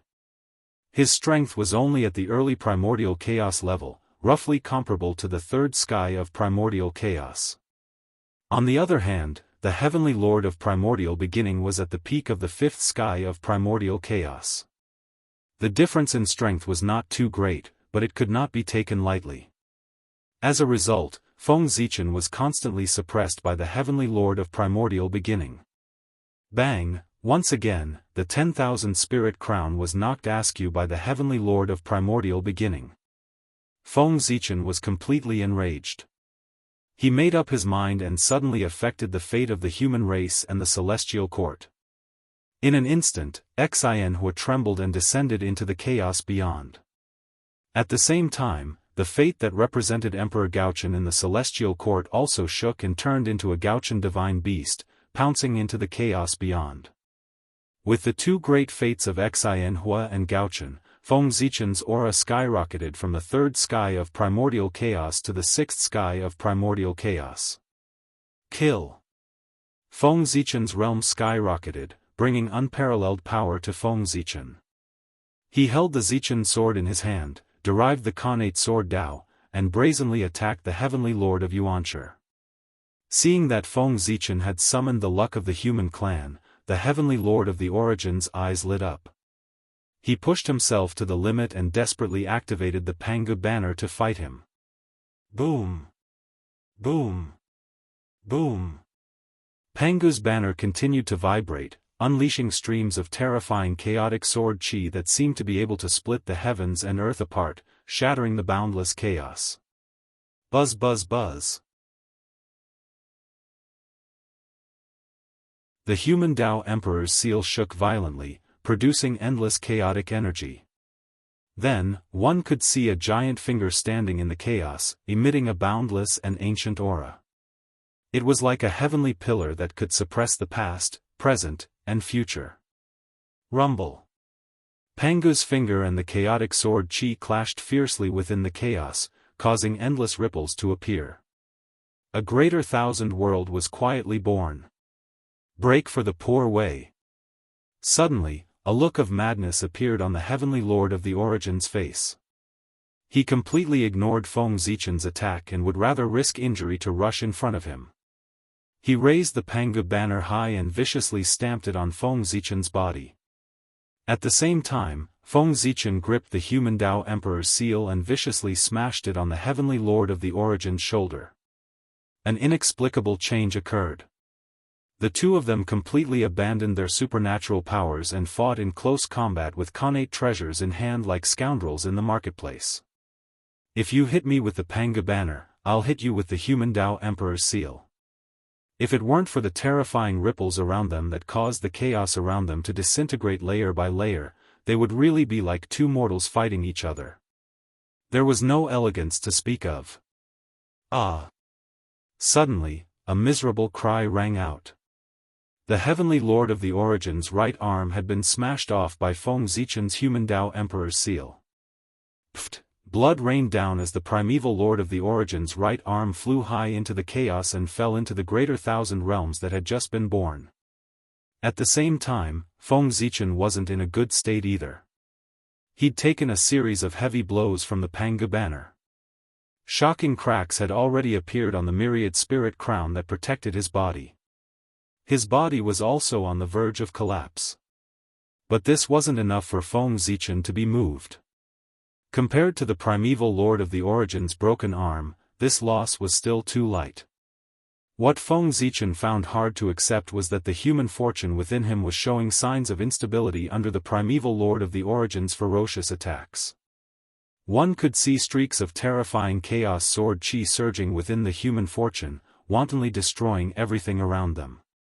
The Pangu banner was a treasure that the Pangu had used to destroy the chaos and create worlds. If it could even break through the chaos, then the human fortune would be even less of a concern. In the primeval world, there was almost nothing that the Pangu banner couldn't break.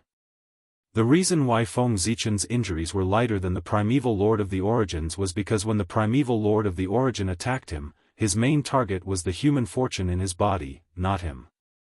Why was the primeval lord of the Origin obsessed with attacking the human fortune? For a moment, a doubt appeared in Feng Zichen's mind. However, there was no time for him to think. While he was deep in thought, the terrifying chaos sword chi suddenly erupted, stirring up waves of destruction and shattering the human fortune into pieces. Boom! The human fortune in Feng Zichen's body exploded, turning into light spots that filled the sky and overflowed from his body. At the same time, Feng Zichen's aura began to fall from the sixth heaven of primordial chaos to the perfected fourth heaven of primordial chaos. Attack! Seeing that the human fortune was shattered and gushing out of Feng Zichen's body, the Grand Pure One suddenly shouted. He actually abandoned the Ziwei Emperor and rushed towards the human fortune. On the other side, after hearing the Grand Pure One's shout, the Grandmaster of Heaven also abandoned the Lady of Earth and rushed towards the human fortune. They were going to plunder the human fortune. However, how was that possible? Fortune was an invisible thing. It could be seen but could not be touched. It was a power of will, and all power was displayed at the level of will. If one did not obtain its approval, it would be difficult to shake it at all, let alone plunder it. If fortune was really so easy to plunder, the saints would not have to spend so much effort scheming against the human race. They could just snatch it. Not to mention the 5 saints joining forces, even if the 3 pure ones joined forces, there were only 2 or 3 people in the primeval world who could contend against them. If they really wanted to snatch it, who could snatch it from the 3 pure ones? Fortune could not be snatched by force. However, why did the saints still do that when they knew that? Although Feng Zichen did not understand this very well, he knew that since the saints had taken action, they naturally had their reasons. They would not do something that they were not confident in. That meant that the saints had a way to plunder the fortune of others. Feng Zichen could not figure out what it was exactly. However, no matter what the saints' method was, he was right to stop them. With a thought, Feng Zichen was about to condense the human fortune again. However, the human fortune had just been shattered, and its power was too scattered. For a moment, it did not respond to his orders. Seeing this, Feng Zichen hurriedly took out the human Dao Imperial Seal. He wanted to use the treasure of the human race to collect the shattered fortune of the human race. However, at that moment, the Heavenly Lord of Primordial Beginning forcefully suppressed his injuries and charged towards him again. Pangu's banner soared into the sky and blocked the human Dao Imperial Seal. Helpless, Feng Zichen could only continue fighting with the Heavenly Lord of Primordial Beginning. However, just as he was fighting with the Heavenly Lord of Primordial Beginning, he did not forget to use a secret technique to contact the 3 sovereigns and 5 emperors, instructing them to collect the shattered fortune of the human race. Whoosh! In the chaos, the connate cardinal treasure Taiji diagram and the immortal slaying sword formation swept over one after another, ruthlessly brushing towards the shattered fortune of the human race. In the blink of an eye, a portion of the human race's fortune was swept away. It was also at this moment that Feng Zichen finally saw clearly what method the 3 pure ones had used to take away the fortune of the human race. It was the position of the emperor's teacher. The Grand Pure One was the teacher of the emperor. In the primordial world, respecting one's teacher was not just a saying. It really had a very strong binding force.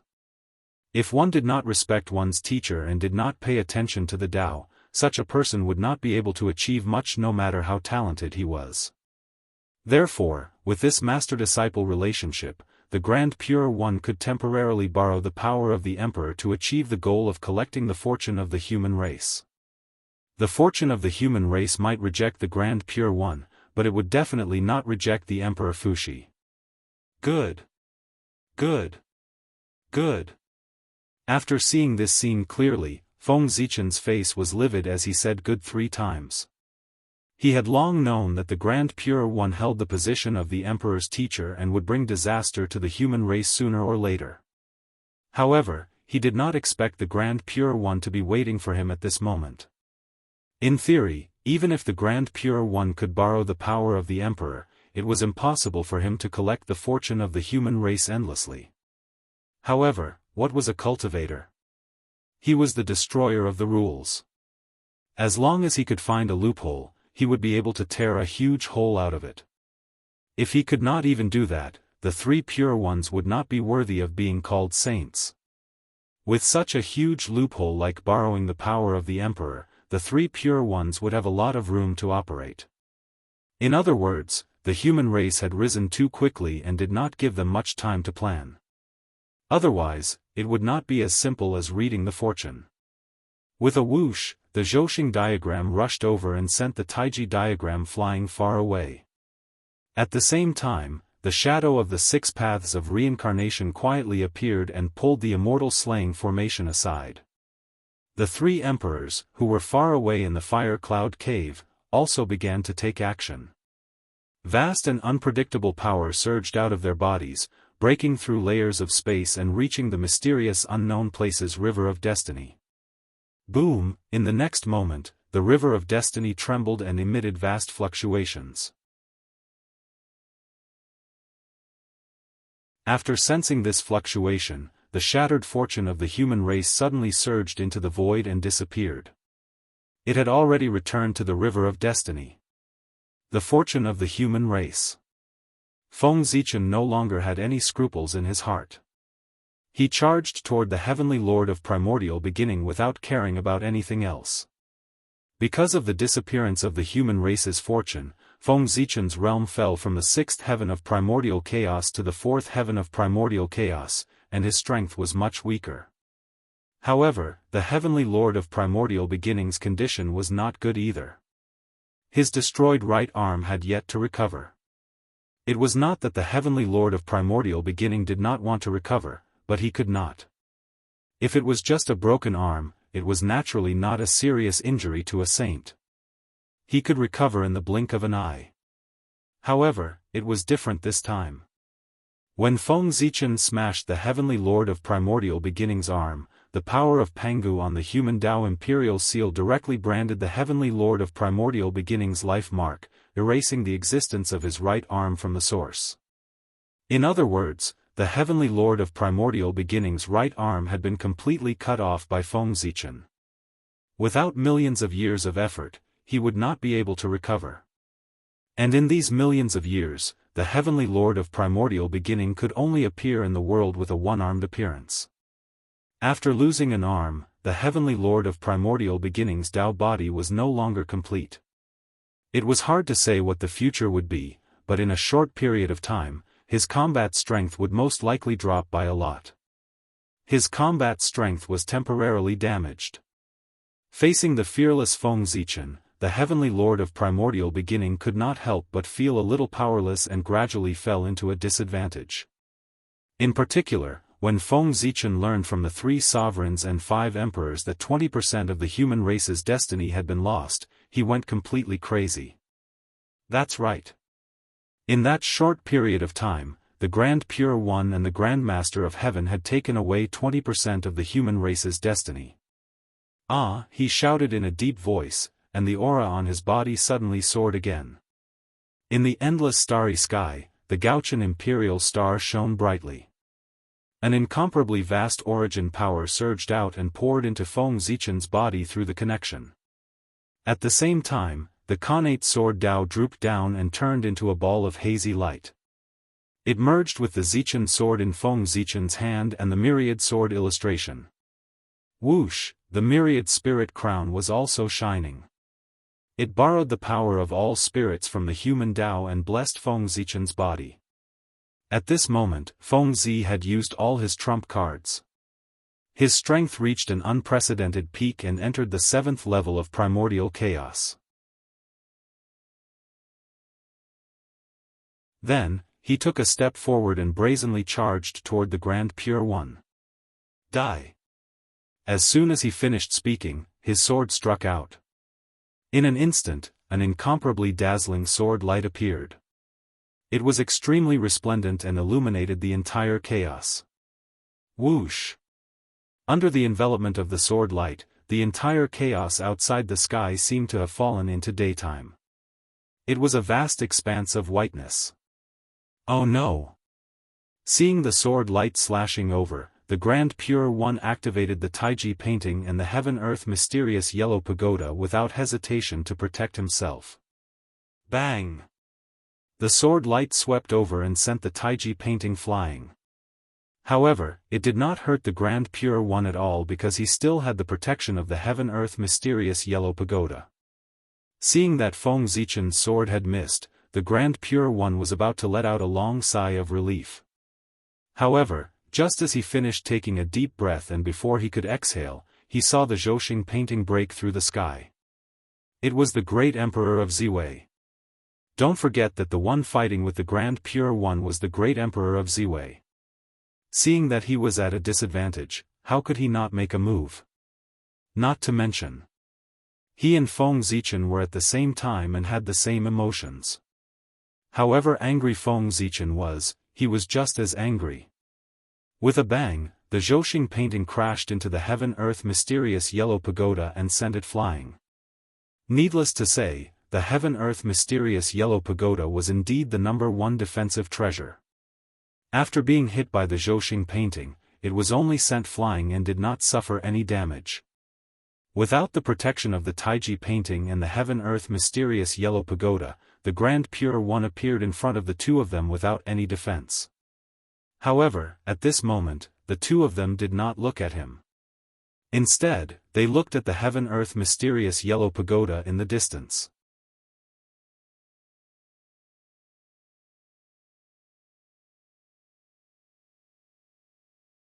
Chapter 757. A bold idea suddenly surfaced in Feng Zichen's mind. Since the Grand Pure One had taken away 20% of the human race's destiny, he would use the Heaven-Earth Mysterious Yellow Pagoda to make up for it. If he could obtain the Heaven-Earth Mysterious Yellow Pagoda, the loss of 20% of the human race's destiny would be nothing. It could even be said that the human race had profited greatly. Although the Heaven-Earth Mysterious Yellow Pagoda was a postnatal cardinal treasure, its power might not be inferior to a connate cardinal treasure. Moreover, the most precious thing about the Heaven-Earth Mysterious Yellow Pagoda was never its best defense. Its most precious thing was the layer of heaven-splitting merit in its body. It was this layer of heaven-splitting merit that made the Heaven-Earth Mysterious Yellow Pagoda extraordinary.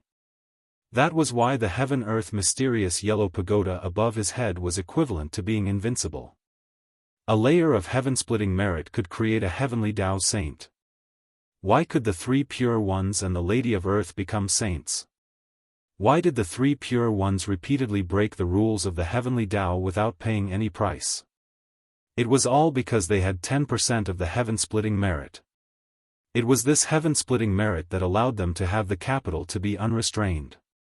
Although the 2 layers of human destiny were many, it could not create a saint, let alone rely on it to become the capital to roam the primordial world. If losing 20% of the human race's destiny could be exchanged for the heaven-earth mysterious yellow pagoda, Feng Zichen felt that this deal was completely worth it. With that thought in mind, Feng Zichen and Great Emperor Ziwei moved at the same time. They first punched out and forced the Grand Pure One to retreat. Then, with a leap, they arrived beside the heaven-earth mysterious yellow pagoda and wanted to join forces to suppress it. Seeing this, how could the Grand Pure One not understand their plan? They had clearly taken a fancy to his Dharma treasure and wanted to snatch it. How could the Grand Pure One be willing? That was the heaven-earth mysterious yellow pagoda. Ever since the Hongmeng heaven-measuring ruler was destroyed, it was the #1 postnatal cardinal treasure in the primordial world. Its value was immeasurable. Thief, how dare you! With a thought, the Grand Pure One was about to find his connection with the heaven-earth mysterious yellow pagoda and summon it back. However, due to the impact of the Zhouxing painting, the power of the heaven-earth mysterious yellow pagoda was in chaos and temporarily lost connection with the Grand Pure One. He did not react to his summon. Damn it! Seeing this, Saint Taiching stomped his feet in anger, but he couldn't ignore the heaven-earth mysterious yellow pagoda. He channeled his mana, took out the coiling dragon cane, and charged towards the 2. At the same time, he didn't forget to secretly summon back the Taiji diagram, transforming it into a golden rainbow bridge that suppressed the endless space and time. Retreat! Feng Zichen and Emperor Ziwei didn't even turn their heads when they saw the Taiching saint charging towards them. They threw a punch at him. Hum in an instant. Dragon roars resounded in the void. The dragon chi of the human Dao and the emperor chi of Ziwei surged out, carrying the power to destroy everything as they charged towards the Grand Pure One. In the face of such powerful punches, even someone as powerful as the Grand Pure One could not help but frown and feel that it was troublesome. But that was it. No matter what, he was still the first among the saints. In this era where Dao ancestor Hongjun did not appear, the Grand Pure One had the title of #1 in the primordial world with his cultivation level at the 7th firmament of primordial chaos. He was worried that the heaven-earth mysterious yellow pagoda would fall into the hands of the enemy. At this moment, the Grand Pure One no longer held back and displayed his cultivation level at the 7th firmament of primordial chaos. In an instant, a powerful aura rose from the Grand Pure One's body, stirring up a huge wave of chaos in the chaos outside the sky. Break! The Grand Pure One pointed out with his cane, and a vast and unfathomable mantra of morality gushed out from his hand, turning into divine chains of order that entangled in front of him.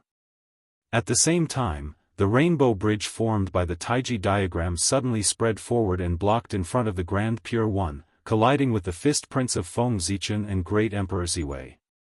Rumble! After suffering this heavy blow, the rainbow bridge formed by the Taiji diagram trembled. Then, there was no more. After all, it was a heaven-opening treasure. How could a mere primordial chaos energy shake it?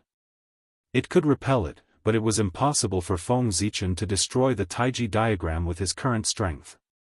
While the fist prints were blocked, the divine chains of order formed by the mantra of morality suddenly rushed to the side of Feng Zichen and Great Emperor Ziwei. They wanted to wrap around the heaven-earth mysterious yellow pagoda and pull it away. Seeing this, Feng Zichen flashed and stood between the divine chains of order and the heaven-earth mysterious yellow pagoda. With a whoosh, the Zichen sword was unsheathed. Rays of resplendent sword light swept out and cut off the divine chains of order. Although the divine chains of order were strong, the Zichen sword in Feng Zichen's hand had fused with the connate sword Dao. In the true sense, it could cut through everything. Not to mention the divine chains of order, even if the heavenly Dao appeared in front of Feng Zichen, he would dare to cut it.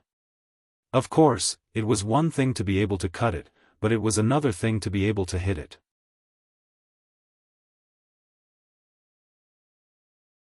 Just as Feng Zichen blocked the divine chains of order, Great Emperor Ziwei had already used the Zhouxing diagram to seal the heaven-earth mysterious yellow pagoda. Kill. As soon as the heaven-earth mysterious yellow pagoda was sealed, the Grand Pure One charged over. The rainbow bridge crossed the sky and slammed into the Zhouxing diagram. The coiling dragon cane waved and attacked Great Emperor Ziwei and Feng Zichen respectively. Go! With a thought, Feng Zichen raised the human Dao imperial seal and blocked the incoming Taiji diagram. As for himself, he joined forces with Great Emperor Ziwei and attacked the Grand Pure One together. The Zhouxing diagram might not be able to block the Taiji diagram, but the human Dao imperial seal definitely could. Because its core was the chaos bead, which was also a fragment of a chaos treasure. Who said that the chaos bead fragment had to be inferior to the Pangu axe fragment? The two connate cardinal treasures were locked in a fierce battle in the chaos, while their masters were locked in a fierce battle in another place. Just as Feng Zichen and the Grand Pure One were fighting, they did not notice that when the human clan's destiny was in a riot, a change had occurred in the human clan. Powerhouses who had long fallen were reincarnated through the 6 paths of reincarnation disc and joined the human clan.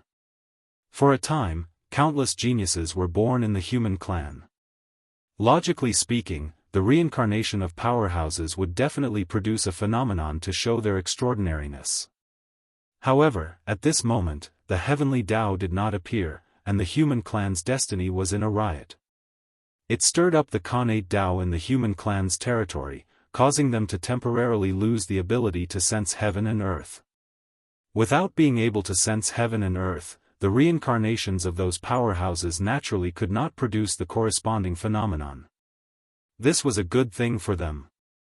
This time, they did not have to worry about the risk of their identities being exposed under the resonance of heaven and earth. As for the destiny they carried, it did not merge with the human clan. How could a saint make such a huge mistake when making a move? The destiny of their previous lives had long been collected by the saint and placed in various treasures in various places in the primordial world. After they grew up, they would follow the feeling in their hearts to find their own opportunities. The saint's plan was perfect. He had arranged everyone's identities and prepared the opportunities they needed for cultivation. He was just waiting for them to grow up so that they could be used by the saint. What exactly did he want them to do? That would depend on the saint's thoughts and the future direction. However, there would be no harm in burying these spies in the human clan. Sooner or later, they would be useful.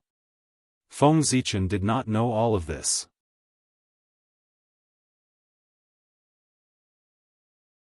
First of all, the shattering of the human clan's destiny caused him to temporarily lose his perception of the human clan. In addition, this place was the chaos outside the sky and was extremely far away from the primordial world. It caused his control of the human clan to drop to the freezing point. At this moment, his attention was all focused on the heaven-earth mysterious yellow pagoda. He was trying his best to get it.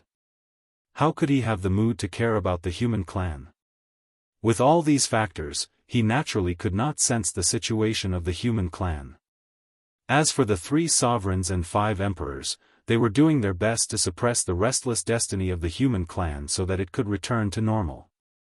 At the same time, they could sort out the losses of the human clan this time. They did not have the energy to take care of the current human clan. It could be said that all the peerless experts of the human clan were distracted. It was also because of this that the saint had a chance to plan. Sensing the completion of his plan, the Grand Pure One heaved a sigh of relief. At the same time, he decided not to continue playing with Feng Zichen and the others. After dragging on for so long, this boring battle should end. Thinking to this point, the Grand Pure One found an opportunity to suddenly retreat. Fellow Daoists, what do you think of this mystical ability of the Poor Way? The Grand Pure One retreated to the side and said as he waved the horsetail whisk in his hand. Feng Zichen and Great Emperor Ziwei did not reply. Instead, they rushed forward and did not give the Grand Pure One a chance to catch his breath. They knew that villains died because they talked too much. Who knew what kind of variables would happen after chatting with the Grand Pure One for a while? 1 Qi into 3 Pure Ones. Seeing the two of them rushing over, the Grand Pure One shook his head. He waved the horsetail whisk in his hand and suddenly turned into a wisp of clear air. Then, the clear air split into 3 and turned into 3 Daoists with different appearances. One looked young, one looked middle-aged, and one looked old. The young Daoist's face was identical to the Grand Master of Heaven. The middle-aged Daoist's face was identical to the Heavenly Lord of Primordial Beginning. The old Daoist was clearly the Grand Pure One himself. The three of them stepped forward and introduced themselves according to their age. Poor Wei, Daoist Tai Ching. Poor Wei, Daoist Yu Qing. Poor Wei, Daoist Shangqing. Greetings, fellow Daoists. 3 Seeing this scene, Feng Zichen and Great Emperor Ziwei could not help but stop in their tracks. Feng Zichen recognized the origin of this mystical ability. This mystical ability was called 1 Qi into 3 Pure Ones. It was a supreme mystical ability created by the Grand Pure One. It could create 3 clones, each of which had combat power that was not inferior to the main body.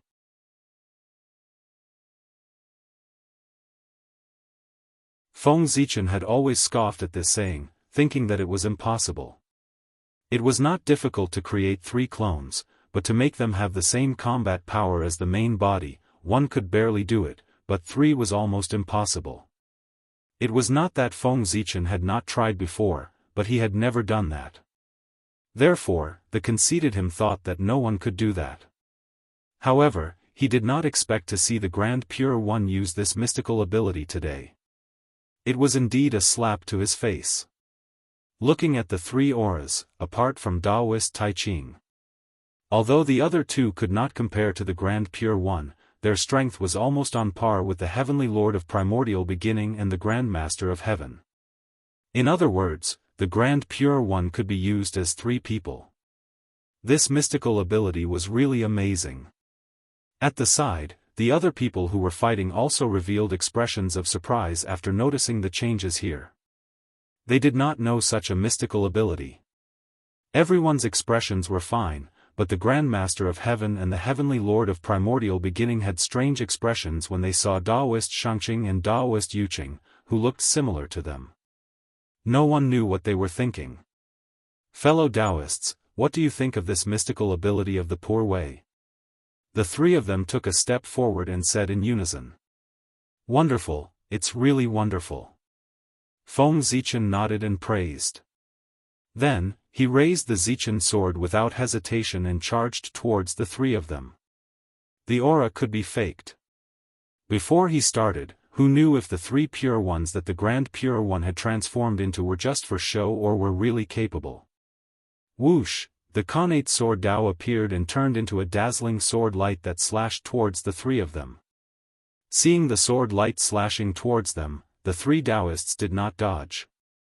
They stood where they were, and an immortal light rose from each of their bodies and connected in front of them to block the sword light. That immortal light was the 3 pure ones' innate mystical ability, the 3 pure immortal light. When an expert attacked, one would know whether or not he was an expert. As soon as the 3 pure immortal light appeared, Feng Zichen knew that the 3 Daoists were really capable and not just for show. Fellow Daoist, since you have already attacked, it's the Poor Wei's turn. After blocking the sword light, the 3 of them said in unison. Then, they did not seem to do anything, but the heaven-earth mysterious yellow pagoda that was suppressed by the Zhouxing painting suddenly trembled violently and was about to break out of the seal. Fellow Daoist, you really have a good mystical ability. However, since we've already experienced your abilities, it's time for you to experience ours as well, the heavenly monarch said with a smile.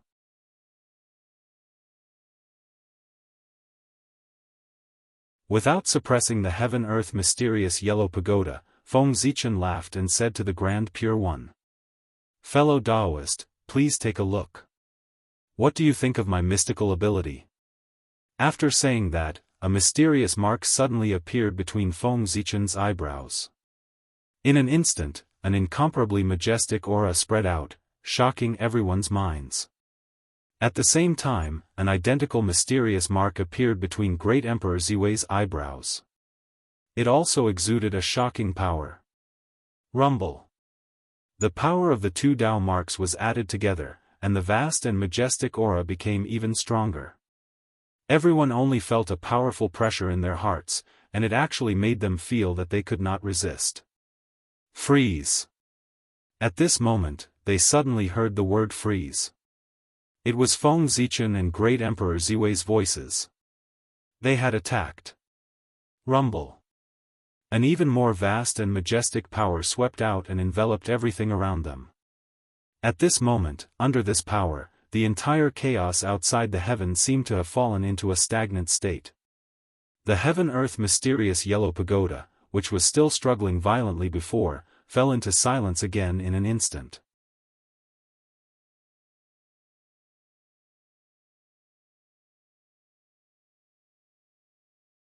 Chapter 758. Pangu's Mark. The mysterious mark that appeared between Feng Zichen and Great Emperor Ziwei's eyebrows was Pangu's mark. As members of the Pangu lineage, the two of them naturally had Pangu's mark on their bodies to show their noble origins. Because the two of them used Pangu's mark, the entire battlefield was instantly enveloped by the incomparably majestic power of Pangu. Under this majestic power, everyone who was fighting unconsciously stopped what they were doing. They looked at Feng Zichen and Great Emperor Ziwei with a look of surprise and uncertainty. After countless years, someone actually used Pangu's mark again. Moreover, it was two members of the Pangu lineage who had never fought before. The 12 ancestral sorcerers could transform into Pangu's physical body when they used Pangu's mark. The 3 pure ones could theoretically transform into Pangu's primordial spirit when they used Pangu's mark. What about Feng Zichen and Great Emperor Ziwei? What could the two of them transform into when they used Pangu's mark? Pangu's primordial spirit or Pangu's physical body? Because no one had ever seen the two of them use Pangu's mark, everyone was looking forward to it. They all watched with great interest. Ignoring the crowd, Feng Zichen and Great Emperor Ziwei said in unison, "Fellow Daoist Taiching, how about this remarkable power of ours?" As soon as they finished speaking, the remarkable power was unleashed. The Pangu's mark between their eyebrows suddenly erupted with a dazzling Dao light. It condensed behind the two of them and gradually formed 2 blurry figures. Pangu. These 2 blurry figures were both Pangu. However, the difference was that Pangu's physical body was condensed behind Feng Zichen, while Pangu's primordial spirit was condensed behind Great Emperor Ziwei. Feng Zichen mainly cultivated the path of gods and demons, and what he cultivated was Pangu's true body. Therefore, after he used Pangu's mark, what he condensed was naturally Pangu's physical body. As for Great Emperor Ziwei, he was born in Ziwei Star and was the god of Pangu. When he used Pangu's mark, he naturally summoned Pangu's primordial spirit. Merge. After Pangu's primordial spirit and Pangu's physical body manifested, Great Emperor Ziwei and Feng Zichen's silhouettes swayed and merged into their respective bodies. Then, the two Pangus seemed to suddenly have a mind of their own. They suddenly clenched their fists and threw a punch at Daoist 3 purities, who had transformed into Saint Taiching. This punch was like a casual punch. It didn't use any Dharma treasure, nor did it use any divine ability. There was nothing fancy about it. It was very ordinary. However, in Saint Taiching's eyes, this punch was like the Tao. It controlled everything and encompassed everything. It made him feel like he was invincible. In front of this punch, any divine ability would be ineffective, and any great Tao would be suppressed. This punch could be said to be invincible. If one punch could be said to be invincible, then it was needless to say that Saint Taiching wasn't facing 1 punch, but 2. Double the punches, double the happiness. Rumble. The dazzling fist mark pierced through the chaos beyond the heavens and destroyed the boundless universe. It stirred up a terrifying tide of destruction and ruthlessly struck Saint Taiching's body. With a boom, an earth-shattering power burst forth. The golden bridge formed by the Taiji diagram was sent flying. Without the Taiji diagram's protection, the powerful force spread out and engulfed Daoist three purities. Bang! Bang! Bang! Three shocking explosions rang out. Daoist three purities' body was shattered by the two punches, turning into fragments of clear qi that filled the sky. The supreme divine ability, one qi into three purities, was broken. Whoosh, whoosh, whoosh. After a while, the wind from the fists stopped and the chaos returned to normal. The clear qi that filled the sky gathered again and gradually transformed into Saint Taiching's figure. However, at this moment, this tranquil and inactive saint looked a little miserable. His face was pale and blood flowed from the corner of his mouth.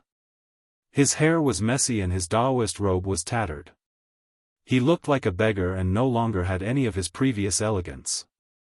Clearly, his divine ability had been broken and he had been hit by the two punches. Even someone as powerful as him didn't feel good. He had suffered heavy injuries. Logically speaking, Feng Zichen and Great Emperor Ziwei should have taken advantage of the Saint Taiching's injuries and shattered Daoist body to pursue him. They should have expanded their victory and not given him a chance to recover his physical body. However, the two of them didn't do that because they had more important things to do. Taking advantage of the Saint Taiching's shattered Daoist body, Feng Zichen and Great Emperor Ziwei retreated and went to the heaven-earth mysterious yellow pagoda. They refined it with all their might and tried to erase the imprint that the Saint Taiching had left on it. At this moment, the Saint Taiching's Daoist body was shattered. In order to quickly reform his Daoist body, he had no time to care about the heaven-earth mysterious yellow pagoda. This period of time was the best opportunity for Feng Zichen and Great Emperor Ziwei to refine the heaven-earth mysterious yellow pagoda. As for taking advantage of the situation and pursuing him, that was a joke. So what if they completely shattered the Saint Taiching's physical body? At most, they would make him lose face. They wouldn't be able to kill him. Since they couldn't achieve anything, why should Feng Zichen do it? He might as well take this opportunity to refine the heaven-earth mysterious yellow pagoda so that he could completely control this supreme treasure. That was the only way to deal the greatest blow to the Saint Taiching. Losing the heaven-earth mysterious yellow pagoda was a huge loss to the Saint Taiching's strength. Even his luck would be reduced by half. With the heaven-earth mysterious yellow pagoda in hand, the Saint Taiching was equivalent to two saints. Without the heaven-earth mysterious yellow pagoda, he was just one saint. The gap between them was already very obvious. As the number one postnatal treasure, the heaven-earth mysterious yellow pagoda naturally had 49 acquired divine seals in its body. They were like divine chains of order that covered the core of the heaven-earth mysterious yellow pagoda. Rumble. Their divine senses surged out like raging waves and surged into the heaven-earth mysterious yellow pagoda. The indestructible acquired divine seal in the pagoda was like clay under the divine senses of Feng Zichen and Great Emperor Ziwei. It was broken by the two of them without any resistance. Rumble. The imprint that the Saint Taiching left in the divine seal was destroyed by their divine senses one after another. They then imprinted their own imprints. Just like that, in a short period of time, their divine senses broke through the 45 divine seals in the heaven-earth mysterious yellow pagoda like a hot knife through butter. They destroyed all the imprints left by the Saint Taiching inside. When they tried to break through the 46th acquired divine seal, which was the core of the heaven-earth mysterious yellow pagoda, the two of them finally encountered resistance. In the core of the heaven-earth mysterious yellow pagoda, a dazzling purple light floated in the middle of the mysterious yellow light, releasing endless mystery. The mysterious yellow light was 90% of the mysterious yellow origin qi that was born at the beginning of the world. As for the purple light, it was naturally the most precious treasure of the primordial world, the great Tao merit, which was the legendary heaven-splitting merit. There was a full level of heaven-splitting merit in the heaven-earth mysterious yellow pagoda. This was the merit that could create a saint. Whoever managed to refine it would be the destined saint, destined to become a saint. The last 4 divine seals of the heaven-earth mysterious yellow pagoda were also there. The first 3 divine seals were in the mysterious yellow origin chi, and the last divine seal was in the heaven-splitting merit. As long as they refined this place, they would completely control the heaven-earth mysterious yellow pagoda. However, right in front of the 2 of them, there was an extraordinary figure standing silently amidst the Xianhuang qi that covered the sky and earth. Looking at his face, it was the Saint Tai Ching. Daoist Tai Ching is really precious to the heaven-earth mysterious yellow pagoda.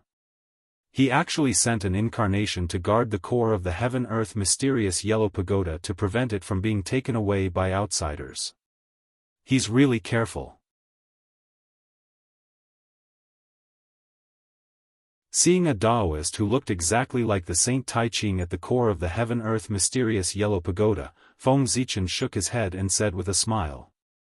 It was obviously impossible to say that he was the Saint Tai Ching himself because the Saint Tai Ching was now in the outside world. It was also wrong to say that he was the imprint left by the Saint Tai Ching because he had a complete body with flesh and blood. This was not the state that an imprint should be in. Moreover, his strength was too strong. He was already standing in the primordial chaos domain. With these conditions added together, the identity of this Daoist was obvious. He must be one of the 3 incarnations of the Saint Tai Ching. Only then could he have such powerful strength. After dealing with the Saint Tai Ching for so many years, Feng Zichen almost knew what his 3 corpses were. The Heavenly Lord of Tao and Virtue, Grand Supreme Elder Lord, Pangu, and Daoist Tai Ching were the 3 corpses of the Saint Tai Ching. As for which one the Daoist in front of him was, Feng Zichen was not sure. However, he could ask if he was not sure. Feng Zichen bowed and asked the Daoist, "How should I address you, fellow Daoist?" The Daoist returned the greeting and said, "Poor Wei, Pangu, Daoist Tai Ching." "Greetings, fellow Daoist Gaochen." Pangu, Daoist Tai Ching. Upon hearing this name, Feng Zichen already knew his background. The 3rd corpse of the Saint Tai Ching was also his self-corpse. At the same time, it was also the most powerful of his 3 corpses. After knowing the other party's background, Feng Zichen could not help but frown. This was troublesome. With their strength, it was not difficult to suppress Daoist Tai Ching, but it would take time. At this moment, what he lacked the most was time. That was because in the outside world, he was fighting with the Saint Tai Ching. How could he spare any energy to fight with Daoist Tai Ching? Thinking of this, Feng Zichen and Great Emperor Ziwei's spiritual consciousness quietly withdrew from the heaven-earth mysterious yellow pagoda. At this moment, it was not the time to make a move. They still had to wait.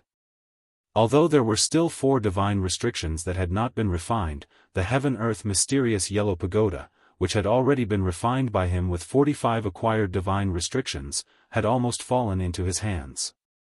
At most, he would not be able to unleash its full power. To the current Feng Zichen, power was secondary. As long as he had the heaven-earth mysterious yellow pagoda in his hands, it would be fine. Now that he had achieved his goal, he was satisfied. As long as he had the heaven-earth mysterious yellow pagoda in his hands, would he have to worry about not being able to refine the last 4 divine restrictions? After today, as long as he brought the heaven-earth mysterious yellow pagoda back to the human race, Feng Zichen would be able to slowly wear Daoist Tai Ching to death.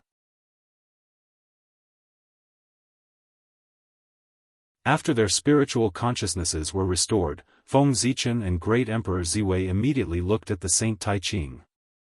At this moment, he had completely recovered his Tao body. Even the messy hair on his head and the tattered Daoist robe on his body had been restored. However, his pale face and the dispirited aura on his body were not so easy to recover. Even the Saint Tai Ching could not erase the effects left behind by Pangu's power. He needed time to slowly recuperate. Silently, the Heavenly Lord of Primordial Beginning appeared beside the Saint Tai Ching. The Grand Master of Heaven also took advantage of the time when the Lady of Earth was stunned to arrive in front of the Saint Tai Ching. The three pure ones gathered and formed a triangle, facing off against Feng Zichen and Great Emperor Ziwei. It was just refining the heaven-earth mysterious yellow pagoda, but such a change had happened. Feng Zichen and Great Emperor Ziwei could not help but be stunned. Then, they looked at the three pure ones with a solemn expression. When the three pure ones joined forces, even the Dao ancestor would frown, let alone Feng Zichen. Kill. Without wasting any time, the three pure ones joined forces and formed an inexplicable formation. They brazenly attacked Feng Zichen and Great Emperor Ziwei. Beside them, Goddess Huda wanted to help when she saw this. However, she was involved in their battle by the combined forces of Tai, Zhuan-Ti, and Jia-yin.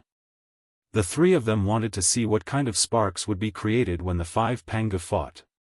At the same time, they also wanted to know what the trump cards of the five of them were. Among the Panga lineage, only the witch race had revealed their trump card, the 12 capital heaven divine wraith formation. As for the three pure ones, Feng Zichen and Great Emperor Ziwei, they rarely used the Panga mark. As a result, everyone was not very clear about their methods. Now, the two sides had finally fought a bloody battle and were about to reveal their trump cards. How could the three of them allow outsiders to destroy it? Helpless, Goddess Hudu had no choice but to be involved in this chaotic battle. The three sides had grudges against each other. This time, they all went all out. For a time, the terrifying fluctuation spread out and actually overshadowed the limelight next door. The three pure ones joining forces did not mean that they had to summon Panga's primordial spirit. That was a life-threatening method that could not be used unless it was absolutely necessary.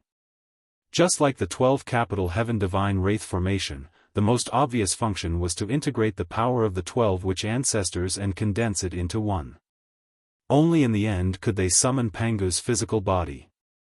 Right now, the three pure ones were not in a desperate situation. They had not reached the point where they could summon Panga's primordial spirit. At this moment, they joined forces only to integrate the power of the three of them and allow their strength to reach a new peak. In an instant, the aura of the three pure ones connected into one. It was as if they had become one. Their aura rose infinitely. Rumble. At this moment, the three pure ones were like three gods in one.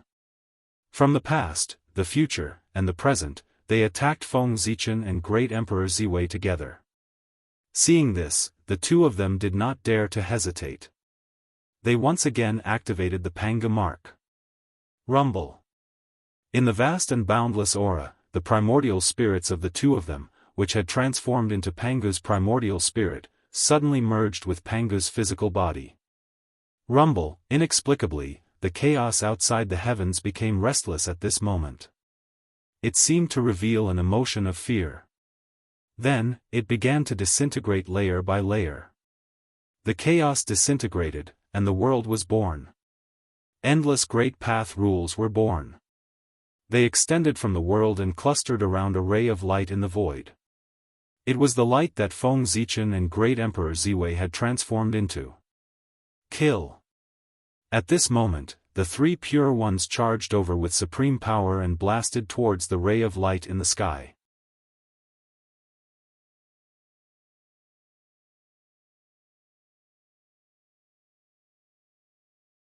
Chapter 759. Rumble. The Tao light shattered, revealing the supreme figure inside. Pangu. The real Pangu. While possessing a physical body, he also possessed a primordial spirit. This Pangu was formed by the combined efforts of Feng Zichen and Great Emperor Ziwei. He could be called a little Pangu. His strength was comparable to an expert at the 12th heaven of primordial chaos. Feng Zichen possessed the strength of a 4th heaven of primordial chaos, while Great Emperor Ziwei possessed the strength of a 6th heaven of primordial chaos. Even if the two of them worked together, they could at most contend with an expert at the 8th heaven of primordial chaos. But at this moment, after the two of them transformed into little Pangu, the strength they erupted with was comparable to an expert at the 12th heaven of primordial chaos and the great perfection. This increase in strength was simply terrifying. One had to know that the current little Pangu was formed by Feng Zichen and Great Emperor Ziwei purely using their own strength. They did not borrow any external forces. The boundless starry sky and the power of the primitive world had not been used. If these two powers were added, the little Pangu's strength would probably reach the realm of Wuxia Xianxia in an instant and become the true peak of the primitive world. Feeling the powerful strength in his body, Feng Zichen felt that his entire body was floating. At this moment, he was the only one between heaven and earth, the center of the universe, the beginning of all origins. He was incomparably great and vast. All Daos had to bow at his feet. Everything between heaven and earth had to obey his orders. He controlled all the authority of heaven and earth. With a thought, he could change heaven and earth. This was not an illusion. He really had the ability to do so. No. It was not Feng Zichen who had this ability. It was little Pangu who had the ability to control everything in this world. As the creator of the primitive world, Pangu had the highest authority in this world. No one could compete with him. If Pangu really did descend, then no one in this world would be able to attack him. However, it was a pity. Although little Pangu was also a Pangu, it still had the word little in it. It couldn't be compared to the real Pangu. Although his power was strong, there was still a limit. If someone's power could surpass his, they would naturally be able to break through his limits. This was called breaking all techniques with one force. However, although there were such people in the primordial world, they were clearly not the three pure ones. Although the three pure ones were powerful when they joined forces and their strength was comparable to that of a perfected 12th heaven of primordial chaos expert, there were still differences in strength among perfected primordial chaos experts. Without a doubt, Pangu was the strongest among them. History had already proven that Pangu was invincible in the same realm. In the truest sense, there was no one who could compare to him. Kill. With a thought, Feng Zichen urged the little Pangu to attack the three pure ones. Boom! Little Pangu punched out, and all the Daos of heaven and earth manifested, surrounding his fist and supporting him as he punched towards the three pure ones. The punch was already powerful. After being supported by the myriad Dao, it became even more extraordinary. It faintly showed signs of surpassing the realm of primordial chaos. The punch was followed by the myriad Dao. Chaos suddenly exploded, bursting out with waves that seemed to split the world apart. At this moment, under the little Pangu's punch, the scene of the beginning of the world seemed to be repeated. The myriad Dao was born because of it, and the myriad Dao evolved with it. The terrifying waves spread out and directly drowned the three pure ones. Rumble. The power that seemed to split the world apart surged and shook the great Dao of the three pure ones, causing the great Dao that they had worked hard to cultivate to gradually become unstable. One could see that the bodies of the three pure ones were blurring and disintegrating. Under the impact of the power that split the world apart, they were like the broken chaos. They began to transform into energy, showing signs of turning into the origin of the world. At the same time, the great Tao that they had worked hard to cultivate was also distorted. It was as if it was about to be separated from their bodies and integrated into the myriad Tao of heaven and earth. This was a sign that they were about to transform into Tao. The little Pangu's punch almost transformed the three pure ones into Tao. Hiss, Tai, Zhuan Ti, and the other two who saw this all gasped and felt a chill in their hearts. This power was really too strong. Was there really anyone in the primitive world who could withstand it? Subconsciously glancing at the bell of chaos in his hand, Donghuang Tai secretly calculated. He felt that even with the bell of chaos in his hand, he might not be able to withstand the little Panga's attack. The human clan had really become the general trend. For example, the demon clans of today were far too powerful. At this moment, Tai, who had returned, had truly changed his impression of the human clan. He truly saw them as an opponent. Boom! Boom! Boom! Seeing that the three pure ones were still struggling, Feng Zichen smiled coldly. He did not use any magic. Instead, he urged the little Pangu to throw punch after punch. What magic! What great Tao! These were completely meaningless to the Pangu. His fist was the strongest magic, the strongest Tao.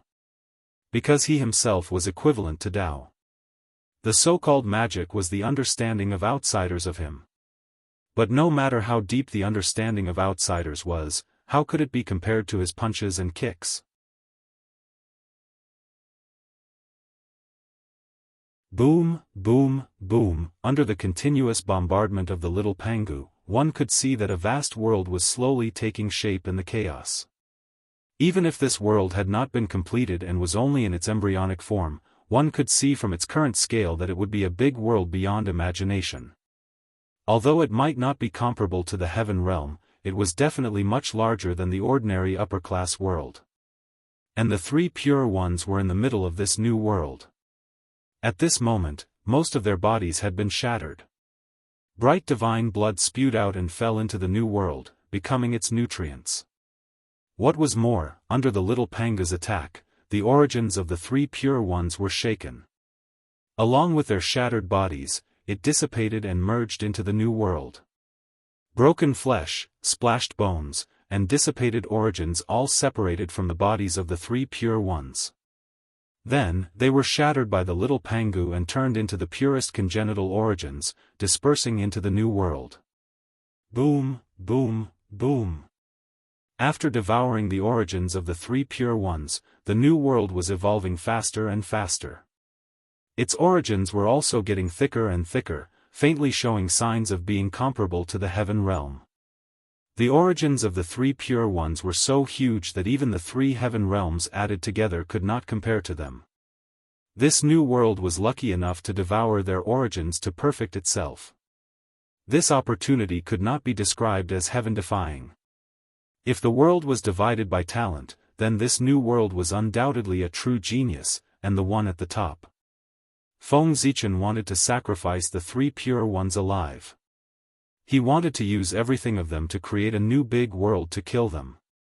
If he could really do this and turn the three pure ones into a supreme big world, then even if he could not really kill the three pure ones, his vitality would be greatly damaged. If their origins were turned into a big world, then even if they were resurrected, how much power would they have left? How much power would they be able to exert? The three pure ones without origins might still be unkillable, but without power, the threat they posed to Feng Zichen was undoubtedly countless times smaller. Thinking of this, Feng Zichen punched the three pure ones more and more frequently.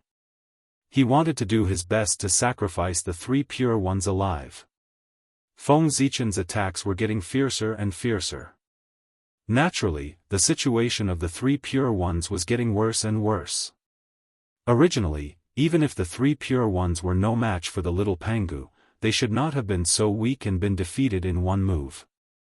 However, who asked them to be injured before this?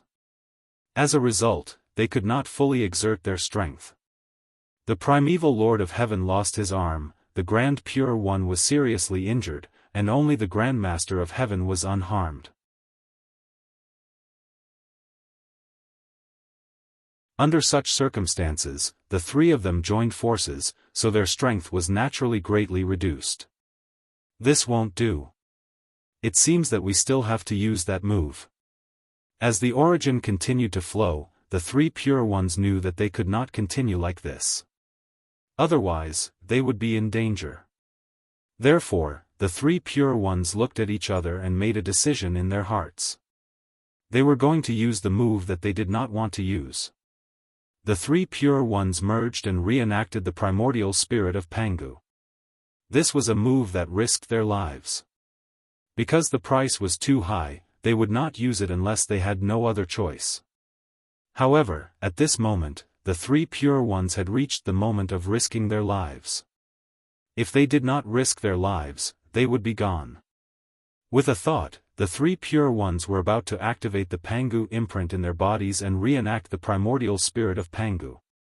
However, at this moment, an extremely dignified voice suddenly came from the depths of the chaos. Enough! As soon as he finished speaking, Dao Ancestor Hong Jun's figure quietly appeared in front of everyone. Obviously, he was here to stop the war. This was the period of the calamity. Although Dao Ancestor Hong Jun could not interfere with the primordial world, this place was not the primordial world, but the chaos outside the heavens. It was his territory, Dao Ancestor Hong Jun's territory. Seeing Dao Ancestor Hong Jun appear, Tai Yi and the other three stopped and retreated to the side. The three pure ones, who were suppressed by Feng Zichen, also let out a long sigh of relief and stopped using the Pangu imprint. Since the Dao Ancestor had already appeared, they did not have to risk their lives. It was better not to use the method of reenacting the primordial spirit of Pangu if they could. The moment the Dao Ancestor appeared, 7 of them stopped fighting, but there were still 2 who did not stop. It was Feng Zichen and Great Emperor Ziwei. At this moment, he chose to ignore the existence of Dao Ancestor Hong Jun and continued to attack the three pure ones. Why did he have to worry about the Dao Ancestor? He was not a member of the celestial sect of wonders. Feng Zichen was very dissatisfied with the fact that Dao Ancestor Hong Jun had taken sides last time. He wanted to use his own actions to vent his dissatisfaction. As for the fact that Dao Ancestor Hong Jun was very strong, Feng Zichen chuckled at this. He had countless trump cards now, so he might not be afraid of Dao Ancestor Hong Jun. Yes, that's right. Feng Zichen was arrogant. With the support of the little Pangu, he felt that he was invincible in the world and did not take Dao Ancestor Hong Jun seriously at all. And he did have the confidence to do so. Ever since the boundless starry sky recovered, God Pangu could unleash the power of the Wuxia Xianxia. In other words, Feng Zichen already had the ability to fight against the Wuxia Xianxia. And this was only the God Pangu in the boundless starry sky. He was already so strong. How strong would the Pangu Dharma idol that stood in the primordial world be? Feng Zichen had never tried it, but he knew that it was definitely stronger than the God Pangu in the boundless starry sky. This was his biggest trump card, his true life-risking move. It was also because of this that Feng Zichen had the confidence to run amok in the primordial world. This was all brought about by his powerful strength. Boom! An extremely powerful punch was thrown out of the little Pangu's hand, towards the three pure ones who had gradually given up resisting because of the appearance of Dao Ancestor Hong Jun. If this punch hit, the three pure ones would not be able to escape the fate of having their bodies shattered. Sigh. Seeing that Feng Zichen did not stop after he appeared, but became even more ferocious, Dao Ancestor Hong Jun sighed. In a flash, he appeared directly under the little Pangu's fist. He pointed out and blocked the little Pangu's punch. Gaochen, Ziwei, stop.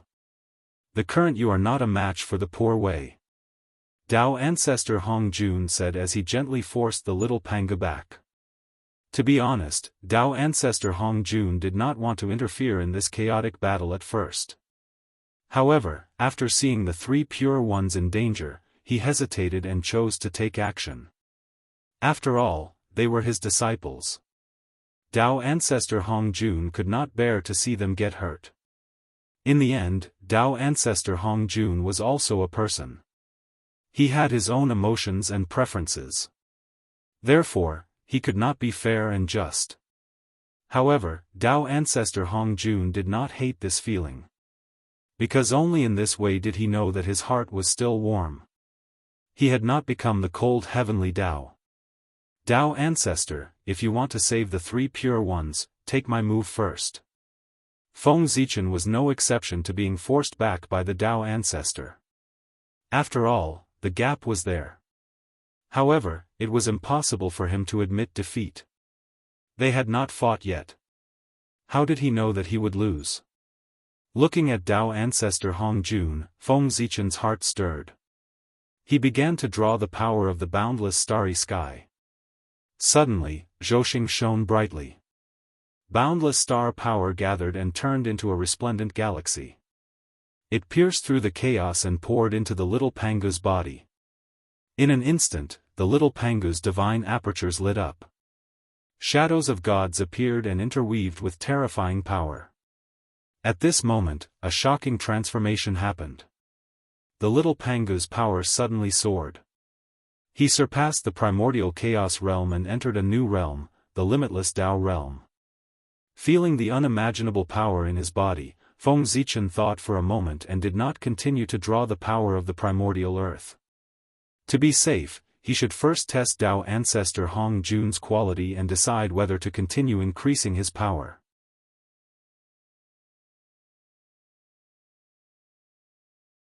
Seeing the little Pangu's change, Dao ancestor Hong Jun nodded and said, "Not bad."